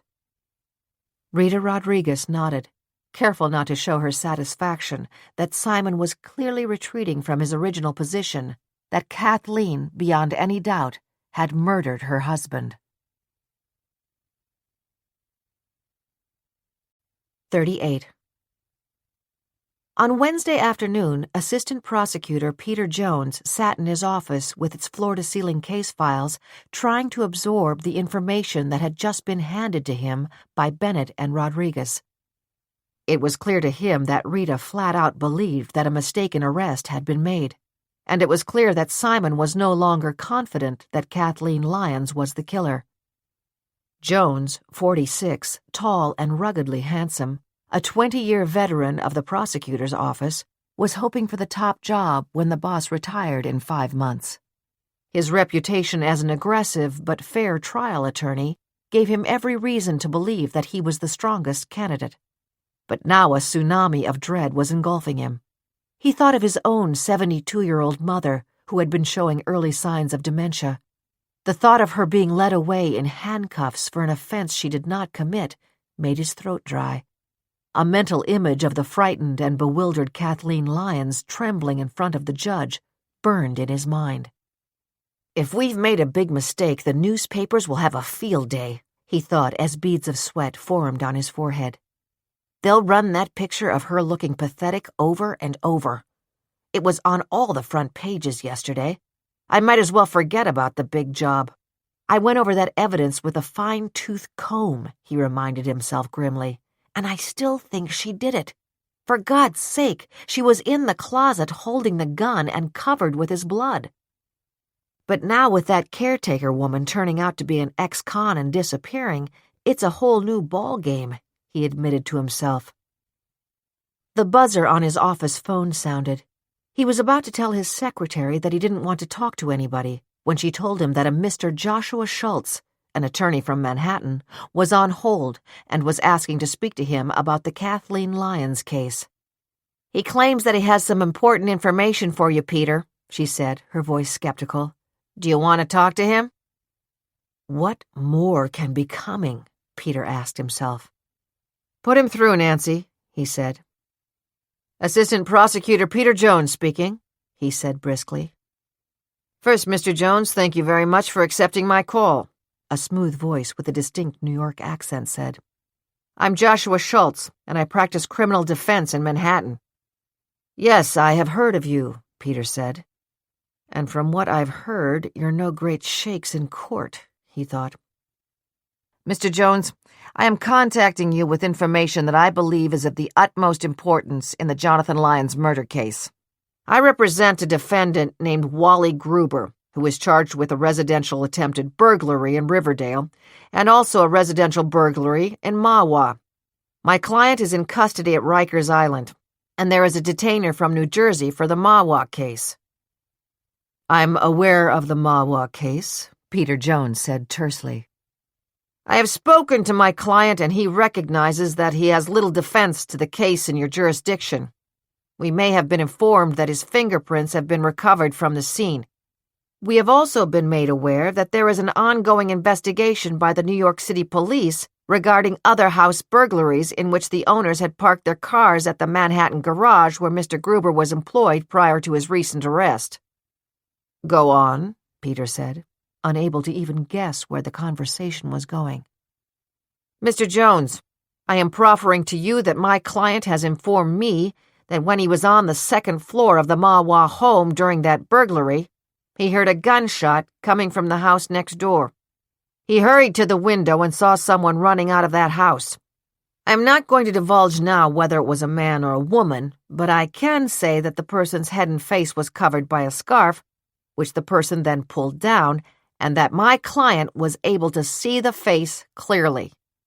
Mr. Gruber explained to me that there was a lamppost halfway down the front walkway that illuminated the area. There was a long pause as Peter Jones digested the fact that Schultz was obviously referring to the murder of Jonathan Lyons. "What are you trying to tell me?" he demanded. "What I'm saying to you is that Mr. Gruber has seen the picture of Kathleen Lyons in the newspaper, and he is emphatic that she is not the person who ran from the house. He is confident that he could sit with your composite artist and assist in producing a very accurate sketch of the person he saw. Of course, in exchange for his cooperation, he would expect considerable assistance from you in receiving reduced sentences in both New York and New Jersey." Peter felt as if the world was caving in on him. "It sounds pretty convenient that Mr. Gruber just happened to be there on that night and at that moment," he said sarcastically. "The owners of the house next door to the Lyons residence were away for several weeks, and that burglary could have been committed at any time during that period." "But, Mr. Jones, it wasn't committed, as you put it, at any time during that period."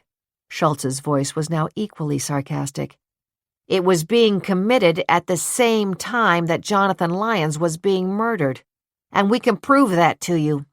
Mr. Gruber drove his own car to New Jersey that night, but he was using stolen license plates and a stolen E-ZPass tag. At my request, his cousin went to a storage unit that Mr. Gruber rents and retrieved the plates and the tag. I have them. The tag is on an Infiniti sedan owned by an Owen Morley, a longtime customer of the garage where Mr. Gruber worked. Mr. Morley is in Europe this month. The tag will show a debit for that night. I am sure that if you check the account tied to the E-ZPass tag he used, it will corroborate my client's admission that he drove across the George Washington Bridge from New Jersey to New York approximately 45 minutes after Jonathan Lyons was shot." Peter Jones struggled to choose his words carefully and to sound calm. "Mr. Schultz, you must understand that your client's credibility is at best highly suspect. Based upon what you have told me, however, I believe I have an ethical obligation to interview him. We will see where it goes. Mr. Gruber might have been there at the same time, but how do I know that he isn't simply going to invent a face and claim it's the one he saw leaving the Lyons home?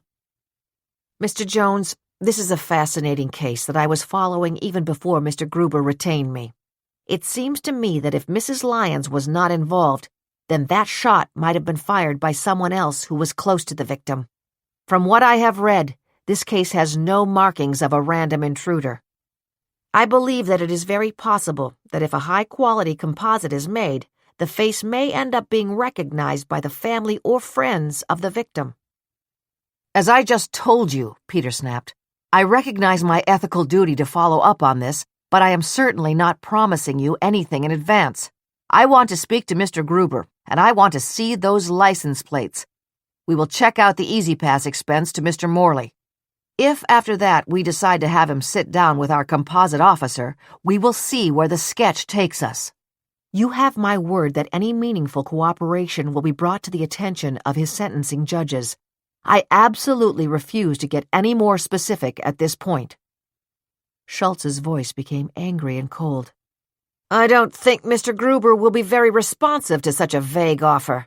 Perhaps I should simply give this information to Mr. Scott, who represents Kathleen Lyons. It is most ironic that he is the victim in this burglary, and I assume he would have to advise Mrs. Lyons to obtain new counsel. But I have read that the families are close friends, and I am sure any information that would assist in exonerating this innocent woman would be most welcome. And I have no doubt that Mr. Scott would ensure that my client's cooperation is brought to the attention of the sentencing judges." Peter sensed that Schultz was about to hang up. "Mr. Schultz," he said emphatically, "you and I are both experienced criminal lawyers. I have never laid eyes on Mr. Gruber, but I do know he is a criminal and looking to benefit himself. It would be totally irresponsible of me to make more specific promises at this point, and you know it. If any information he gives us turns out to be of importance, I assure you that his cooperation will be brought to the attention of his sentencing judges." "Not good enough, sir," Schultz retorted. "Let me suggest something. I will wait 2 days before contacting Mr. Scott.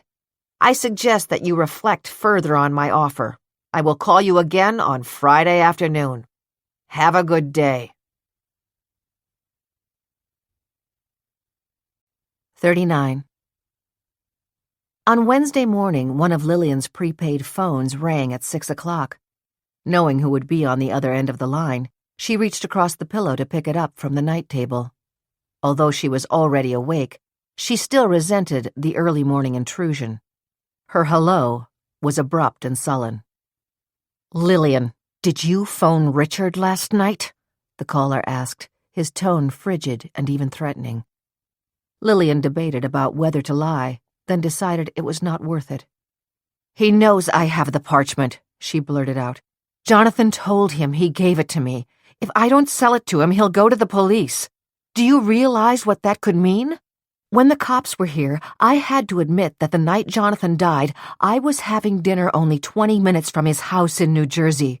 We both know that Kathleen killed him, but if Richard tells them I have the parchment, they could turn it all around and say I went to the house, that Jonathan let me in, then I killed him and took the parchment." "You're getting hysterical and jumping to absurd conclusions," the caller snapped. "Lillian, how much is Richard going to pay you?" $2 million. "And I am offering you $4 million. Why are you doing this?" "Don't you see why I'm doing this?" she screamed. "Because if I don't sell it to Richard, he'll go straight to the detectives. He's already seen the parchment. He trusts Jonathan's judgment, that it's authentic. Jonathan told him that he gave it to me.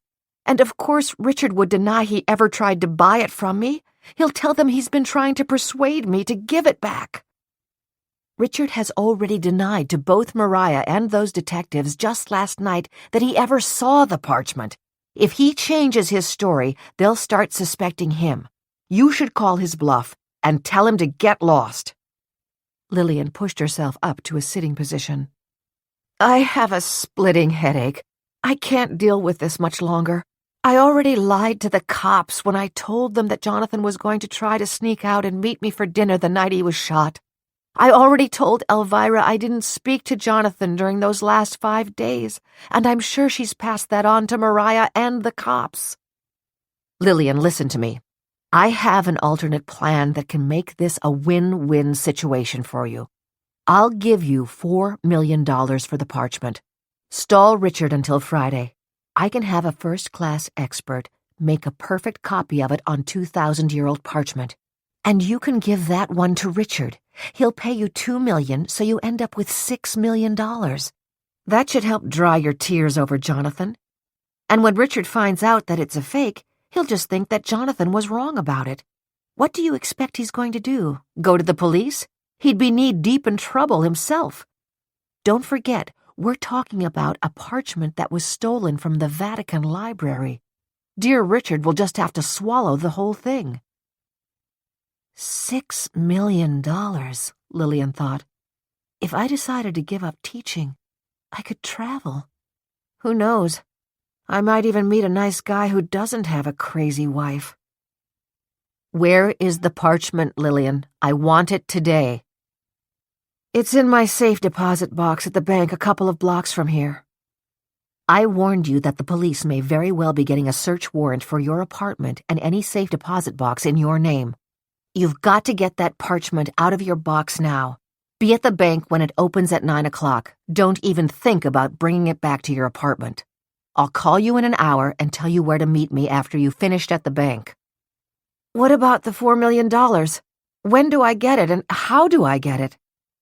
I'll wire it to an overseas account, and I'll have the paperwork for you when I give you the copy Friday morning. Look, Lillian, we have to trust each other. Either one of us could blow the whistle on the other. You want the money. I want the parchment. You give Richard the phony parchment Friday afternoon and collect your money from him. Then everybody's happy.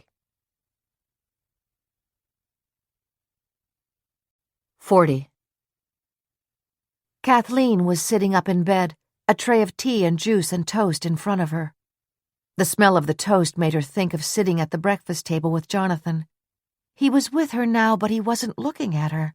He was sitting on a chair next to the bed, and his head and arms were leaning against her legs. Any minute now he will start to bleed, she thought. She pushed aside the tray, unaware that the nurse grabbed it in time to prevent the tea and juice from spilling. A voice asked, "What do you want, Kathleen? Why are you doing that?"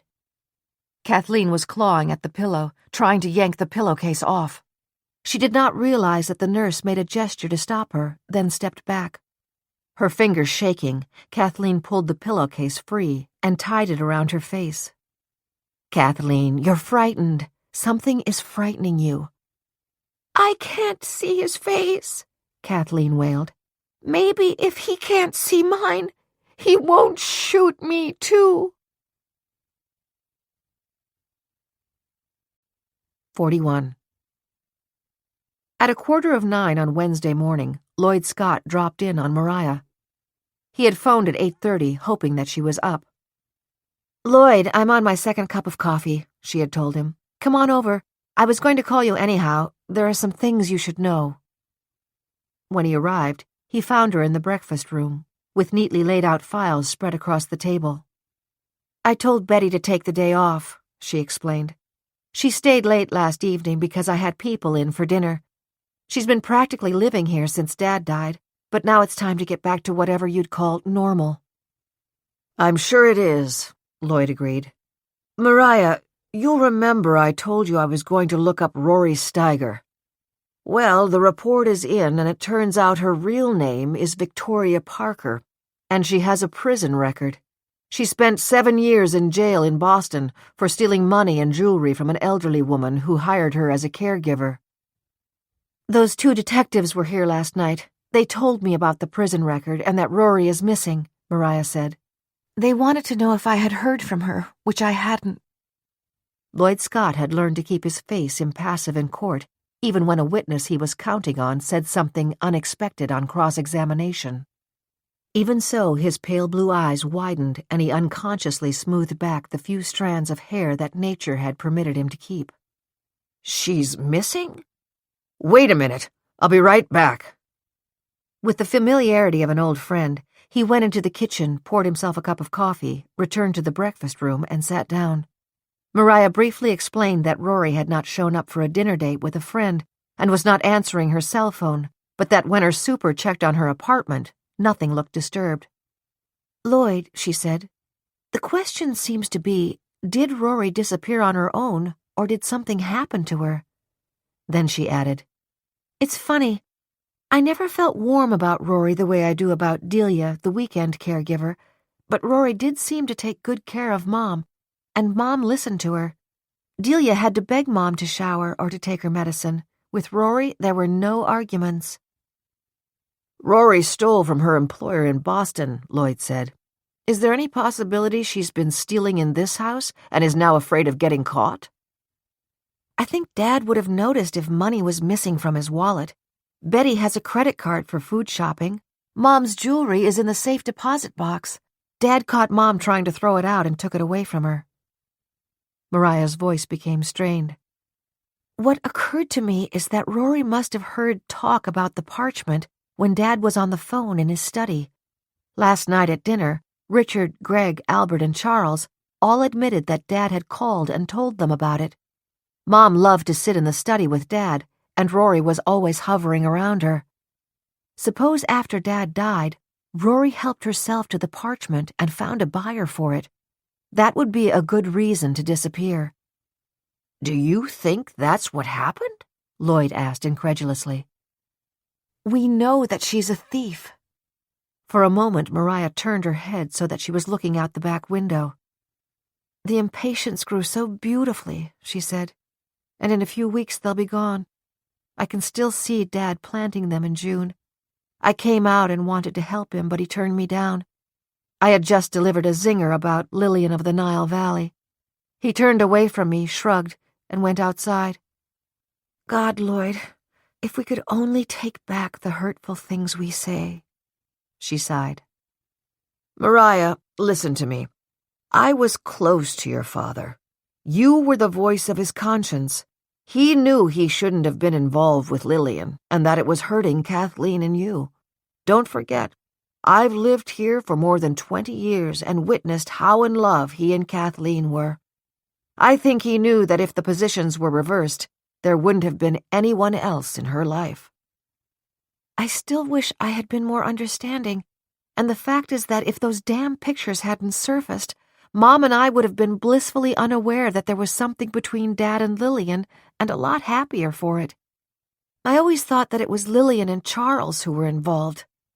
Lillian is and was a good actress, which is what I was planning to bring up with you. Mariah looked straight into Lloyd's eyes. I have done nothing but think about this, and despite what you just told me, I would bet everything I have that Dad gave the parchment to Lillian to hold for him.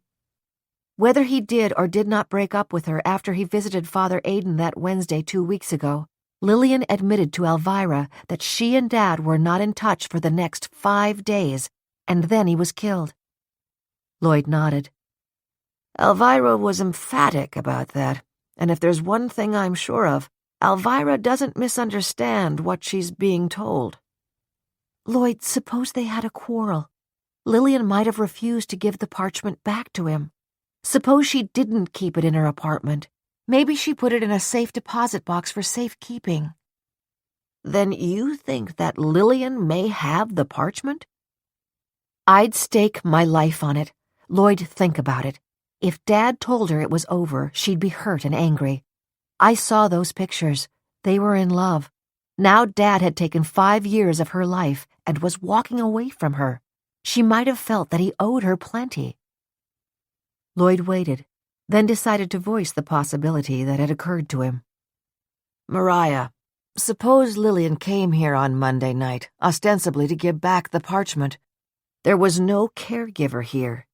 Is it possible that your father let her in, that a quarrel began, and that she was the one who pulled that trigger? Except for the fact that my mother is completely innocent, I think anything is possible, Mariah said. And this morning, I'm driving into New York, and I'm going to have it out with Lillian. My father found a sacred and priceless artifact that belongs to the Church and to the generations of people who will be able to view it in the Vatican Library. One way or the other, I'm going to make sure they get it back. Tears welled in her eyes. If I can get that letter from Christ to Joseph of Arimathea back and send it to where it belongs, I know that Dad will be aware of it, and it will help make up for all of those nasty remarks I've been giving him this past 1.5 years.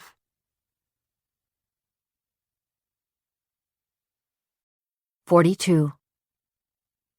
On Wednesday morning at 8:30, Alvirah and Willy were sitting in their parked car across the street from the entrance to Lillian's apartment opposite Lincoln Center. There's only one exit from the building, Alvirah said, more to herself than to Willy, who was reading the Daily News. I just hope the cops don't chase us away. I'll wait until 9, then I'll march in and give my name to the doorman. When Lillian gets on the intercom, I'll tell her that I have information that may save her from a stint in the pokey. That statement was enough to get Willy's attention. He had been reading the sports pages and was consumed by the articles covering the closeness of the race for the division championship between the Yankees and the Boston Red Sox. "You didn't tell me you had that kind of dirt on her," he said. I don't, Alvirah admitted matter-of-factly. but I'm going to make her think that I do. She sighed. I love the summer, but truth to tell, I'm glad it's a little cooler the last few days. You can just take so much of the 95-degree weather. This outfit is light, but even with the air conditioning, it feels like a blanket. She was wearing a cotton pantsuit that, after the delicious and never-ending food on the cruise, was feeling a bit tight. She was also painfully aware that telltale white roots were springing up like weeds in her artfully colored red hair, and that Dale of London, her colorist, was on vacation in Tortola. I can't believe I let it go this long, and now Dale won't be back for another week, she complained. I'm starting to look like the old lady in the shoe. "You always look gorgeous, honey," Willy assured her. "At least you and I have hair to worry about. Kathleen's lawyer is a nice guy, but he should get rid of those 3 strands he combs across his dome and cave in and just go bald. He'd look like Bruce Willis." Willy interrupted himself. "You're too late, Alvirah. Lillian's on her way out." Oh, no, Alvirah moaned as she watched the slim figure of Lillian Stewart, dressed in a lightweight running suit and sneakers, walk from the door to the sidewalk and turn right. Her shoulder bag was dangling on her left side, and she was carrying something resembling a tote bag tucked under her right arm. Follow her, Willy, Alvirah ordered. "Alvirah, there's a lot of traffic on Broadway. I don't think I can trail her for long. I'll keep half the buses and taxis in New York backed up behind us." Look, Willy, she's heading north. It looks as if she's going at least another block on Broadway. Drive ahead and pull up at the corner. Everybody else around here double parks, why not you? Knowing it was useless to protest, Willy did as he was told. When Lillian reached the next block, she did not cross at the intersection, but turned right. Oh, good, Alvirah said. It's a one-way going that way. Turn left, Willy. "Roger, over and out," Willy deadpanned, as he made a precariously sharp maneuver across 2 lanes of oncoming traffic. At the next corner, Alvirah let out a triumphant gasp. Look at that, Willy. She's going into the bank. I'd bet anything she's going to pay a visit to her safe deposit box. Dollars to donuts when she comes out, there'll be something in that bag she's carrying. Don't forget, she accepted Richard's offer for $2 million. Shame on both of them. Once again, Willy double-parked, this time a few doors down from the entrance to the bank. Moments later, an unsmiling face rapped on the driver's window. "Move along, sir, right now," a traffic policeman ordered. "You can't stay here." Willy knew he had no choice. "What do you want me to do, honey?" he asked. "There's no place to park around here." Alvirah was already opening the passenger door. Drive around the block. I'll get out here. I'll hide behind that fruit stand and follow her when she comes out. My guess is she'll be heading back to the apartment or going somewhere to meet Richard. If you have to leave here before you get back, I'll call you on the cell. She was gone, and the traffic cop was again at the window ordering Willy to move. "Okay, officer, okay," he said. "I'm pulling out." 43. At 9 a.m., Richard was in the wealth management office at Roberts & Wilding at Chambers Street, arranging to withdraw $2 million from his trust fund and have it wired into the account of Lillian Stewart. "Richard, as we have discussed, in your lifetime you are allowed to give away several $1,000,000 without tax penalties. Do you want this gift to be part of that lifetime allowance?" Norman Woods, his financial advisor, asked. "Yes, that would be fine," Richard said, recognizing that he was very nervous and hoping he wasn't showing it. Woods, white-haired, dressed as always in a dark blue suit, white shirt, and patterned blue tie, was approaching his 65th birthday and was close to retirement. It was on the tip of his tongue to do something totally out of character and say, "Richard, may I ask if Ms. Stewart is a romantic interest? I know that would delight your mother and father." Instead, he kept his face impassive, as he confirmed that when Richard got back to him with the information about Ms. Stewart's bank account, the money would be wired directly to her. Richard thanked him and left the office. As soon as he was in the lobby of the building, he dialed Lillian's cell phone. 44. From her perch behind the fruit stand, Alvirah waited for Lillian to come out of the bank. At 10 after 9, Willie drove around the corner, waved to her, and once again began to circle the block. At 20 after 9, when the door of the bank opened, Lillian stepped out onto the sidewalk. As Alvirah had expected, the folded tote bag she had been carrying under her arm was now firmly grasped in her left hand and obviously contained something. Willie should be back any second now, Alvirah thought, then realized with dismay that Lillian was walking up the one-way street against the traffic. She's probably going home, Alvirah decided. The best thing I can do is follow her and call Willie on the cell. But at the corner of Broadway, Lillian darted across the avenue, and Alvirah realized that she might be heading for the subway entrance. Lillian was moving quickly. Alvirah picked up her own pace, puffing from the effort of keeping up, but staying a short distance behind. With one eye, she was trying to catch Willie when he came around the block again, but when he sailed past, he was not looking in her direction. He'll just have to keep driving around. I can't start fishing in my pocketbook for my cell phone now, she thought. It was with a tremendous burst of energy that she managed to keep as close to Lillian as she dared without Lily seeing her as they both descended the subway steps.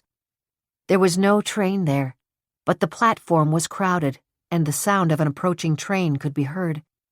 Alvirah watched as at the same moment she and Lillian reached into their pockets for their Metro cards. Then, standing a few people back from Lillian in the line, Alvirah followed her through the turnstile and saw that a train was pulling in. Lillian hurried onto the platform to board the train. Grateful that it was already crowded, Alvirah slipped onto the same subway car, careful to conceal herself behind several portly riders. From the other end of the car, Alvirah observed as Lillian stood, her eyes downcast, holding onto a pole with one hand and tightly clutching the tote bag with the other. But then, as the train approached the Chambers Street station, some 20 minutes later, Lillian began to move toward an exit door. When the train stopped, Alvirah waited for a moment to be sure that Lillian was getting off, then left the train herself in the middle of a large group. The large exodus onto the platform meant that she was half a flight of stairs behind Lillian, who was hurrying up the subway steps to the street. Alvirah fumed with frustration as directly ahead of her, a heavy-set woman with a cane ascended the stairs, one step at a time. Try as she might, with the two-way traffic on the stairs, Alvirah could not make her way past or around her. When she finally made it to street level, Alvirah frantically spun her head in all directions. There was no sign of Lillian. 45. At 20 minutes after 10, he drove up to the heavy metal delivery doors at the back of the warehouse, Lillian beside him in the front passenger seat. It had taken less than 10 minutes from where he picked her up at the subway exit to get to this isolated industrial neighborhood, 2 blocks from the East River. His corporate shell companies, created on paper for the sole purpose of hiding his identity, owned the boarded-up buildings on either side of this one. It was here that he had created his own splendid and secret world of antiquity. In a way, he mourned the fact that he had never been able to share the magnificence of his priceless collection with another human being. Today, it would happen. Lillian would be dazzled and awed. He could picture her eyes widening when she took in all the treasures of the second floor, and he knew that the greatest treasure of all was in the bag that she was grasping so tightly. Jonathan had shown it to him, had let him remove it from the protective glassine envelope he had placed around it, had allowed him to touch it and to feel it, and to validate its authenticity. It was authentic, There was no doubt about it. It was the one and only letter written by the Christ, and it had been written to the man who had befriended him in his boyhood. Christ knew that soon he would be lying in Joseph's tomb. He knew that even after his death, Joseph would once again be caring for him. The entire world would be mesmerized to see this, he thought. And it is mine. "Where on earth are we going?" Lillian asked querulously. "As I told you when I picked you up, I have an office in my warehouse where we can have complete privacy. Would you have wanted me to explain the details of the overseas account that I set up for you on a crowded sidewalk on Chambers Street?" He could tell that she was only impatient, not yet nervous. He pushed the button on the visor of the car, and the massive delivery door lumbered noisily upward. Then he drove inside and pushed the button again to close the door behind them. It became pitch dark as the door slid back down, and he heard Lillian's quick gasp, unmistakably the first sign of her realization that something might be terribly wrong. He hurriedly reassured her. He wanted to observe and savor her reaction upon seeing his treasures, but she wouldn't even look at them if she knew what was going to happen to her. From his pocket, he took the remote that activated the garage overhead light and clicked it on. "This is pretty barren, as you can see," he said, smiling. "But my office is upstairs, and I assure you that it is much more inviting." He could see that she was not completely at ease.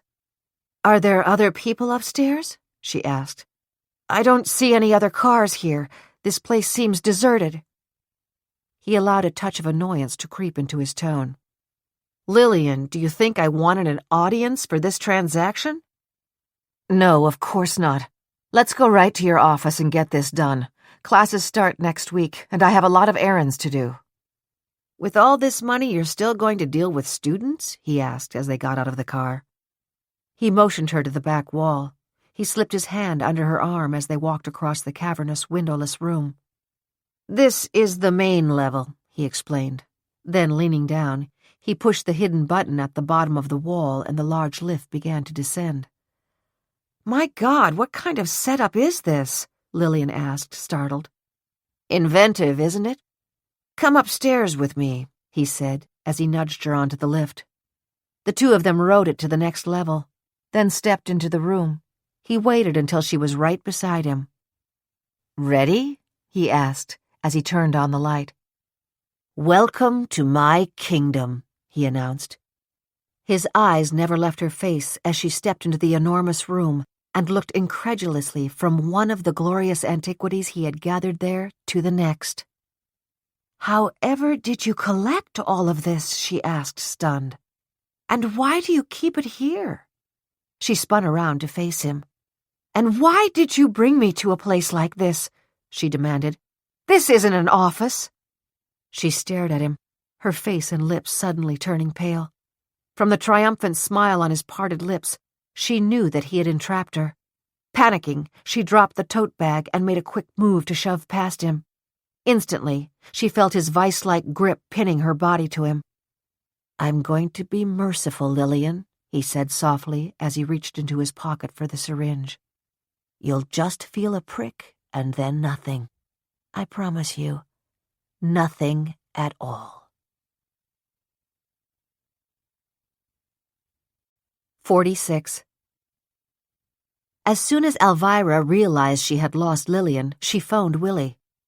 "Where have you been, honey?" he asked. "I was getting worried about you. I've circled the block 1,000,000 times. The traffic cop thinks I'm a stalker. What's going on?" "Willy, I'm sorry. I chased behind her into the subway. I got on the same train and ducked down behind some big guys. She got off at Chambers Street, but I lost her in the crowd going up the stairs." "That's too bad. What do you want to do now?" "I'm going to come back uptown and sit in her lobby. If it takes all day, I'm going to have a showdown with that lady. Why don't you go on home?" "No way," he replied firmly. "I don't like this whole business, and with Rory missing, who knows who's doing what. I'll park the car at Lincoln Center and come in and sit with you." Alvirah knew that when Willy used that tone of voice, there was no changing his mind. Taking one last look around in the hope that Lillian might emerge from one of the many office buildings in the area, she sighed in resignation and retraced her steps back down into the subway. 25 minutes later, she was at the door of Lillian's apartment building across from Lincoln Center again. The doorman told her that Ms. Stewart was not home and then added, "There's a lady and a gentleman already waiting for her in the lobby, ma'am." That would be Willy, Alvirah thought. I wonder who the woman is. On quick reflection, she decided that it would be Mariah. She was right. Mariah and Willy were seated on leather chairs on opposite sides of a round glass table in a corner of the lobby. They were deep in conversation, but both looked up when they heard her footsteps clicking on the marble floor. Mariah stood up and embraced Alvirah. "Willy's been filling me in," she explained. "I gather that we've all come to the same conclusion, that Lillian does have the parchment and that it's time to confront her." Has or had the parchment, Alvirah said grimly. As I'm sure Willy told you, she left the bank carrying a tote bag with some kind of package in it. My guess is that the parchment was in her safe deposit box and she was delivering it to somebody this morning. Alvirah caught Willy's questioning glance and knew she would have to tell Mariah that she had overheard and taped Lillian's phone message to Richard last night. "Mariah, I think this is going to be a nasty surprise," she said as she sat down next to her. She reached for the playback button on her sunburst pin and activated the tape. "I can't believe what I'm hearing," Mariah said, biting her quivering lip as shock and disappointment flooded her. "That means Lillian was probably on her way to meet Richard this morning. He absolutely swore to me that he had not seen the parchment. Now I find out he struck a deal for it. God, I feel so betrayed. Not just for myself, but worse still for my father. He really loved and respected Richard." "Well, we'll just sit here and wait her out," Alvirah said. "I'd like to see how she tries to weasel her way out of this one." Resolutely, Mariah blinked back the tears that were welling in her eyes.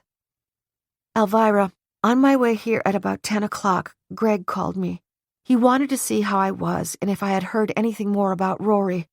I told him I was actually in my car and heading into the city to have it out with Lillian because I believed Dad gave her the parchment to hold for him. I told Greg that if Lillian wasn't here, I intended to spend the whole day waiting in the lobby if necessary. He said he'd walk over here at about 12:30 unless I called him back to change it." At 12:20, Greg walked into the building. Alvirah noticed with approval his protective embrace of Mariah as he leaned over her chair and kissed the top of her head. "Have you seen her yet?" he asked. "No," Willy said. "And I have a suggestion. Greg, why don't you take the girls to lunch and bring me back a sandwich? Alvirah and Mariah, I promise I'll call you right away if she shows up. We can't get around the fact that the doorman will tell her that I'm here. But even if she bolts for the elevator, you can phone her when you get back here and play that tape. You can tell her we're going straight to the cops with it. Trust me, she'll talk to us." "I think that's a good idea," Greg said. "But after lunch, I have to head out to New Jersey. My appointment with those detectives is at 3 o'clock. 47. On Rikers Island, Wally Gruber sat in an attorney conference room listening sourly as Joshua Schultz related the conversation that he had had with Assistant Prosecutor Peter Jones. "You're telling me I should hand him the sketch of the guy who wasted that professor, and all I get out of it is some half-baked promise that he'll put in a good word for me before the judge buries me?" Wally shook his head. "I don't think so." "Wally, you're not in much of a position to call the shots. Suppose you come up with a picture of someone who looks like Tom Cruise and say, 'That's the guy I saw.' Are they going to say thanks a lot and give you some kind of free ride?" "The guy I saw did not look like Tom Cruise," Wally snapped. "And I bet you 1,000,000 to 1 that when I sit down with that artist, we'll come up with someone the family recognizes. Why do you think that guy had his face covered? Maybe he thought that if he ran into that old lady, she'd know who he was, even though she's nuts." Joshua Schultz was beginning to wish he'd never taken the case of State of New York versus Wally Gruber. "Look, Wally, you have a choice," he began. "Either we take our chances with the prosecutor or I call the old lady's lawyer. If you think he can somehow pay you off or fight to get you probation, forget it. That won't happen." "There's a reward of $100,000 out there from the insurance company for any leads about the jewelry I took," Wally pointed out. "And you have the nerve to think they're going to give it to the person who took it in the first place?" Schultz asked incredulously. "Don't get smart with me," Wally snapped. "What I'm talking about is they probably think that the gems have been pried out of the settings by now. I know they're still just like when I got them." "How do you know that?" "Because the fence I deal with has a lot of customers in South America. He told me he was going to take the stash to Rio next month. He told me it's worth a lot more intact than it would be broken up. The Scott woman is a jewelry designer, right? Suppose I give up the fence and they get the jewelry back. The insurance company would be off the hook. That Scott woman would be thrilled. And on top of all this, I give the face of the killer to the husband who's defending the old lady. They'll all be ready to forgive and forget. They'll make me man of the year." "Sounds good on paper, Wally, but you seem to ignore a couple of very important points. First, the lawyer for Kathleen Lyons is also the husband of the woman who owned the jewelry. He'd have to disqualify himself from the murder case because he'll have a world-class conflict, the likes of which I've never seen before. Second, your information about the fence and jewelry would have to go to the prosecutor because they're the ones who would have to investigate it further. So what you're suggesting is that we give some information to Lloyd Scott and other information to the prosecutor. That's not going to work." "All right. I'll give the prosecutor another chance. We'll start with him, and when he sees I can give him the lowdown on the jewelry, maybe his attitude will change. Then we decide if we stay with him on the murder case or go to Lloyd Scott. One way or the other in the next few days, I'll be sitting down with a cop." "Then you want me to call the prosecutor and tell him you're also willing to provide information about recovering the jewelry?" Wally pushed back his chair, clearly impatient to end the conversation. "You got it, Josh. Maybe this will convince him that I can solve the murder for him, too." 48. Detectives Simon Bennett and Rita Rodriguez spent a busy Wednesday morning at the prosecutor's office. After they'd left Mariah Lyons' home on Tuesday evening, they'd decided to apply for the last month's phone records of 4 of the men who had been at dinner with Mariah: Richard Callahan, Greg Pearson, Albert West, and Charles Michelson. "They were the closest associates of Professor Lyons," Rita observed. "And I don't buy that not one of them got a look at the parchment. Somebody's lying, or maybe even they're all lying." On Wednesday morning, they applied in chambers to Judge Brown to obtain the phone records, and their request was granted. "We know Professor Lyons called and told every one of them about the parchment," Bennett pointed out. "Now we'll be able to see if they called him back and how often they may have spoken to him." Their first interview was going to be with Albert West at 11 a.m. He was 20 minutes late arriving. Apologetically, he explained that the traffic on the George Washington Bridge had been unexpectedly heavy, and he hadn't allotted enough time for the drive from Manhattan. Bennett glanced at Rodriguez, aware that she too was picking up the fact that West was nervous. Is it because he's late for the meeting, or is it because he has something to hide? Bennett wondered. He made a mental note to check what the traffic conditions on the bridge had been for the last hour. West was casually dressed in jeans and a short-sleeved shirt.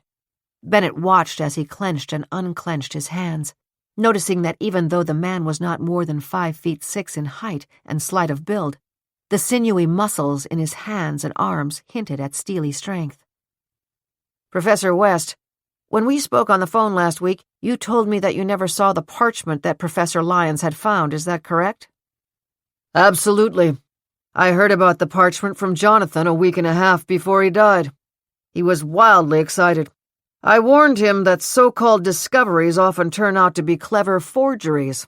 That was our last conversation." "Professor West," Rita said, her voice hesitant, as if the question she was going to ask had just occurred to her. You were with your colleagues last night at dinner with Miss Lyons. Do you think that any one of them might have seen the parchment and, because of the murder of Jonathan Lyons, is afraid to admit that fact?" The two detectives watched Albert West's expression become impassive, as he seemed to be weighing how to answer the question. "Professor West," Rita said softly, "if that parchment is as valuable as Jonathan Lyons believed, whoever has it now and is choosing not to come forward is committing a serious crime. It's not too late for whoever has it to give it up and avoid getting in any deeper." West looked around the crowded office as though trying to find a place to hide, then cleared his throat nervously. "It is very hard to point a finger at a colleague and friend," he began. "But I think in this case it may have become necessary. As Father Aidan told us last night at dinner, the parchment is the property of the Vatican Library, and if further scientific tests absolutely prove it to be authentic, it should be on display there for generations to come, literally until the end of time." "You think you know who has the parchment?" Bennett queried. "Because if you do, it is your responsibility to tell us and help us get it back." West shook his head and slumped in his seat. "Charles Michelson," he said. "I believe he may have it now, or at least did have it." Simon Bennett and Rita Rodriguez were too experienced to show emotion, but both were thinking that this could be the first break in locating the parchment. "Why do you think Professor Michelson has it?" Bennett asked. "Let me backtrack," Albert West said slowly. 15 years ago, a wealthy collector of antiques, who regularly hired Charles as a consultant, asked him for his professional opinion as to the authenticity of an ancient parchment. Charles was paid $500,000 by the seller to tell the collector that it was genuine. In fact, it was a clever forgery. "Was Michelson or the seller ever prosecuted?" Bennett asked. "No. I personally interceded with Desmond Rogers, the buyer. Frankly, other experts had warned him that the parchment was a fraud, but Rogers considered himself very knowledgeable and had absolute faith in Charles. He did not file charges against Charles or the seller because he did not want the public humiliation of having been duped. As you can imagine, Desmond Rogers now considers Charles nothing more than a common thief and beneath contempt." "Where is this leading?" Rita Rodriguez wondered, but Albert West was already answering her unspoken question. "This morning, just before I left my apartment, I received a call from Desmond Rogers. As you would expect, he knows quite a few other wealthy collectors. One of them has been in touch with him. He heard that Charles is shopping the Joseph of Arimathea parchment and has received several enormously high bids for it from unscrupulous collectors." "He's shopping the parchment?" Bennett could not keep the surprise from his voice. "So I am told." Albert West looked both drained and relieved. "That is all I know. I have no proof beyond what I just told you. I am simply relaying to you what Desmond said to me. But frankly, it makes a great deal of sense. I stress that there is nothing more that I can tell you. May I leave now? I have a 1 o'clock meeting with my department chairman." "Yes, that's all, except for one thing," Bennett told him. "Do you remember the exact date on which you last spoke to Jonathan Lyons?" "I think it was the Tuesday before he died, but I'm not sure." He's being evasive, Rita thought, and she took a chance on asking a question that might get her into trouble with Simon Bennett. "Don't worry, Professor West," she said reassuringly. "We'll be checking your phone records, so if you're mistaken, we'll know." Out of the corner of her eye, she caught Bennett's furious stare, but then Albert West sank back into the chair. "Full disclosure," he said, his voice now high-pitched. "As I told you, I had been in the Adirondacks the weekend before Jonathan died. I was planning to stay up there until Tuesday, but it was very hot and humid, and so on Monday I decided to return home. I was very curious about Jonathan's supposed find, and so I impulsively drove down through New Jersey. debating about calling him and asking if I might stop in." "What time was that?" Rita asked. "It was later than I expected it to be. I drove past Mawa a few minutes before 9. "Did you visit Professor Lyons the night he died?" Bennett asked. "No. I realized Jonathan did not like surprises. Upon reflection, I thought that he might very well not welcome a visit on such short notice, and so I continued home." "Did you phone him to ask him if you could stop in?" Rita demanded. "No. The only reason I bring this up is that I made a phone call while I was in the vicinity of the Lyons home, in case anyone is checking the location of my cell phone at that time." "Professor West, who did you call?" "I called Charles Michelson. He did not answer, and when his answering machine came on, I did not leave a message." 49. After lunch, Mariah and Alvirah went back to wait at Lillian's apartment building. Alvirah brought a sandwich and coffee for Willy. They sat for the rest of the afternoon in the lobby. At 5 o'clock, it was Willy who voiced their growing sense of apprehension. "If Lillian was meeting Richard to sell that parchment to him, it's sure taking a lot of time," he commented as he got up to stretch his legs. Mariah nodded. At lunch, she had tried to keep up with the conversation, but she felt crushing disappointment after hearing Lillian's message to Richard. It had robbed her of the faint optimism she had been allowing herself to feel that, given a showdown with Lillian, she might be able to persuade her to quietly return the parchment. Now she wondered if the revelation that Lillian had the parchment and that Richard was willing to buy it might not be enough to have criminal charges brought against both of them. "Dad, this is the woman you loved," she thought, realizing that the bitterness she had been trying so hard to overcome was returning in full measure. She knew that during lunch Greg had recognized how quiet she had been and had tried to reassure her that the parchment would be recovered and returned to the Vatican Library. "I never would have thought of Richard as capable of doing something so underhanded," Greg had observed. "I'm absolutely stunned." Then he'd added, "Nothing Lillian did would ever surprise me. Even while she was involved with Jonathan, I always wondered if she didn't have something going on with Charles, too. Maybe it was just because they were both big moviegoers. But still, when Lillian wasn't with Jonathan, it seemed to me that she spent an awful lot of time with Charles." Mariah knew the last thing Greg wanted to do was upset her, but the thought that Lillian might have been involved with Charles as well was galling. It was all she could think of as they waited hour by hour in the lobby. Finally, at 5:30, she said, "I think what we need to do is to let Detective Bennett hear your recording of that phone call, Alvirah. I guess if he hears it, it would be enough to have him confront both Lillian and Richard. I think I'll go home now. For all we know, Lillian and Richard are out together celebrating somewhere." "I'll be right back," Alvirah said. "The new doorman just came on duty. I'll have a talk with him." When she returned a few minutes later, she was obviously pleased with herself. "I gave him $20. I told him that we have a surprise for Lillian, that her cousin is in town unexpectedly. That's you, Mariah. I gave him my number. He's going to tip me off when she gets back." Mariah reached into her purse and pulled out Bennett's card. "Alvirah," she said, "I don't think we should wait any longer. It's time to call Detective Bennett. You can play the tape for him as soon as you get home and let the chips fall where they may." 50. On Wednesday afternoon, Kathleen Lyons was sitting in a chair by the window in her hospital room, a cup of tea by her side. She had been dozing, and when she woke up, she looked out listlessly at the trees and the way the sun was flickering through the leafy branches. Then she leaned forward. She could see that there was someone half hidden behind one of the trees. It was a woman. It was Lillian. Kathleen stood up, leaned her hands on the windowsill, and narrowed her eyes so that she could see Lillian more clearly. "Is Jonathan with her?" she mumbled.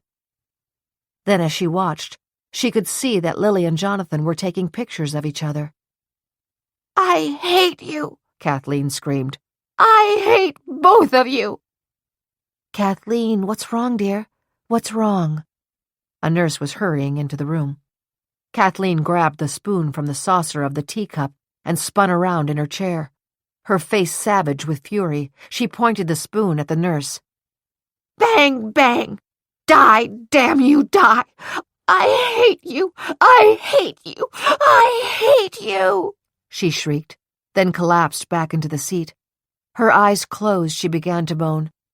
"So much noise, so much blood," as the nurse quickly injected a sedative into her thin and trembling arm. 51. Greg Pearson's interview with Detectives Bennett and Rodriguez had none of the drama of Albert West's blurted-out accusation against Charles Michelson. He explained that he considered himself to be a good friend of Jonathan Lyons, and that he had met him 6 years ago when, on an impulse, he signed up for Jonathan's annual archaeological dig. "For John and Albert and Charles and Richard, it was a passion," he said. "I was in awe of their knowledge of antiquities. By the end of that first trip, I was hooked, and I knew I would sign up for the next one." He verified that about once a month they were invited to the Lyons' home for dinner. "It was an evening we all thoroughly enjoyed," he said, "even though it was painful to watch a beautiful and charming woman like Kathleen deteriorate before our eyes." In response to questions about Lillian, he said, "The first time she signed up for one of Jonathan's annual expeditions was 5 years ago. We could all see that Jonathan was instantly enchanted with her, and she with him. Within 3 nights they were sharing a bedroom and making no bones about it.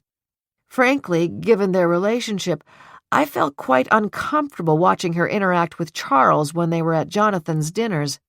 But of course when Kathleen found those pictures, Lillian was banished from ever setting foot in that house again." Greg readily admitted to Bennett and Rodriguez that Jonathan had told him about his supposed find. "John didn't actually offer to show it to me. He said he was having it evaluated. I told him that at some point I'd love to see it, and he promised that after he had gotten the opinions of the experts, he'd let me have a look at it." "Where were you on the Monday night that Professor Lyons was murdered, Mr. Pearson?" Rita asked. Greg looked straight at her. "As I told you last week, Detective Rodriguez, I was in the Time Warner Center in Manhattan, where my apartment is located, all of Monday evening. I had dinner at Per Se on the 4th floor at about 6, and afterward I went directly up to my apartment." "Did you have dinner with anyone?" "After a busy day at my office, I was content to eat quietly by myself, and to forestall your next question, I was alone in my apartment all night." Bennett's final question to Greg was about Charles Michelson. "Do you think it's possible that Professor Lyons might have entrusted the parchment to him?" As he and Rodriguez watched, Greg's face became a study in conflicting emotions. Then he said, "I believe that Jonathan would have entrusted the parchment to Lillian, and I believe she would have confided that to Charles. I'm not prepared to speculate any further than that." 52. An hour later, Charles Michelson was sitting in the chair earlier occupied by Albert West and Greg Pearson. His portly body shook with anger as he got into a fiery exchange with the detectives. "No, I never saw the parchment. How many times do I have to tell you that? If someone says I was shopping it, he's a liar." When told by Bennett that they were planning to interview the source of the rumor, Michelson snapped, "Go ahead. Whoever he is, tell him from me that there are laws about slander, and he should look them up." When asked where he was on the night Jonathan Lyons died, he retorted, "Once again, let me tell you, and I will speak slowly so that you'll get it straight. I was home on Sutton Place. I got there at 5:30 and didn't go out again until the next morning." "Was anyone with you?" Bennett asked. "No. Happily, since my divorce, I live alone." "Did you receive any phone calls that evening, Mr. Michelson?" "No, I did not. Wait a minute. The phone rang around 9 o'clock that evening. I could see that the caller was Albert West, and I was not in the mood to speak to him, so I didn't answer." Abruptly, Michelson stood up. If you have any more questions for me, you can submit them in writing to my lawyer." He reached in his pocket and flipped a card onto Bennett's desk. "Now you know how to reach him. Good afternoon to both of you." 53. Richard Callahan's interview was scheduled for 4 p.m. When he had not arrived by 4:45, Simon attempted to reach him on his cell phone. It went directly to voicemail. Frustrated, Simon left a brusque message for Richard regarding his missed appointment. "Mr. Callahan, I don't know why there would be any confusion about the fact that you were supposed to be here at 4 o'clock. It is imperative that you contact me as soon as you receive this message so we can reschedule, preferably for tomorrow. Once again, I am leaving my cell phone number."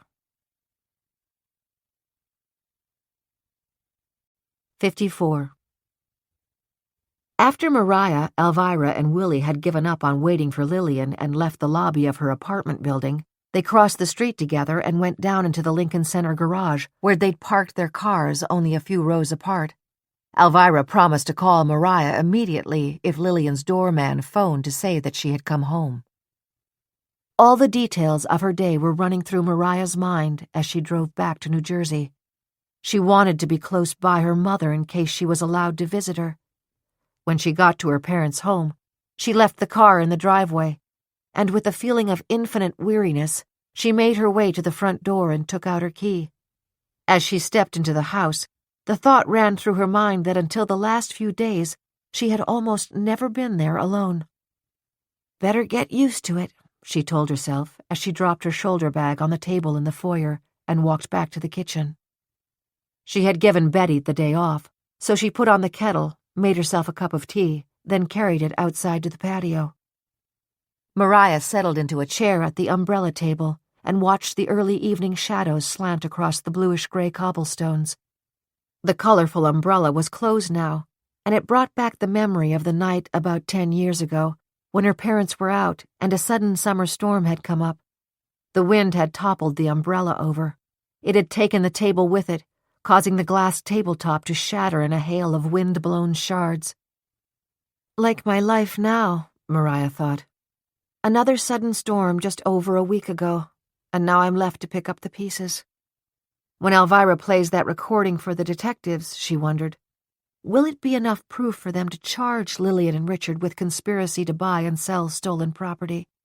Or will Lillian and Richard be smart enough to come up with another explanation for why she was accepting some offer from him? And I don't think the safe deposit records at her bank will give any hint to what she took out today, Mariah decided as she slowly sipped the tea. "What's going to happen to Mom at the court hearing on Friday?" was the next question that rushed into her mind. "From what the nurses are telling me, she seems to be pretty quiet. Oh, God, if only she could be allowed to come home," she thought. Then, realizing that it was cooling down rapidly, she carried her empty cup into the house. She was barely back in the kitchen when Alvirah phoned. "Mariah, I tried you on your cell phone and you didn't answer. Are you all right?" Alvirah asked anxiously. "Sorry, my cell phone is in my bag in the foyer and I didn't hear it ring. Alvirah, have you heard anything?" "Yes and no.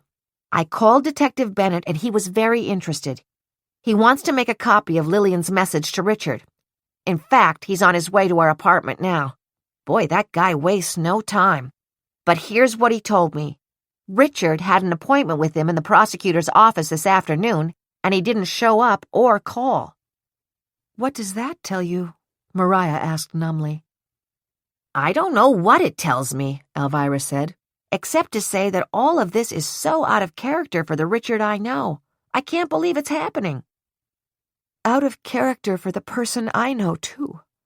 Mariah bit her lip, afraid that her voice was breaking. "Any word about Kathleen?" "No, I'm going to call the hospital now. Not that they really tell me anything," Mariah answered, swallowing over the lump in her throat. "But as I told you, this morning they said Mother had slept reasonably well." "Okay, that's about it for now, but I'll call if I reach Lillian or hear from her doorman." "I don't care what time it is. Please call me. I'll be sure to have my cell phone in my pocket if I go out again." A few minutes later, the doorbell rang, It was Lisa Scott. Mariah, we just got home. I saw your car in the driveway. Lloyd's going out to pick up some Chinese food. Come on over and have something to eat with us, she offered. Okay, but I'd better not read the fortune cookies, Mariah said with a weak smile. I'd love to be with you. This has not been the best day of my life, as I'll explain to you and Lloyd.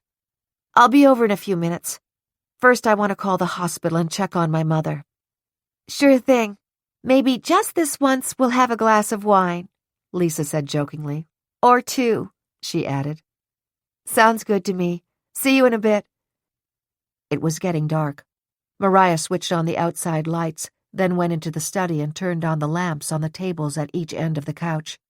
She hesitated, then knew she did not want to make the call from her father's study. She went back into the kitchen and dialed the hospital. When she reached the nurse at the desk on the psychiatric floor and inquired about her mother, she could sense from the pause that the nurse's response was guarded. Your mother had a difficult afternoon and had to be given some extra sedation. She is resting quietly now. What happened? Mariah demanded. Ms. Lyons, as you know, there is an ongoing court-ordered evaluation of your mother, and I am not at liberty to say very much. She was quite agitated, but I can assure you she is calm now. Mariah did not try to keep the frustration out of her voice. As you can surely understand, I am sick with worry about my mother. Is there nothing else you can tell me? Ms. Lyons, the judge has ordered that the report be faxed to his chambers by 2:00 Thursday afternoon. That's tomorrow. My understanding from past experience is that the attorneys will get a copy of it. Your mother's behavior and the doctor's conclusions will be detailed in the report. Mariah knew she could not push any further. Thank you, I guess, she thought as she politely said goodbye to the nurse and hung up the phone. A half-hour later, over wonton soup, she filled Lloyd and Lisa in about everything that had happened since Lloyd had stopped by to see her that morning. I feel as though this morning was a week ago, she said. And now we have every reason to believe Lillian went to the bank to get the parchment and that she was on her way to deliver it to Richard. If that's the case, and if it's proven that they have basically stolen it, can't they both be charged with a crime?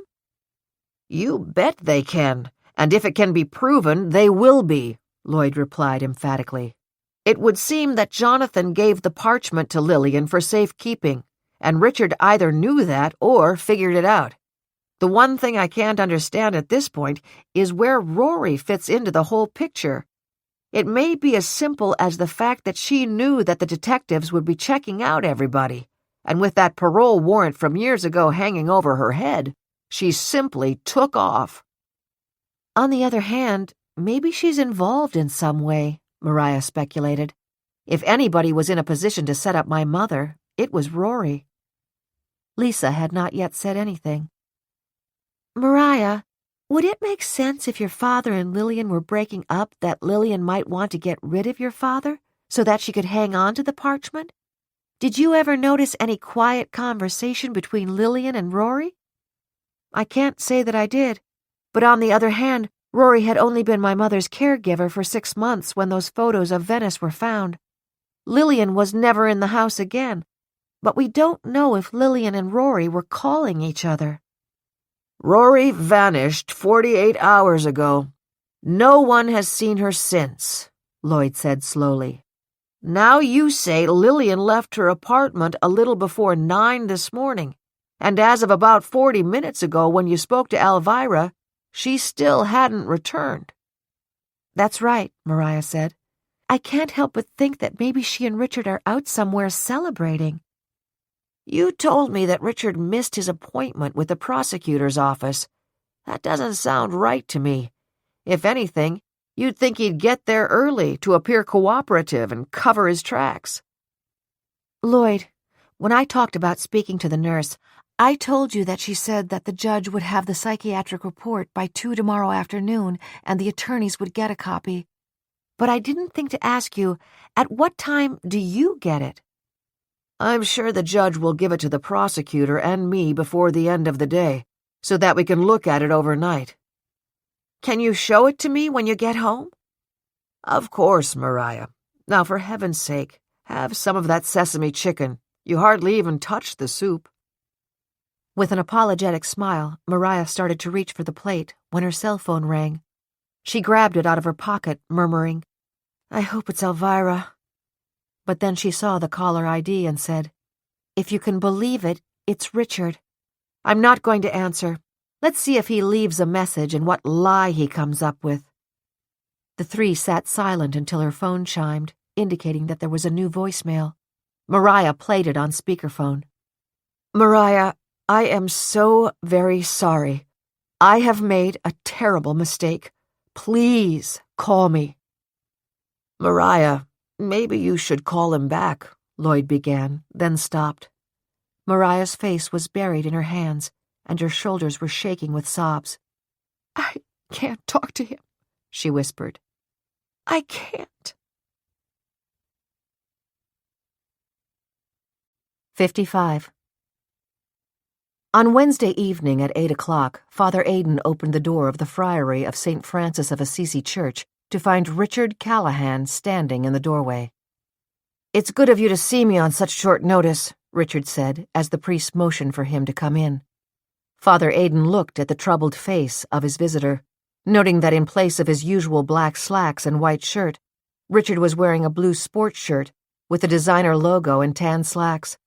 There was a light shadow on his face, indicating that he had not shaved recently. When he took Aidan's extended hand, Aidan could feel that his palm was moist. It was obvious to him that something was terribly wrong. "My door is always open to you, Richard," he said mildly. "The other friars are lingering over coffee. Why don't we go into the sitting room? We'll have privacy there." Richard nodded without speaking. It was clear to Father Aidan that Richard was trying to compose himself. "Richard, I know you're a coffee drinker," he said. "I'm sure there's still some left in the pot in the dining room. Let me get you a cup. In fact, I'll bring a second cup in for myself.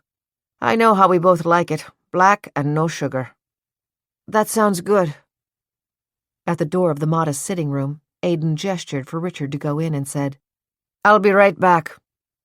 When he returned, he put the cups of coffee on the table, then closed the door. Richard was sitting on the couch, his shoulders slumped forward, his elbows propped up on his knees, and his hands clasped. Wordlessly, he reached for the coffee. Father Aidan noticed that his hand was trembling. He sat down in the wing chair facing the couch. "How can I help you, Richard?" he asked. "Father, I've made a terrible mistake." As Father Aidan listened, Richard told him that he always believed that Jonathan had given Lillian the parchment. Then he admitted that he had lied to her. "Father Aidan, I told her that Jonathan had shown it to me, and that he said he was going to give it to her for safekeeping. I knew that there was no way anyone could prove that she had it, and I was desperate to get it back," Richard explained. "She believed me. She even told me that after John dropped her so abruptly that Wednesday evening, she was heartsick. She said that John asked her to give the parchment back to him, but she had already put it in her safe deposit box. She told me she begged him to wait a week before she returned it, and pleaded with him to take that time to think more about whether he really wanted to end their relationship." Father Aidan nodded without commenting. He thought back to that same day when, in the late afternoon, Jonathan had told him he could no longer endure the pain of his estrangement from Mariah and the heartbreak Kathleen continued to suffer because of his relationship with Lillian. He had said he was going directly to Lillian's apartment to tell her of his decision. Aidan O'Brien remembered sadly that Jonathan then had spoken about his plan to take Kathleen to Venice and said that he would ask Mariah to go with them. Aidan was stunned when John said at the time that he had an odd sense that he might not live very much longer, and he needed and wanted to repair the damage his affair with Lillian had inflicted on his family. "I never saw the parchment, and Jonathan never told me he had given it to her," Richard repeated, then paused, as if too embarrassed to go on. "But Lillian believed me." "When did you tell her this?" Father Aidan asked. "Let me explain. After the funeral, I waited in the cemetery when the others drove to the club for lunch. I had a hunch that Lillian would show up there, and I was right. She visited Jonathan's grave, and when she went back to her car, I followed her. That was when I asked her if she had ever seen the parchment. I knew she was lying when she said no. I knew that she almost certainly had it, and I was afraid she would sell it now that Jonathan was dead. But of course I had absolutely no proof. Richard reached for the coffee cup that until now he had ignored. He took a long sip before he said, "Father Aidan, as we both know, that parchment is the property of the Vatican Library. That was when I decided to take a different approach with Lillian. I called her and got tough. I told her I knew Jonathan had given it to her, and I was going to the cops to tell them that. She believed me, and finally admitted that she had it. I told her that I would give her $2 million for it." $2 million? Where would you get that kind of money? "A trust fund my grandfather set up for me.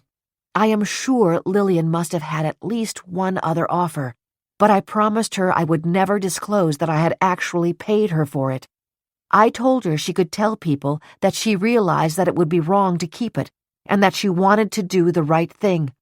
She was afraid because she had already told the detectives that she didn't have it. I said to her that I really believed that the prosecutor's office wouldn't pursue it any further if she returned it quickly. I swore to her that I would give the parchment back to the Vatican Library, and said no matter how much Jonathan had hurt her, she owed it to him to see that it went back there." "How are you going to make the payment?" Father Aidan inquired. "If you did it on the level, wouldn't you or she or both of you have to pay some kind of tax on all this money?" Richard shook his head. "As the tax laws stand today, I am allowed to give away up to $5 million in my lifetime. I would report the $2 million to the IRS as a gift to her. That way she could have the use of the money without having the worry that if she sold the parchment under the table and it somehow came out, she might end up in prison for tax evasion." Richard hesitated, then took a long sip of his coffee. "Last night, as we were leaving Mariah's house, Lillian phoned me and said she would accept my offer. This morning I went downtown to my trustee's office to sign the paperwork to move the money into her account. But I've been calling her all day, and she still hasn't answered." "Why wouldn't she answer after she agreed to accept your offer?" "My guess is that she is greedy. She reconsidered, and she probably decided to sell it to some underground collector for a lot more money. I spent the whole day hanging around outside my trustee's office because if I had reached her, I was going to have her meet me there. At 5 o'clock, I gave up and went uptown to my parents' apartment. They were on their way out, but I stayed there for a while, calling Lillian every half hour. Then I decided to come and talk to you." "Richard, what I don't understand is, why are you blaming yourself? You were willing to spend a very considerable amount of your own money to get that parchment back and then return it to the Vatican." "I'm blaming myself, Father, because I should have gone about it another way. I should have hired a private detective to follow Lillian around the clock and see where she was going and whom she was meeting. She did admit she had put the parchment in her safe deposit box. I'm afraid that once she sells it, it will be gone for good. Then if I go to the detectives, it will be her word against mine. I'm already on record with them that I never saw the parchment." Richard stopped and looked startled. "My God, I forgot. I was supposed to go talk to the detectives again today. It absolutely went out of my mind. I'll call them in the morning. But here's what I need. Father Aidan, you met Lillian at Jonathan's home a number of times before those pictures were found. I know she respects you. Will you try to talk to her? I'm sure she's avoiding my calls." "I don't know if it will do any good, but of course I will. Do you have her number?" "It's right here on my cell," Richard said. Father Aidan quickly jotted it down on a slip of paper, then picked up his phone and dialed it, and listened as Lillian's voicemail greeting came on. "You have reached Lillian Stewart. I'm not available to take your call. Please leave a message and I'll get back to you as soon as possible." A computerized voice immediately announced that the mailbox was full. Richard had been able to hear the recording. Probably her voicemail is full because of all the messages I left for her today, he said as he stood up to leave. Will you try her again in the morning, Father? Of course, Father Aidan said as he put the receiver down and walked Richard to the door, promising to get in touch with him as soon as he reached Lillian. Then he slowly walked back to the sitting room and settled again into the wing chair, his arthritic knees emitting sharp pains as he lowered his body. He picked up the cup of now less than warm coffee. Frowning in concentration and disappointed, he sadly acknowledged that all of his long experience in dealing with human beings was warning him that his valued friend, Richard Callahan, had been less than truthful. But why? He asked himself aloud. 56. On Thursday morning, Detectives Bennett and Rodriguez began to consider the possibility that Lillian Stewart had been a victim of foul play. When they'd met with Alvirah at her Central Park South apartment the previous evening, they had listened to the tape of Lillian's message to Richard Callahan again, which Alvirah had already played for them over the phone. Then they reviewed with Alvirah everything she had told them during that call. She had repeated the exact timeline of following Lillian to the bank, then downtown on the subway, and finally losing her at Chambers Street. It made me so mad, Alvirah told them. But this poor old soul was crawling up the steps one at a time, leaning on her cane, and with so many people rushing down the other way, I could no more have passed her than I could have jumped over her. And when I got to the sidewalk, Lillian had disappeared into thin air. Do you think she might have gotten into a car that was waiting for her, Mrs. Meehan? Bennett asked. Call me Alvirah. As I told you, when Lillian walked out of the bank with something in her tote bag, she was holding a cell phone to her ear. Who knows if she was making a call or receiving one? I can't say. Maybe she was agreeing to meet someone. It's a possibility. And I kept driving around the block, Willie offered from his comfortable lounge chair. By the time Alvirah got back to me, I felt as if I was on a carousel. From the Meehan's apartment on Central Park South, Bennett and Rodriguez drove directly to Lillian's apartment building and learned from the doorman that Ms. Stewart had not returned home yet that day. The doorman said that since Professor Lyons died, he doesn't remember anyone, man or woman, coming to visit her, Rita pointed out. Simon did not respond. Rita knew her partner well enough to have a pretty good idea of what the disgruntled look on his face meant. After they had interviewed Lillian Stewart on Tuesday morning, they should have requested a search warrant on her apartment immediately. Whether or not she admitted to having a safe deposit box, with a search warrant, they would have been able to trace it. Simon was beating himself up, because if Lillian had taken the parchment from the safe deposit box yesterday, it might well have slipped through their fingers for good now. I should have gotten a search warrant Tuesday, Simon Bennett said, confirming Rita's guess at what he had been thinking. And now Stewart's been gone for 24 hours. At least we know that Alvirah Meehan tracked her to Chambers Street yesterday morning. The phone on Simon's desk began to ring. What now? He muttered as he picked up the receiver. It was Alvirah Meehan. I couldn't sleep, so I walked over to Lillian's apartment this morning at 8 o'clock. It's only 6 blocks or so from Central Park South. I'm not much for early morning walks. Willie likes them, but today I just couldn't stay in bed. Simon waited patiently, somehow sure that Alvirah was not calling to discuss her exercise routine. Just as I got there, the doorman pointed out to me Lillian's cleaning woman who was on her way in. I told her I was worried about Lillian, and she let me go upstairs to the apartment with her. She has a key, of course. You were in Lillian Stewart's apartment? Bennett exclaimed. Yes, it's all in perfect order. I have to say, Lillian's very neat. But can you believe that her cell phone, I mean the one with the phone number she gave me, is sitting on the coffee table in the living room? Bennett knew it was a rhetorical question. I turned it on, of course, to check the cell phone's number, and I recognized it. Then I looked to see if she had listed anything in the phone's daily calendar for today. Bennett pushed a button on his phone.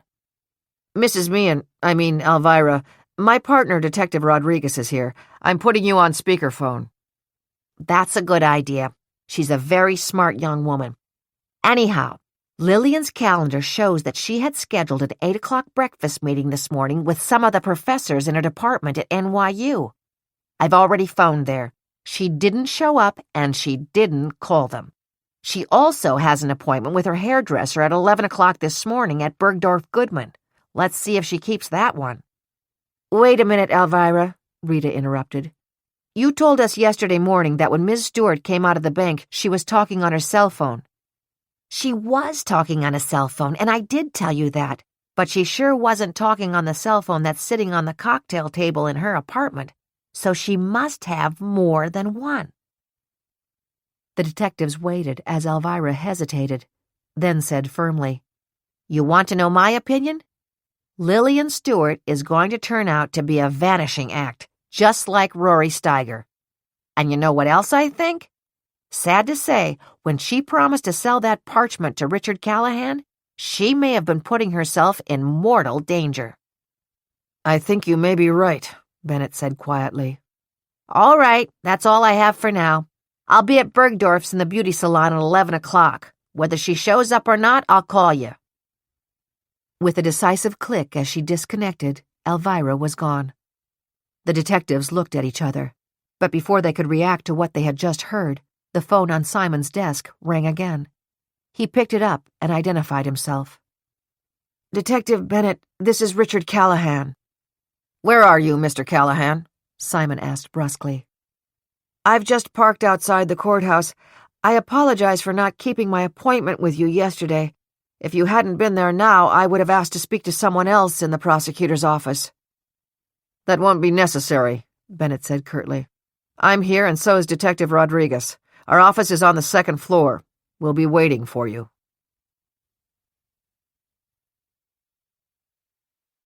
"57. Kathleen's mind was filled with images that came and went fuzzily. People were moving all around and talking to her. Rory was angry. Kathleen, why are you standing at the window? Why aren't you in bed? The gun will get dirty. Kathleen, you're dreaming. Go to bed now. Jonathan's arms around her. Kathleen, it's all right. I'm here. The noise, the man looking up at her, the door closing, the girl with the long black hair. Where is she? Kathleen began to cry. I want to, she moaned. What was the word? The girl was in that place. Home, she whispered. I want to go home. Then the man with his face covered came back. He was floating across the room to her and the girl with the black hair. Mariah. He was pointing the gun at both of them now. Kathleen sat up in bed and grabbed the water glass from the table. She pointed it at the man and tried to pull the trigger, but couldn't find it. She threw it across the room at him. Stop! She screamed. Stop! 58. Chief Assistant Prosecutor Peter Jones was in his office, not far from where Richard Callahan was being questioned by Simon Bennett and Rita Rodriguez. After discussing with them the call from Wally Gruber's defense attorney, Joshua Schultz, he had gone to his boss, Prosecutor Sylvan Berger, and filled him in on what was developing. Berger decided that he should call Schultz back. Tell him to give us the stolen plates and the E-ZPass tag information, and if it checks out, we'll go to the next step with him, Berger had said. Schultz had agreed, and the report had been quickly received. The plates had been stolen 6 months ago. The stolen E-ZPass that Gruber claimed to have used when he drove back from Mahwah after he burglarized the home of Lloyd Scott had been on a car that had been driven from New Jersey the night Jonathan Lyons died. The time that the car traveled city-bound over the George Washington Bridge coincided with the approximate time it would have taken Gruber to reach the GW Bridge from Mahwah if he had been in the Scott home and heard the shot that killed Lyons. Now, at the direction of the prosecutor, Jones was calling Joshua Schultz back. When Schultz answered, Jones said, "Give us the name of the fence who has the Scott jewelry. If your client is telling the truth and we get the jewelry back, This office will make a recommendation to the judge that Mr. Gruber's cooperation be taken into consideration at his sentencing." "How much consideration?" Schultz demanded. "We will make a significant recommendation to the judge in New Jersey who will be hearing the Scott burglary and to the judge in New York who hears the case of the burglary charges against Mr. Gruber there. But he absolutely has to do some prison time." "What does he get for giving you the face of the person who ran out of the house after that professor got shot?" "Let's make this a two-step process. If Gruber's story checks out on the jewelry, we'll talk more about what further consideration we can give him for the sketch. As you well know, Mr. Schultz, your client is remarkably clever at inventing ways to track wealthy people, break into their homes, and, in the Scott case, ransack their safes without setting off the alarms. So he may be clever enough to invent this story about the face he claims he saw, too." "Wally didn't invent it," Schultz snapped, "but I'll talk to him. If you get the jewelry back, you'll go to bat for him in New York and New Jersey?" "Yes, and if he ends up doing a composite that leads to something, there's no question that he'll get more consideration." "Okay, that sounds all right for now." Schultz laughed, a short, gruff bark. "You know, Wally's kind of vain. He'll be flattered to hear you think he's so clever." "Now we wait and see," Peter Jones thought as he hung up the phone. He leaned back in the chair in his small office, thinking that for months, every time he had walked into the prosecutor's roomy office, he had had the feeling that one day soon it would be his. Now that feeling was fading. And there was something else the prosecutor had told him to do. It was time to inform Lloyd Scott that the man who broke into his house claimed he saw someone fleeing from the Lyons home seconds after Jonathan Lyons was shot, and that someone wasn't Kathleen Lyons.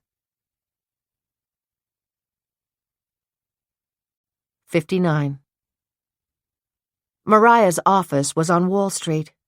After another sleepless night and unable to stay in her parents' house any longer, despite wanting to be near her mother, she had driven into New York at 6 a.m. Thursday morning and gone into work. Long before anyone else came into the suite where she rented her own space, she was at her desk going through her email and the regular mail that the receptionist's secretary had left for her. It was pretty much as she had expected. The emails she had been receiving and sending to her clients basically covered anything of importance. But it was good to be here with the television on, watching the markets all over the world as they began to open or close. It was also a place that was a refuge from everything that had happened during the last week and a half, particularly the bombshell that Richard had been planning to buy the parchment from Lillian. She could vividly see the look on Richard's face when they were all sitting at the dinner table only the night before last, and he had again denied ever having seen the parchment. She had watched his expression as he nodded in agreement with Father Aidan's stern reminder that the parchment, which probably would be proven to be sacred, was the property of the Vatican. The once and maybe future Jesuit, she thought scornfully. Well, the Bible says that the soldiers cast dice for Christ's robe. Now, 2,000 years later, some of my father's so-called dear friends may have been casting dice for the letter Christ may have written to Joseph of Arimathea, a letter thanking Joseph for his kindness. Mariah thought about Lillian's message to Richard. "I've decided to accept your $2 million offer. Get back to me." His offer, Mariah thought. How many offers did she have, and where did they come from? If nobody at the table except Richard was lying, who are the other experts Dad may have consulted? The detectives were checking Dad's phone records. I wonder if they came up with anyone. If Lillian doesn't show up, has something happened to her? It was unthinkable that Richard would harm Lillian, just as unthinkable as it was that her mother had shot her father. There, at least, I can take some comfort, Mariah promised herself. Richard may be the antithesis of everything I thought him to be, but he isn't a murderer. Dear God, let Lillian show up. Let us be able to find the parchment. There were a few letters she should answer. She turned off the television, drafted her responses, and emailed them to her secretary to print out and mail. It was almost 8 a.m., and she knew the early birds would be arriving soon. She didn't want to run into anybody. At the wake, she had told her friends that she understood how much they grieved with her, but for the immediate future, she needed to concentrate on taking care of her mother and assisting her defense attorney. Since then, she had received many emails that began in a similar way. "Love you, Mariah. Thinking of you. No need to respond." Nice, but no help. She left the office and took the elevator down to the main floor. She decided that her next stop would be her apartment in Greenwich Village. She retrieved her car from the parking lot and drove the short distance to Downing Street. Her apartment was on the 3rd floor of a townhouse that had been a private residence 80 years ago.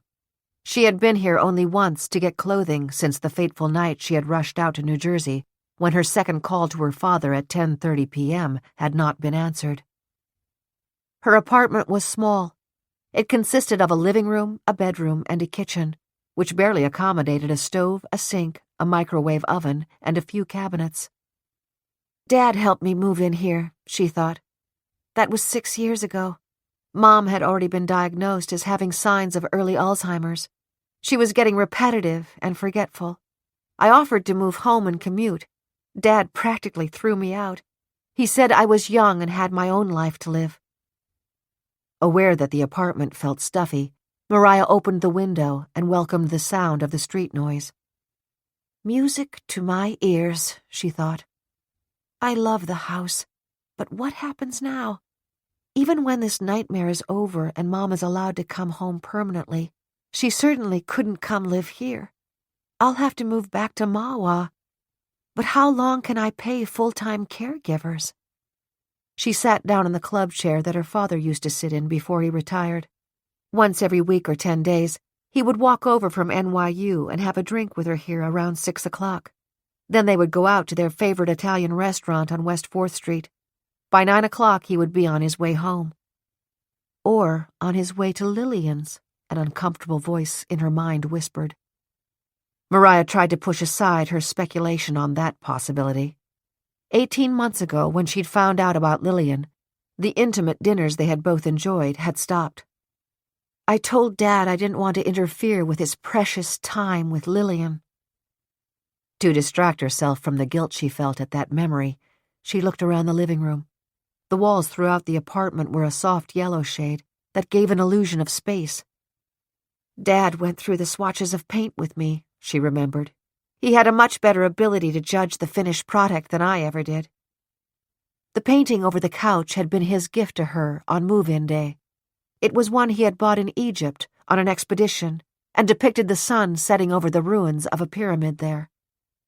Everywhere I look, either here or at the house, something reminds me of him, she thought.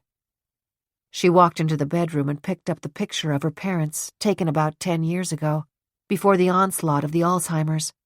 Her father's arms were locked around her mother's waist, and they were both smiling.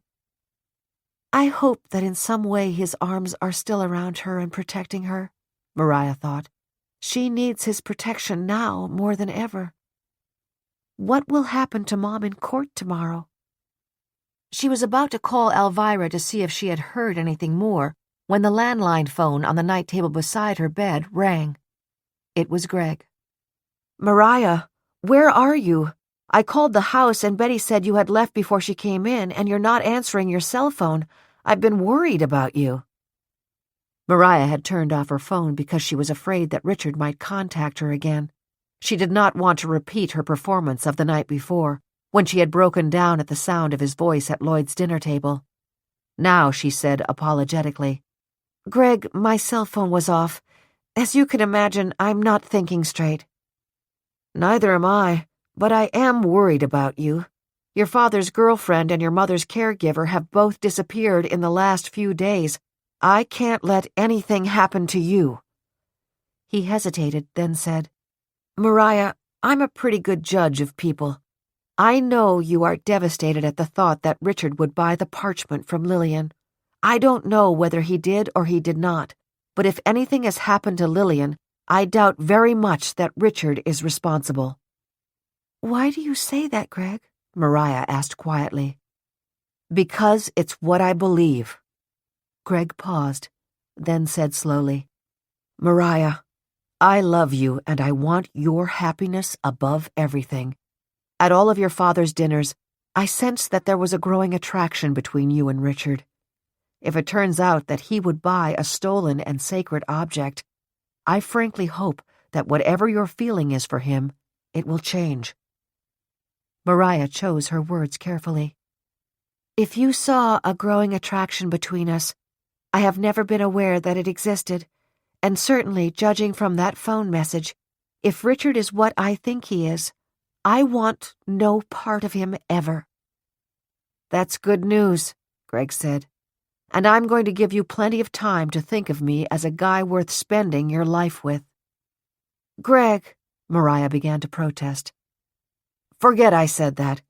But Mariah, I am dead serious now. I've done some of my own investigation.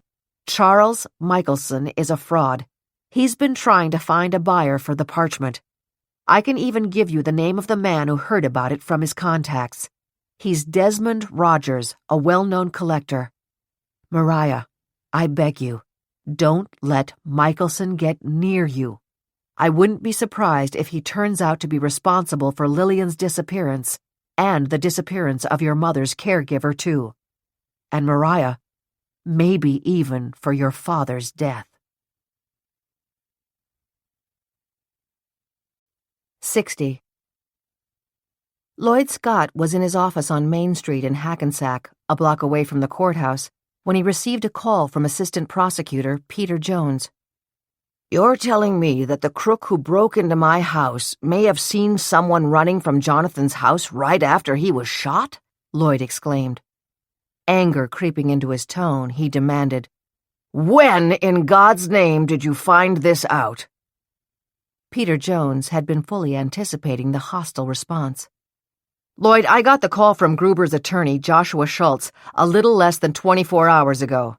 As you well know, many defendants with serious charges pending try to tell us that they have valuable information on some other case.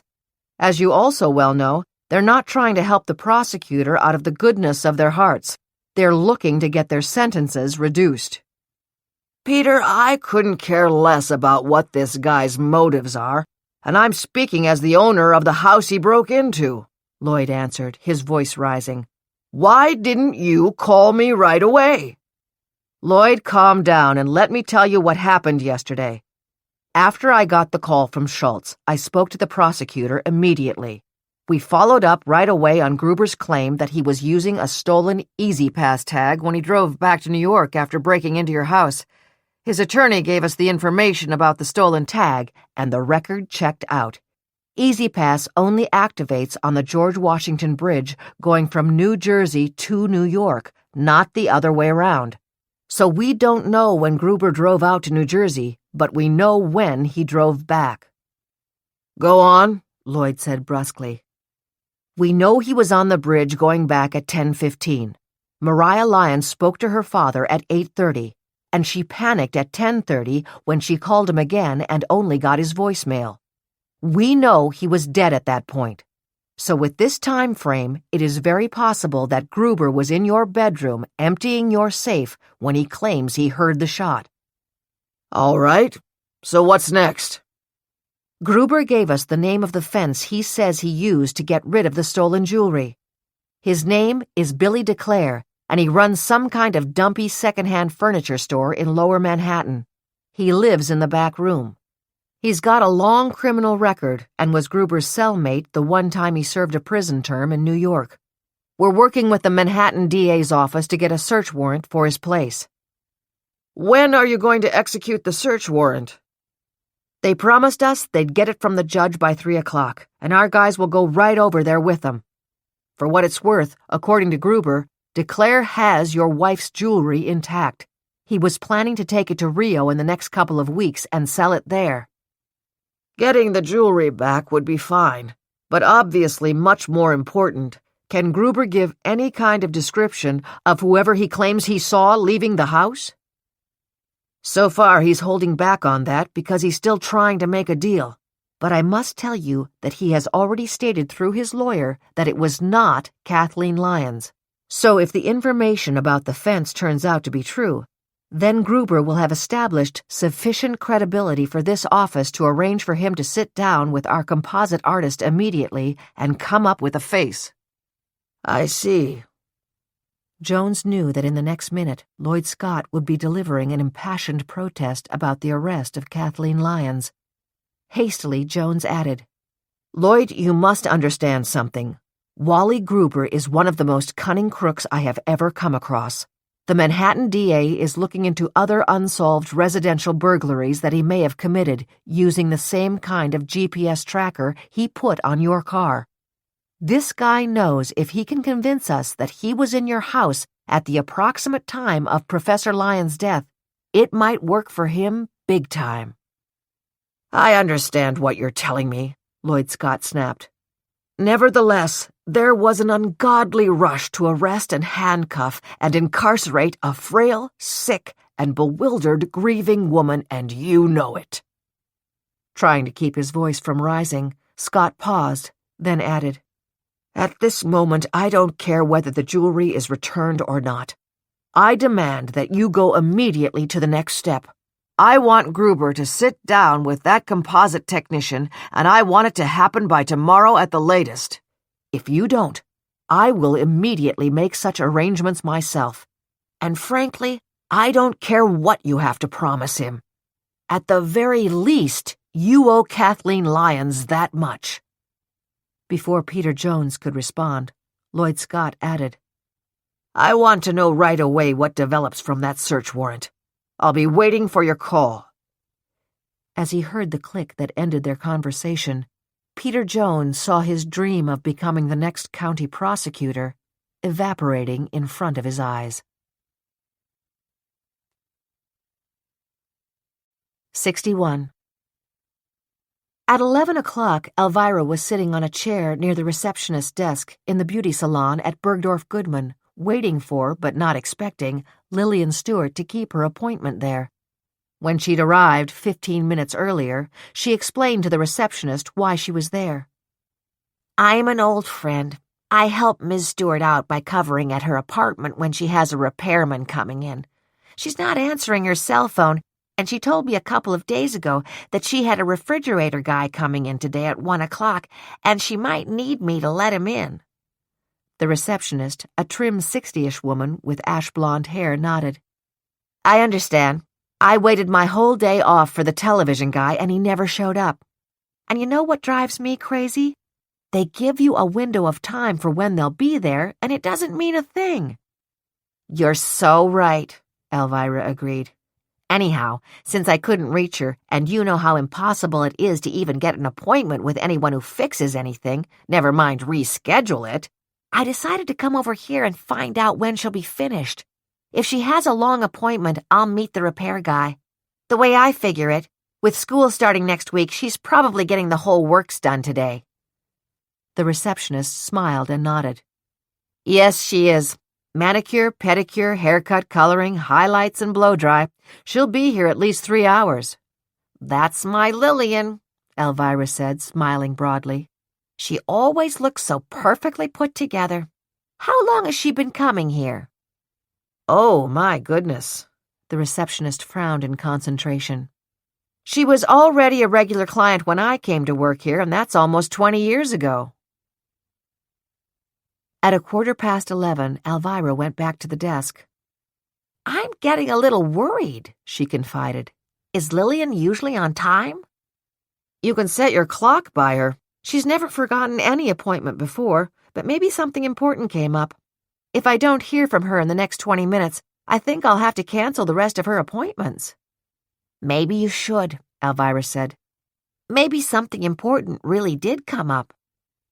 "I just hope it wasn't any big problem, like a death in her family." The receptionist sighed. "Ms. Stewart is such a nice person." "I hope there wasn't a death in her family," Alvirah agreed quietly. "Including Lillian's own," she thought grimly.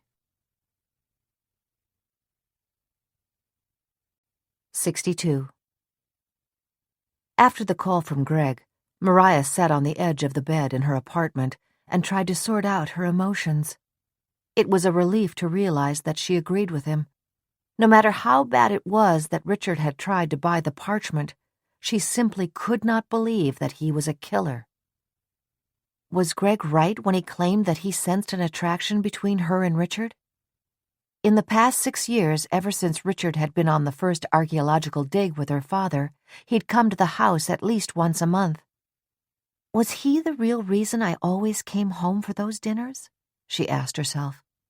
I don't want to go there, she decided. She looked at the picture of her mother and father on the dresser. I felt so betrayed when I saw those pictures of Dad and Lillian. I feel the same sense of betrayal with Richard now. She remembered an evening 3 years ago when she'd gone to the wake of a close friend's husband. He had been killed in a car crash by a drunk driver, speeding the wrong way on the Long Island Expressway. Her friend Joan was sitting quietly near the casket. When Mariah spoke to her, all she could say was, I hurt so much. I hurt so much.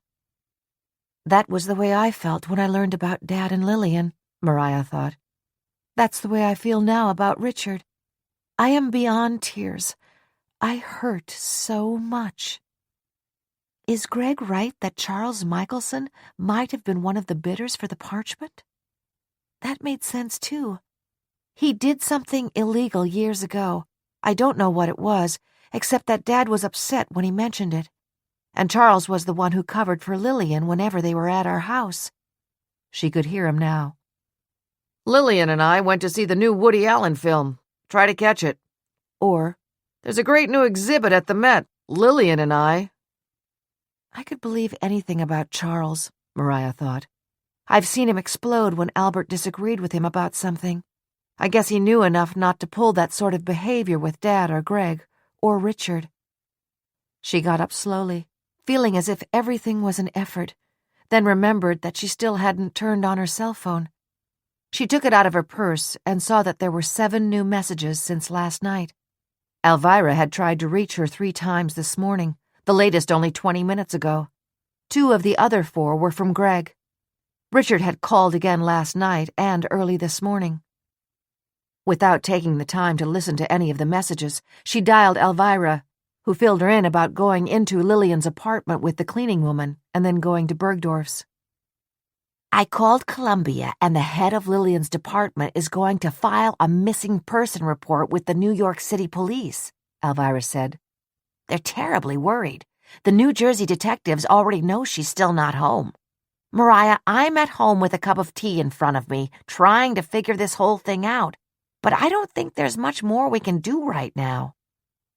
I don't think so either, Mariah agreed. But let me tell you what Greg has found out. Charles has been shopping the parchment around to underground collectors. Greg has been doing his own check on Charles. He heard it from a friend of his who is a well-known collector. Now that gives me something to go on, Alvirah said with satisfaction. What are you up to today, Mariah? I stopped at my office and now I'm in my apartment. I'm about to head back to New Jersey. Do you want to have a quick bite of lunch? Thanks, but I don't think so. I'd better get home. This afternoon, Lloyd will be able to get the psychiatric report on Mom. Then I'll call you later. Hang in there, Mariah. We love you. Later, as she was getting into her car, Mariah called Alvirah back. I just heard from Lloyd Scott. There may be a witness who saw someone running out of the house right after Dad was shot. He was in the middle of robbing the Scott's house when he says he heard the shot and looked out the window. He claims he clearly saw the face and can describe the person to the prosecutor's sketch artist. Oh, Alvirah, pray, pray. An hour after that conversation, Alvirah still had not moved from her chair at her dining room table. As she looked out unseeingly at Central Park, Willy finally broke into her reverie. Honey, what's going on in that mind of yours? I'm not sure, Alvirah said. But I think it's time for me to make a friendly visit to Professor Albert West. 63. When Richard Callahan arrived at the reception desk of the prosecutor's office, Detectives Simon Bennett and Rita Rodriguez were waiting for him. After a curt greeting, They escorted him to an interrogation room at the end of the hall. Without referring to specific details, Simon coldly explained to him that, based upon certain developments that had occurred since they had initially asked him to give a statement, they now believed it would be appropriate to read him his Miranda rights. You have the right to remain silent. Anything you say can and will be used against you. You have the right to consult with an attorney. If you do choose to speak, you can decide to stop the questioning at any time. I don't need a lawyer, and I do want to talk to you, Richard Callahan said firmly. That's why I'm here. I'm going to tell you the exact truth, and we'll take it from there. The detectives looked him over carefully. He was wearing a long-sleeved light blue shirt, a sleeveless sweater, tan gabardine pants, and leather loafers. His features, strong and attractive, and dominated by intense blue eyes and a firm chin, had a calm but determined expression. His full head of salt and pepper hair had recently been trimmed. Bennett and Rodriguez had done a full background check on him. 34 years old, the only child of two prominent cardiologists, raised on Park Avenue, attended St. David's School, Regis Academy, and Georgetown University. 2 doctorates from Catholic University, one in Bible history, the other in theology. Entered the Jesuits at age 26 and left the order after a year. Currently teaching Bible history and philosophy at Fordham University. This guy was raised on Park Avenue, went to private schools, and wouldn't know anything about applying for a school loan, Bennett thought. Annoyed at himself, but unable to shut off that sentiment, Bennett continued his introspection about the man he now strongly considered to be a person of interest in the apparent disappearance of Lillian Stewart. He's dressed like a guy coming out of a country club. He sure didn't get those clothes at a discount store. Simon Bennett thought of his wife, Tina. She loved to read those captions in fashion magazines. Understated elegance. Saturday night casual. They're talking about us, honey, she would joke. Callahan reeks of privilege, Bennett thought. When he was around people like Richard, he recognized that he would become momentarily envious and painfully aware of his own hard-scrabble background. College at night, police officer at 23, years of working those midnight shifts and holidays. Detective at 38 after getting shot during a robbery. 3 great kids, but school loans that would take him years to pay off. Never mind all that. I'm a damn lucky guy, he reminded himself. Ready to shut his mind off from any more distractions, he began his questioning of Richard. Where were you yesterday at 9:30 a.m., Mr. Callahan? Bennett asked. 2 hours later, he, Rita, and Richard were still going back over every detail of his account of his activities. As I have told you, Richard repeated, or to reiterate again, he added with a touch of sarcasm, I was downtown in the office of my trustee at 9 o'clock and spent the entire day hanging around outside the building and calling Lillian constantly. Is there anyone who can verify what you're telling us? Not really. Around 5 o'clock I finally left and stopped in at my parents' apartment. And you claim that you are not aware that Lillian Stewart got off the subway at the Chambers Street station shortly after 9:30 yesterday morning, just about the time you were supposedly hanging around outside your trustee's office nearby? No, I have no idea when or where Lillian may have gotten out of the subway. You can check her cell phone. I called her every half hour all day, and I also left messages on the landline in her apartment. What do you think may have happened to her? Rita asked, her voice concerned and thoughtful, in direct and intentional contrast to Simon's hostile tone. Lillian told me that she had other offers for the sacred parchment. I believed her. I tried to convince her that whoever wanted to pay her illegally might get caught someday and she could end up in prison for selling stolen property. I told her that if she sold it to me, I would never tell anyone that I had gotten it from her. And what would you have done with the parchment, Mr. Callahan? Bennett asked, his own voice sarcastic and disbelieving. I would have given it back to the Vatican, where it belongs. You say you have something around $2,300,000 in your trust fund? Why didn't you offer all of it to Lillian Stewart? Maybe that extra $300,000 might have made a difference." "I would hope that you can understand that I wanted to have something left of my trust fund for my own life. And it would not have made a difference," Richard said emphatically. "I was appealing to Lillian on 2 levels to sell it to me. First, the fact that it would be in both her best interest and mine for her to receive the money as a gift, since I am allowed under tax law to give away that amount of money without penalties. I told her that I would be returning the parchment to the Vatican. I said that I didn't think there would be any further stolen property investigation that she would have to worry about. I would simply say that the person who had it was afraid to admit it to anyone but me. My other plea to her was that I knew that she and Jonathan loved each other very much. He trusted her with that parchment. I told her that she owed it to him to see that it was returned to the Vatican Library. I said that if we did it this way, she would have money for the future, and I would take care of the rest of it." Richard stood up. "As of now, I have been answering the same questions for over 2 hours.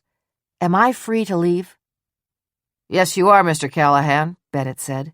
"But we will be in touch with you shortly. You're not planning to take any trips or otherwise leave the immediate area, are you?" "For the most part, I will be at home. You have my address. I am going absolutely nowhere, unless here in New Jersey you consider the Bronx to be outside of the immediate area." Richard paused, by now clearly upset. "I am very concerned that a woman I consider a friend is missing. I am completely floored that you obviously think that I had something to do with her disappearance. I assure you that I will be available to you at any hour of the day or night until the first day of class next week, and then I will be in my lecture hall at Fordham University on the Rose Hill campus. If necessary, you can reach me there." He turned and walked out of the interrogation room, forcibly closing the door behind him. Bennett and Rodriguez looked at each other.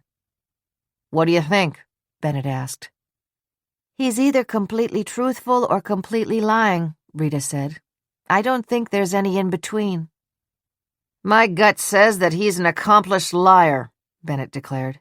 "He claims he was hanging around all day outside an office until 5 o'clock, when he left to go to Mommy and Daddy's Park Avenue apartment. Come on, Rita, get real."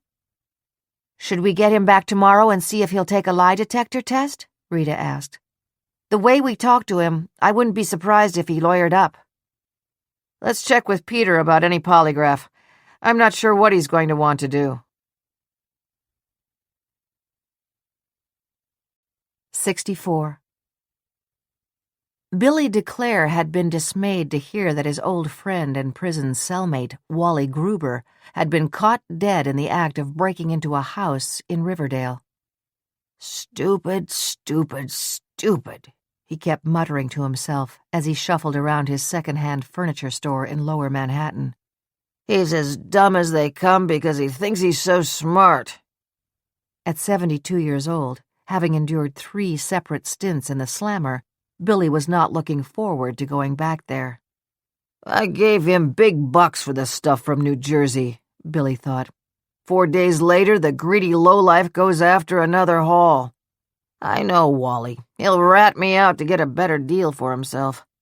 I better move up my trip to Rio. I'm out of here now." As usual, there had been no customers for the tired and well-worn couches and chairs and headboards and dressers that were placed in forlorn groupings in the so-called showroom. Whenever one of the guys who had stolen jewelry came in and sold it to Billy, he'd offer them a choice of furniture. He would call it their bonus. "Select any piece that you may desire to grace your home," he would say grandly. Their suggestions as to what he could do with his furniture made Billy roar with laughter. But he was not laughing now. The jewelry he planned to sell in Rio was hidden under the floor in the back room of the store. It was 2 o'clock. "I'll put the closed sign on the door, get the jewelry, and go straight to the airport," he thought. "I've got my passport and plenty of cash. I'm ready to go. So what if I stay in Rio for a while? It's winter there, but that's okay with me." Billy hobbled as quickly as he could, wincing in pain from his chronically swollen left ankle. It was the result of his leap out of a second-story window when he was 16 years old to avoid the police who had come to arrest him for stealing a car. He grabbed his fully packed suitcase, which he always kept ready for any such emergency departure, from the closet. He knelt down, rolled up the rug, and lifted up the floorboards that covered the safe he kept hidden there. He punched in the code, opened the door of the safe, and pulled out the large canvas bag containing the jewelry from the Scott home. Then he quickly closed the safe and put the floorboards and rug back in place. Scrambling to his feet, he grabbed the suitcase, flung the canvas bag over his shoulder, and turned off the light in the back room. Billy was halfway across the showroom when the buzzer at the front entrance went off several times in quick succession. His mouth went dry. Through the bars on the window of the door, he could see a cluster of men outside. One of them was holding up a shield. "Police!" someone shouted. "We have a search warrant! Open up the door immediately!" Billy dropped the bags on the floor with a sigh. The image in his mind of Wally's round face and his phony ear-to-ear smile was as clear as if Wally was standing in front of him. "Who knows?" Billy asked himself, resigned to being a guest of the state of New York once more. "Maybe we'll end up bunking together again." 65. At 3:15 p.m., Peter Jones received a call from the law clerk of Judge Kenneth Brown. "Sir," the young woman said in a very respectful tone, "we wanted to let you know that the report on the Kathleen Lyons case has come in, and you can pick it up now if you wish." "What I really wish is that the Kathleen Lyons case would go away," he thought wryly. "Thank you very much," he replied. "I'll come right up." As he waited for the elevator to take him to the 4th floor, he thought fleetingly of when he had started his legal career as a clerk to a judge in the criminal division. "Judge Brown is sitting in the same courtroom where my judge used to sit," he thought. "Mom knew how much I wanted that job. When I got it, the way she carried on, you'd think that they had made me Chief Justice." At the end of his 1-year clerkship, he had been ecstatic to be hired as an assistant prosecutor. That was 19 years ago. Since then, he had worked in several units, including major crimes, before being appointed chief of the trial section 5 years ago. "Thane of Glamis, Thane of Cawdor, and hereafter King of Scotland," he thought, reflecting on one of his favorite lines from Shakespeare. "That's the track I thought I was on, until now." Shrugging, he got into the elevator, went up 2 flights, got off, and went into the judge's office.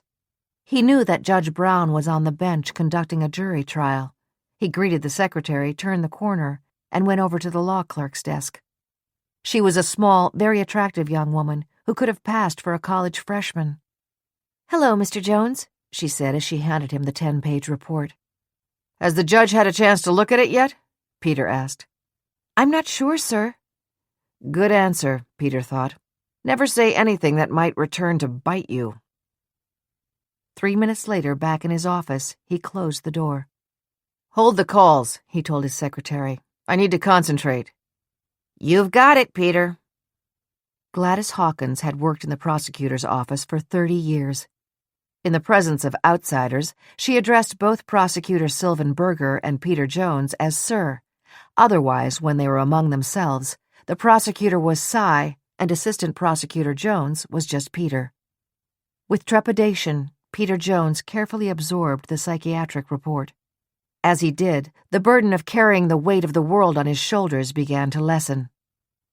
The doctor had written that Kathleen Lyons was clearly in a worsening stage of Alzheimer's and had, on 2 occasions while in the hospital, exhibited symptoms of violent tendencies. Both awake and in her sleep, she had demonstrated severe antagonism toward her late husband and his companion, Lillian Stewart. It was the recommendation of the treating doctors that at the present time, and as a result of underlying mental illness, she was a danger to both herself and others and required full-time and intense supervision.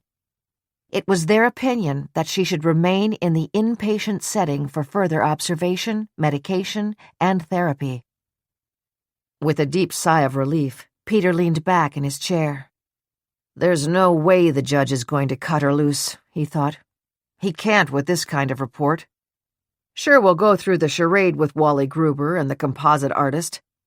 This is just what I've suspected. Gruber knows how to play the system. I wonder what face he'll decide to invent. I don't care if it's Tom Cruise or Mickey Mouse. It's a total dead end. Peter stood up and stretched. Kathleen Lyons killed her husband, he thought emphatically. I'm sure of it. If she ends up incompetent to stand trial, so be it. If she ends up not guilty by reason of insanity, so be it. Either way, she'll never get out of a mental hospital. He turned on the intercom. I can take calls now, Gladys. That was a pretty short deep think session, Peter. Wait a second. There's a call coming in. It's Simon Bennett's extension. Do you want to take it? Put him through. Peter, I just got a call from the New York guys, Bennett said tensely. They just arrested Gruber's fence. They got him at his shop. In another minute, he would have been on his way to the airport. They recovered the missing Scott jewelry. All of it. 66. At 1 o'clock on Thursday afternoon, Mariah arrived back at her parents' home and walked into the kitchen. There was a note from Betty on the table. Mariah, I stopped in and left some cold cuts for you in case you came home for lunch. Tidied up quickly but feeling under the weather and leaving now. 8:20 a.m. The message light on the kitchen phone was flashing. Mariah pushed the button to retrieve the messages and punched in the code. Her parents had kept it easy to remember by choosing the year of her birth. The happiest event in our lives, her father had told her. Besides his attempts to reach her on her cell phone, Richard had also called on this phone at 9:15 that morning. Mariah, please, we have to talk. She quickly deleted the rest of the message, not wanting to hear the sound of his voice. As Greg had told her, he had tried to reach her twice on this line. Mariah, you're not answering your cell phone. I'm worried about you. Please call me. Alvirah's 3 calls, made before Mariah had spoken to her from the apartment, were first about trying to trace Lillian and then wondering why Mariah wasn't calling her back. Mariah made a turkey and cheese sandwich from the assortment of cold cuts that Betty had brought in. She took out a bottle of cold water and carried it and the sandwich into her father's study. This was Dad's favorite sandwich, she remembered, and then realized that no matter what she did or where she went, she always felt his presence. She ate the sandwich and realized that her eyes were heavy. Well, I did get up early and I haven't exactly been sleeping much lately, she thought. She leaned back in the chair and closed her eyes. I can't concentrate on anything until Lloyd calls about that report. I wouldn't mind dozing off for a while. At 3:30, she was awakened from a surprisingly deep sleep by the ring of the phone on her father's desk. It was Lloyd. Mariah, he began. It almost sounds like a cliché, but the truth is that I have good news and bad news. Let me tell you the good news first, because I think it will soften the rest of what I have to tell you. Afraid of what she was about to hear, she clutched the phone as Lloyd explained the developments surrounding Wally Gruber. You mean to tell me that this guy says he saw somebody running out of here right after Dad was shot? My God, Lloyd! What does this mean for Mom? Mariah, I just got off the phone for the second time today with Peter Jones.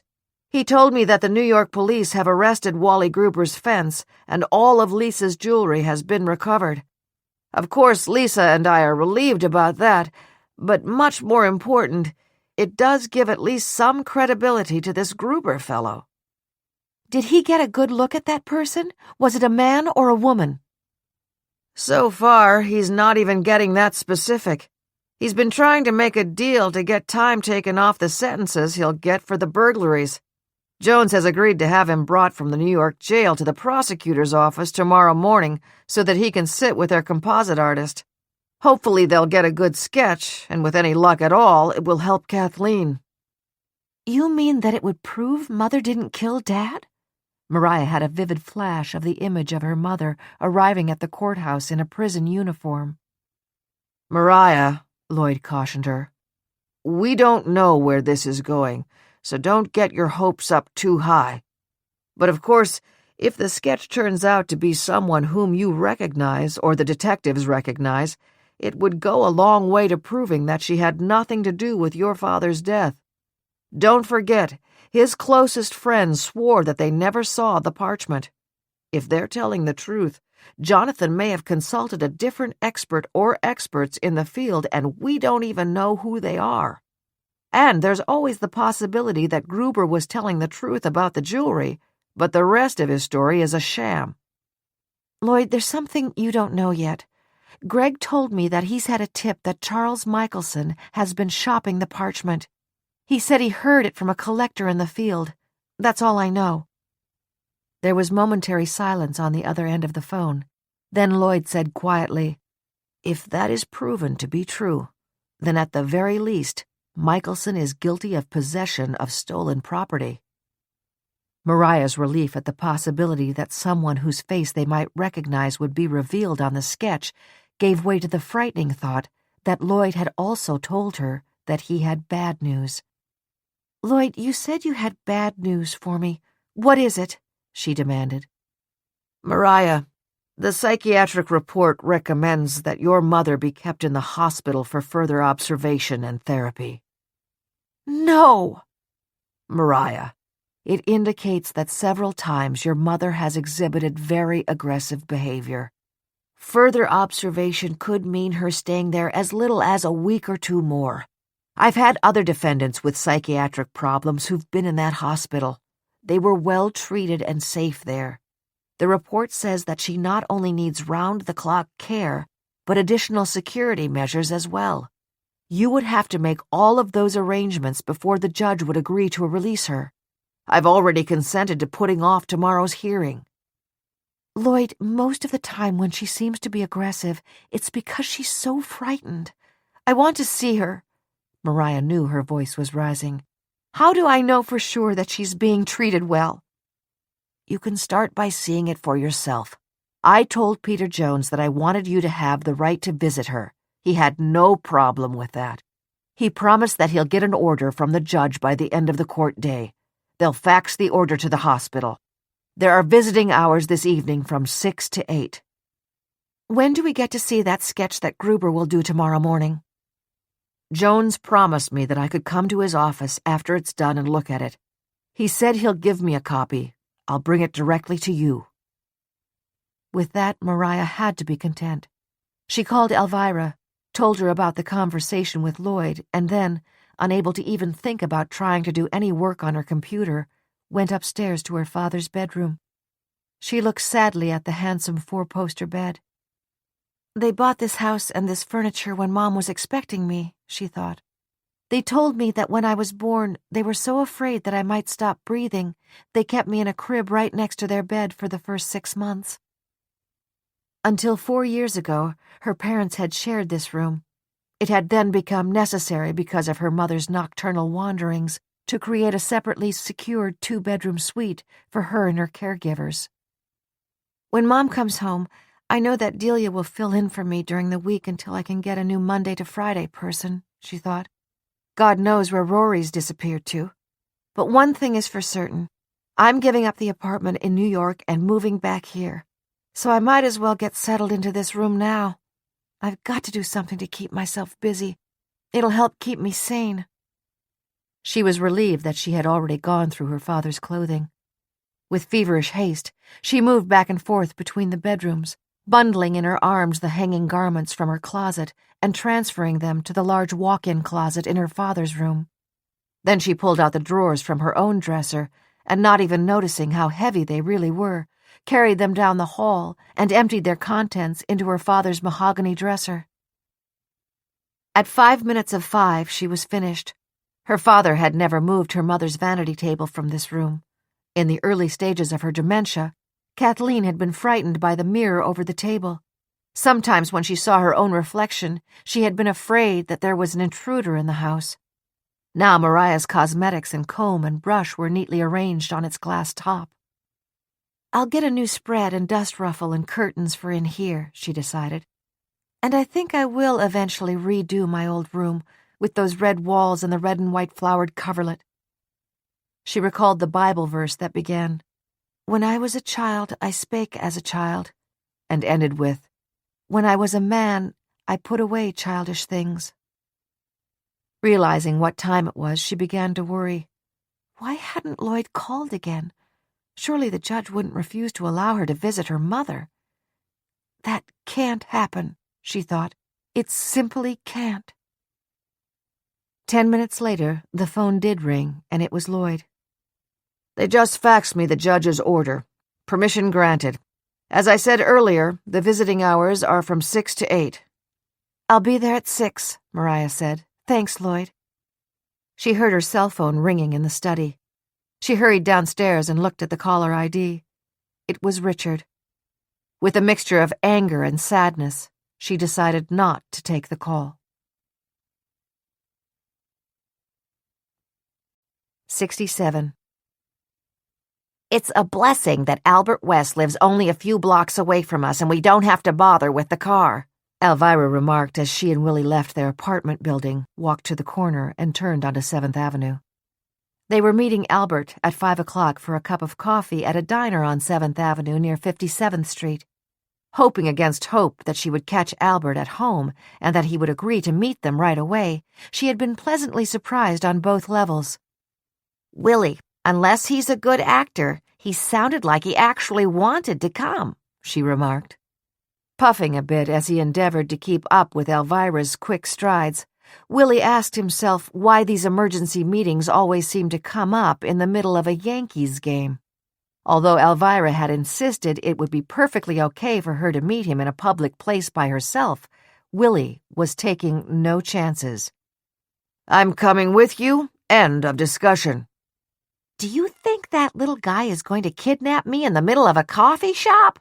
Alvirah had joked. "Don't be so sure he wouldn't be capable of it.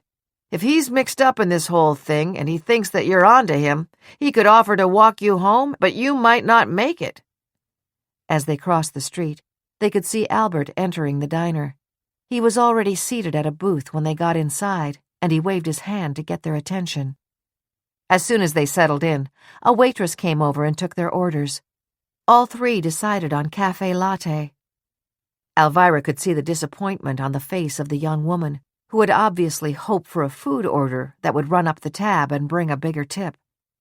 She was surprised that after the waitress was out of earshot, Albert, in a tone that was both nervous and abrupt, said, "Alvirah, I know your reputation as a darn good detective. You certainly didn't call me to socialize over coffee. Have you come up with anything?" "I've heard a rumor. I'm not going to say where I heard it. From what I understand, you and Charles have been driving to Jonathan's dinners together for the last year and a half since Lillian was banned from his house." "Yes, that's true. Before that, Charles would go alone with Lillian, and I would drive my own car." "Albert, the rumor I heard is that Charles has been shopping the parchment. Do you think that there is any chance that could be happening?" She and Willie could both see in Albert's expression his reluctance to answer. Finally, he said, "I not only think it's happening, but I actually spoke about it to the detectives in New Jersey yesterday. I have always considered Charles to be a good friend, so it was very painful for me to talk about him in this vein." Alvirah sat back as the waitress placed the tall glasses of latte in front of them on the table. "Albert, what did you tell the detectives?" "Exactly what I'm going to tell you now. Desmond Rogers, a wealthy collector beyond reproach, whom Charles defrauded a number of years ago, was the source of my information. He didn't volunteer how he knew, and I didn't ask." Albert took a sip of his latte and, knowing that he was about to be cross-examined by Alvirah, repeated to her and Willie what he had told the detectives about the previous fraud involving Charles and Desmond. "Albert, this is very important. Will you try to get Desmond on the phone right now and ask him where he got that information?" Albert frowned. "Quite frankly, Desmond Rogers pays confidential sources in the antiquities world to keep him informed of what's coming on the market. I am sure that he would never buy anything without impeccable provenance, which is why he would never have bid for the parchment."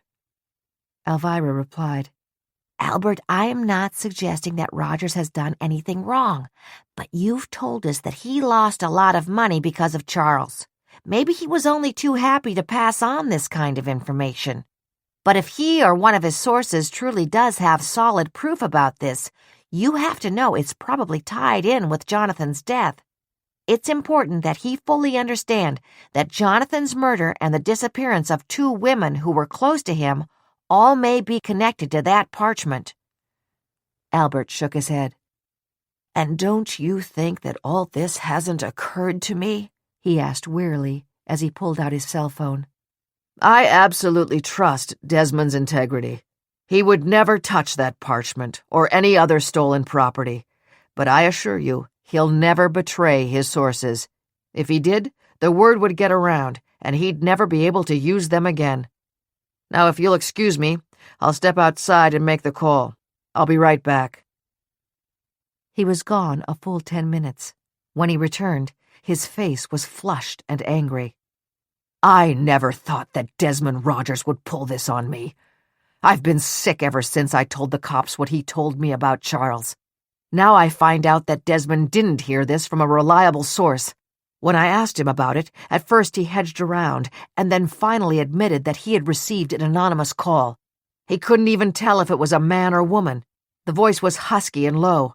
The caller said that Charles was accepting bids on the parchment, and that if Desmond was interested, he should give him a call. I thought that might be the case, Alvirah said, with satisfaction in her voice. What did Desmond say to that person? I can't repeat to a lady what he claims he said. And then he hung up. Studying Albert intently, Alvirah watched as the veins in his forehead began to bulge. I'm going to call those detectives first thing in the morning, he said angrily, slapping his hand on the table. They should know this, and I have to decide whether to admit to Charles what I said about him. They finished their lattes and left the diner. On the way home, Alvirah was unusually quiet. Willy knew that the wheels in her head were turning.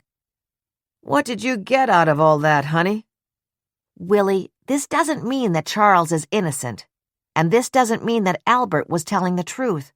With all of his so-called reluctance, my gut tells me he had no problem telling the prosecutor's office about that quote-unquote rumor. Don't forget, he's on their radar screen, too. So do you think our meeting with him was a waste of time? Willy asked. Not at all, Willy, Alvirah said as he took her arm to cross the street. Not at all. 68. Wally Gruber and Joshua Schultz sat across from each other, separated by an old wooden table in the attorney-client conference room. You look nervous, Josh, Wally said. I'm the one in Rikers Island, not you. You're the one who should be nervous, Schultz snapped. There isn't one guy locked up in this rat hole who doesn't hate a snitch. Billy DeClaire is already passing the word that you gave him up. You did it for a reason, but you'd better watch your back. Let me worry about that, Wally said dismissively. You know, Josh, I'm kind of looking forward to driving out to New Jersey tomorrow. It's supposed to be a nice day, and I could use a breath of fresh air. You're not driving out, Wally. You're being hauled out there in handcuffs and chains. It's not an outing. No matter what you come up with, you're still going to do some hard time. Okay, you were on the level about the jewelry, but if you're lying about the face you claim you saw and nothing ends up coming out of the sketch, who knows? They might ask you at that point to take a lie detector test to check out your story. If you refuse, or you take it and fail, they'll think you've played around with them on a homicide case. If that happens, you'll be lucky if getting back that jewelry takes 6 months off your sentence. You know, Josh, Wally said with a sigh as he signaled to the guard standing outside the door that he was ready to go back to his cell. You're a born pessimist. I saw a face that night. I can see that face as clear as I'm seeing yours. And by the way, the person was better looking than you. Anyhow, if nobody they show the sketch to recognizes it, then the shooter was probably hired to get rid of Lyons, right? The guard had entered, and Wally stood up. Josh, I got one more thing to tell you. I got no problem at all if they want me to take a lie detector test. My blood pressure won't rise and my heart won't skip a beat. That graph with all those lines running through it will be as smooth as a baby's bottom." Joshua Schultz looked at his client with grudging admiration. Completely undecided in his own mind as to whether Gruber was pulling a fast one, he said, "I'll see you in the prosecutor's office tomorrow morning, Wally." "I can't wait, Josh. I miss you already. But don't go in there with a long face and act like you don't believe what I'm saying. If you do, the next time I get in trouble, I'll find a new lawyer." "He means it," Schultz thought as he watched the retreating figure of his client being escorted back to his cell. He shrugged. "I guess I should look on the bright side," he decided. "Unlike a lot of my other clients, Wally always pays my bill." 69. At 6 p.m. Thursday, Mariah stepped off the elevator on the psychiatric floor of Bergen Park Medical Center. A guard was sitting at a desk at the end of the corridor. She walked over to him, aware that her heels were making a clicking sound on the polished floor. He looked up, his expression neither pleasant nor hostile. She gave her name, as she had to the receptionist in the lobby, and showed him the pass that she had been given. Then, with rising concern, she watched as he made a phone call. "Don't let them tell me at the last minute that for some reason I can't see Mom," she thought nervously. "Don't let that happen." The guard put down the phone. "A nurse will be right out to escort you to your mother's room," he said, his voice hinting at a degree of compassion. "Do I look as upset as I feel?" Mariah asked herself. After Lloyd's call earlier confirming that she could visit, she had realized that there was enough time to shower and change her clothes. After lugging the dresser drawers and the contents of her closet from one room to the other, she had felt hot and rumpled. Now she was dressed in a red linen jacket and white slacks. She had twisted her long hair up and fastened it with a clip. Remembering how her mother had never left the house in the old days without putting on makeup, she'd gone to the dressing table and reached for the mascara and eyeshadow. "Maybe it will please Mom if she realizes I spruced up for her," she had thought. "It's a sort of thing that she just might notice." She had debated for a minute, then opened the small wall safe in the walk-in closet and took out the strand of pearls her father had given her for her birthday 2 years ago. "Your mother believes that old superstition that pearls are tears," he had said, smiling. "My mother always loved them." "Thank you, Dad," Mariah thought as she clasped them around her neck. She was glad she had taken the time to change, because Greg had called while she was driving to the hospital. He'd insisted that he would meet her back at the house around 8:30. "I'm taking you to dinner," he said protectively. "I know the way you've been eating, or more accurately, not eating. I'm not going to let you get to the point where you don't even cast a shadow." "I hope I'll be getting my appetite back by tomorrow night," she had told him as she pulled into the hospital parking lot. "I have a feeling that by then Charles Michelson will be under arrest." Then, before he could speak, she'd added, "Greg, I can't talk now. I'm at the hospital. I'll see you later." As she waited at the security desk, she remembered that Lloyd Scott had warned her not to talk about the potential witness to anyone. "Well, I didn't say much," she thought as the door behind the guard's desk opened. A petite Asian woman in a white jacket and slacks, with an identification tag on a cord around her neck, smiled and said, "Ms. Lyons, I'm Nurse Emily Lee. I'll take you to your mother." Swallowing over a lump in her throat and a sudden stinging in her eyes, Mariah followed her past a row of closed doors. At the last one, the nurse tapped on it lightly, then opened it. As she followed her into the room, Mariah was not sure what she expected to see, but it was certainly not the small figure in a hospital gown and robe sitting at the window in semi-darkness. "She doesn't want the light any brighter," the nurse whispered. Then in a cheery tone she said, "Kathleen, Mariah is here to see you." There was no response. "Is she heavily medicated?" Mariah asked angrily. "She has been given some very light sedation, which helps to calm her when she's been angry or frightened." As Mariah walked toward her, Kathleen Lyons slowly turned her head. The nurse turned up the lights, making Mariah clearly visible, but there was no sign of recognition in her expression. Mariah knelt down and took her mother's hands in hers. "Mom, Kathleen, it's me." She watched as her mother's face became puzzled. "You're so pretty," Kathleen said. "I used to be pretty, too." Then she closed her eyes and leaned back. She did not open them, nor did she speak again. Mariah sat on the floor, her arms around her mother's legs, slow tears streaming from her eyes, until 10 minutes of 8, when a voice on the intercom requested that visitors leave by 8 o'clock. Then she got up, kissed her mother gently on the cheek, and embraced her. She smoothed back the gray hair that had once been a stunning shade of golden blonde. "I'll be back tomorrow," she whispered, "and maybe by then we'll be able to clear your name. There isn't much else I can do for you except that." At the nurse's station, she stopped to speak to Emily Lee. "The report to the judge said that my mother was angry and aggressive," she said accusingly. "I certainly don't see any evidence of that kind of behavior." "It will happen again," Lee said quietly. "Anything may set her off, but there have been several times when she thought she was at home with you and your father. She was so animated and happy then. Until this disease set in, I imagine her life was pretty wonderful. Trust me, that's a lot to be grateful for." "I guess so. Thank you." With an attempt at a smile, Mariah turned and left the secured patient area, passed by the guard, and waited at the bank of elevators. A few minutes later, she was in her car on the way home. She was sure Greg would already be there waiting for her. She also knew that no matter what happened when Wally Gruber sat down to do that sketch, she had to make some painful decisions about the future.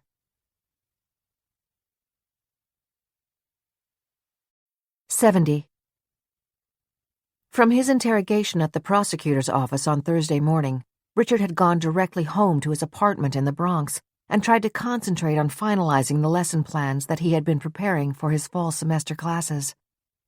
It was a wasted afternoon. He had accomplished nothing. Finally, at 4:30, he'd telephoned Alvirah. The reception he received from her was uncharacteristically cool. "Hello, Richard. What can I do for you?" "Look, Alvirah," he said heatedly, "I've been dragged over the coals at the prosecutor's office today because I gather you were able to overhear the message Lillian left on my cell phone the other night. I'll tell you what I told those detectives. You can believe me or not believe me, but at least let me know how Mariah and Kathleen are doing. Mariah won't talk to me, and I'm worried sick about her." His voice passionate, he repeated every word of what he had told the prosecutors. Alvirah's tone softened a little. "Richard, you sound on the level, but I have to tell you that in my mind, you're not coming clean about your motive for trying to make a deal with Lillian for the parchment. On the other hand, I'm beginning to form my own suspicions about someone else, but I'm not ready to discuss them yet because I may be wrong. From what Mariah tells me, there's a good chance that tomorrow this will all be over. I'm not saying anything else now." "I certainly hope you're right," Richard said fervently. "Have you seen Mariah? Have you spoken to her? How is she?" "I spoke to her a couple of times today. She's gotten the judge's permission to visit her mother tonight." Alvirah hesitated. "Richard." Her voice trailed off. "What is it, Alvirah?" "Never mind. My question can wait for another day. Goodbye." What was that all about? Richard asked himself as he pushed the chair back from his desk and stood up. "I'll go out for a walk on the campus," he decided. "Maybe I can clear my head." But even a long walk on the shaded paths between the beautiful Gothic buildings on Rose Hill did not have its usual effect of helping him to think calmly. At 3 minutes of 6, he was back in his apartment, a paper bag from the nearby deli under his arm. He turned on the television as he unwrapped the sandwich that was going to be his dinner. The opening words of the CBS 6 o'clock evening news startled him. "Potential bombshell in the Jonathan Lyons murder case. An eyewitness may have seen the face of the killer. Now these messages." Sitting bolt upright, Richard waited with frantic impatience for the commercials to be over. The co-anchors, Chris Raggy and Dana Tyler, came back on screen. A spokesperson for the Bergen County Prosecutor's Office has confirmed that jewelry stolen during the burglary of the home of the next-door neighbor of murdered Professor Jonathan Lyons has been recovered, Raggy began. They will neither confirm nor deny that Wally Gruber, a convicted felon who was arrested for the burglary, claims that while he was inside the neighbor's home next door, he witnessed someone fleeing from the Lyons residence immediately after Professor Lyons was shot. He reportedly also says that he can clearly describe that person. Sources tell us that Gruber, who is now on Rikers Island after being arrested for an attempted burglary in New York, is being transported to New Jersey tomorrow morning. He will be taken to the prosecutor's office in Hackensack to describe to their composite technician the face he claims he saw that Monday night nearly 2 weeks ago. Imagine if he's telling the truth and comes up with a sketch of a face that someone does recognize, Dana Tyler said. That could lead to the charges against Kathleen Lyons being dropped. As she spoke, they replayed the tape of Kathleen's arraignment in the courtroom from the other day, with Kathleen standing before the judge in bright orange jail garb. So that's what Alvirah meant when she said that by this time tomorrow all this may be over, Richard thought. Kathleen could be free. He began to switch from channel to channel. They were all carrying the same story. At 6:30, he grabbed his car keys and went rushing out of the apartment. 71. At 6 o'clock, Alvirah and Willy were listening to the same CBS broadcast. Willy watched as Alvirah's normal cheerful countenance took on a worried frown. After speaking to Mariah earlier, Alvirah had told him that the crook who stole that jewelry might have seen someone leaving Jonathan's house after he was shot. "Honey, I thought you told me this was a big secret," Willy said. "How come it's all over the news?" It's hard to keep this kind of stuff quiet, Alvirah said with a sigh. There's always somebody who tips off the press. She pushed a stray lock of hair back behind her right ear. Thank God Dale of London will be back next week, she said. Otherwise my roots will be so white I'll have to wear a hood. "It's hard to believe that Labor Day is this weekend already," Willy commented as he gazed out over Central Park, its blanket of lush green leaves still thick on the trees. "Before you can blink an eye, winter will be here and they'll all be gone." Alvirah could see that he was looking down at the park. Ignoring his observation about the changing seasons, as he had ignored hers about the white roots of hair, she asked, Willy, if you were the one running out of the house that night, what would you be thinking now? Willy turned from the window to give his full attention to his wife's question. "If I had something like that to worry about, I'd try to figure which way to play it. I could say that the crook saw my picture with Jonathan and picked me out to blame." He sat down in his comfortable chair, deciding not to mention that he was getting hungry and they'd gone light on lunch. "After Jonathan was murdered, there was a big picture of him in some of the newspapers with the group that was with him on his last trip to Egypt," he pointed out. "The articles said they were his closest friends. If the cops were after me, I would say that it was easy for this guy to have seen me in that picture, then try to frame me so he could help himself."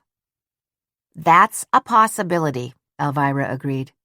But suppose that sketch really is of the right person, and it turns out that it is one of Jonathan's friends. They've all given the prosecutor a story of where they were that night. Once somebody recognizes the sketch, the prosecutor will haul that guy in for more questioning 2 minutes later. What I'm thinking is, if the guy who killed Jonathan is watching the news right now, he'll be scared to death about the sketch they're going to do. Will he be scared enough to go on the run, or will he try to bluff it? What would you do? Willy stood up. "If I were him, I'd think it over while I was having dinner. Let's go, honey." Well, I want you to have a good dinner and a good night's sleep, Alvirah said, because I can tell you right now, you're going to have a busy day tomorrow.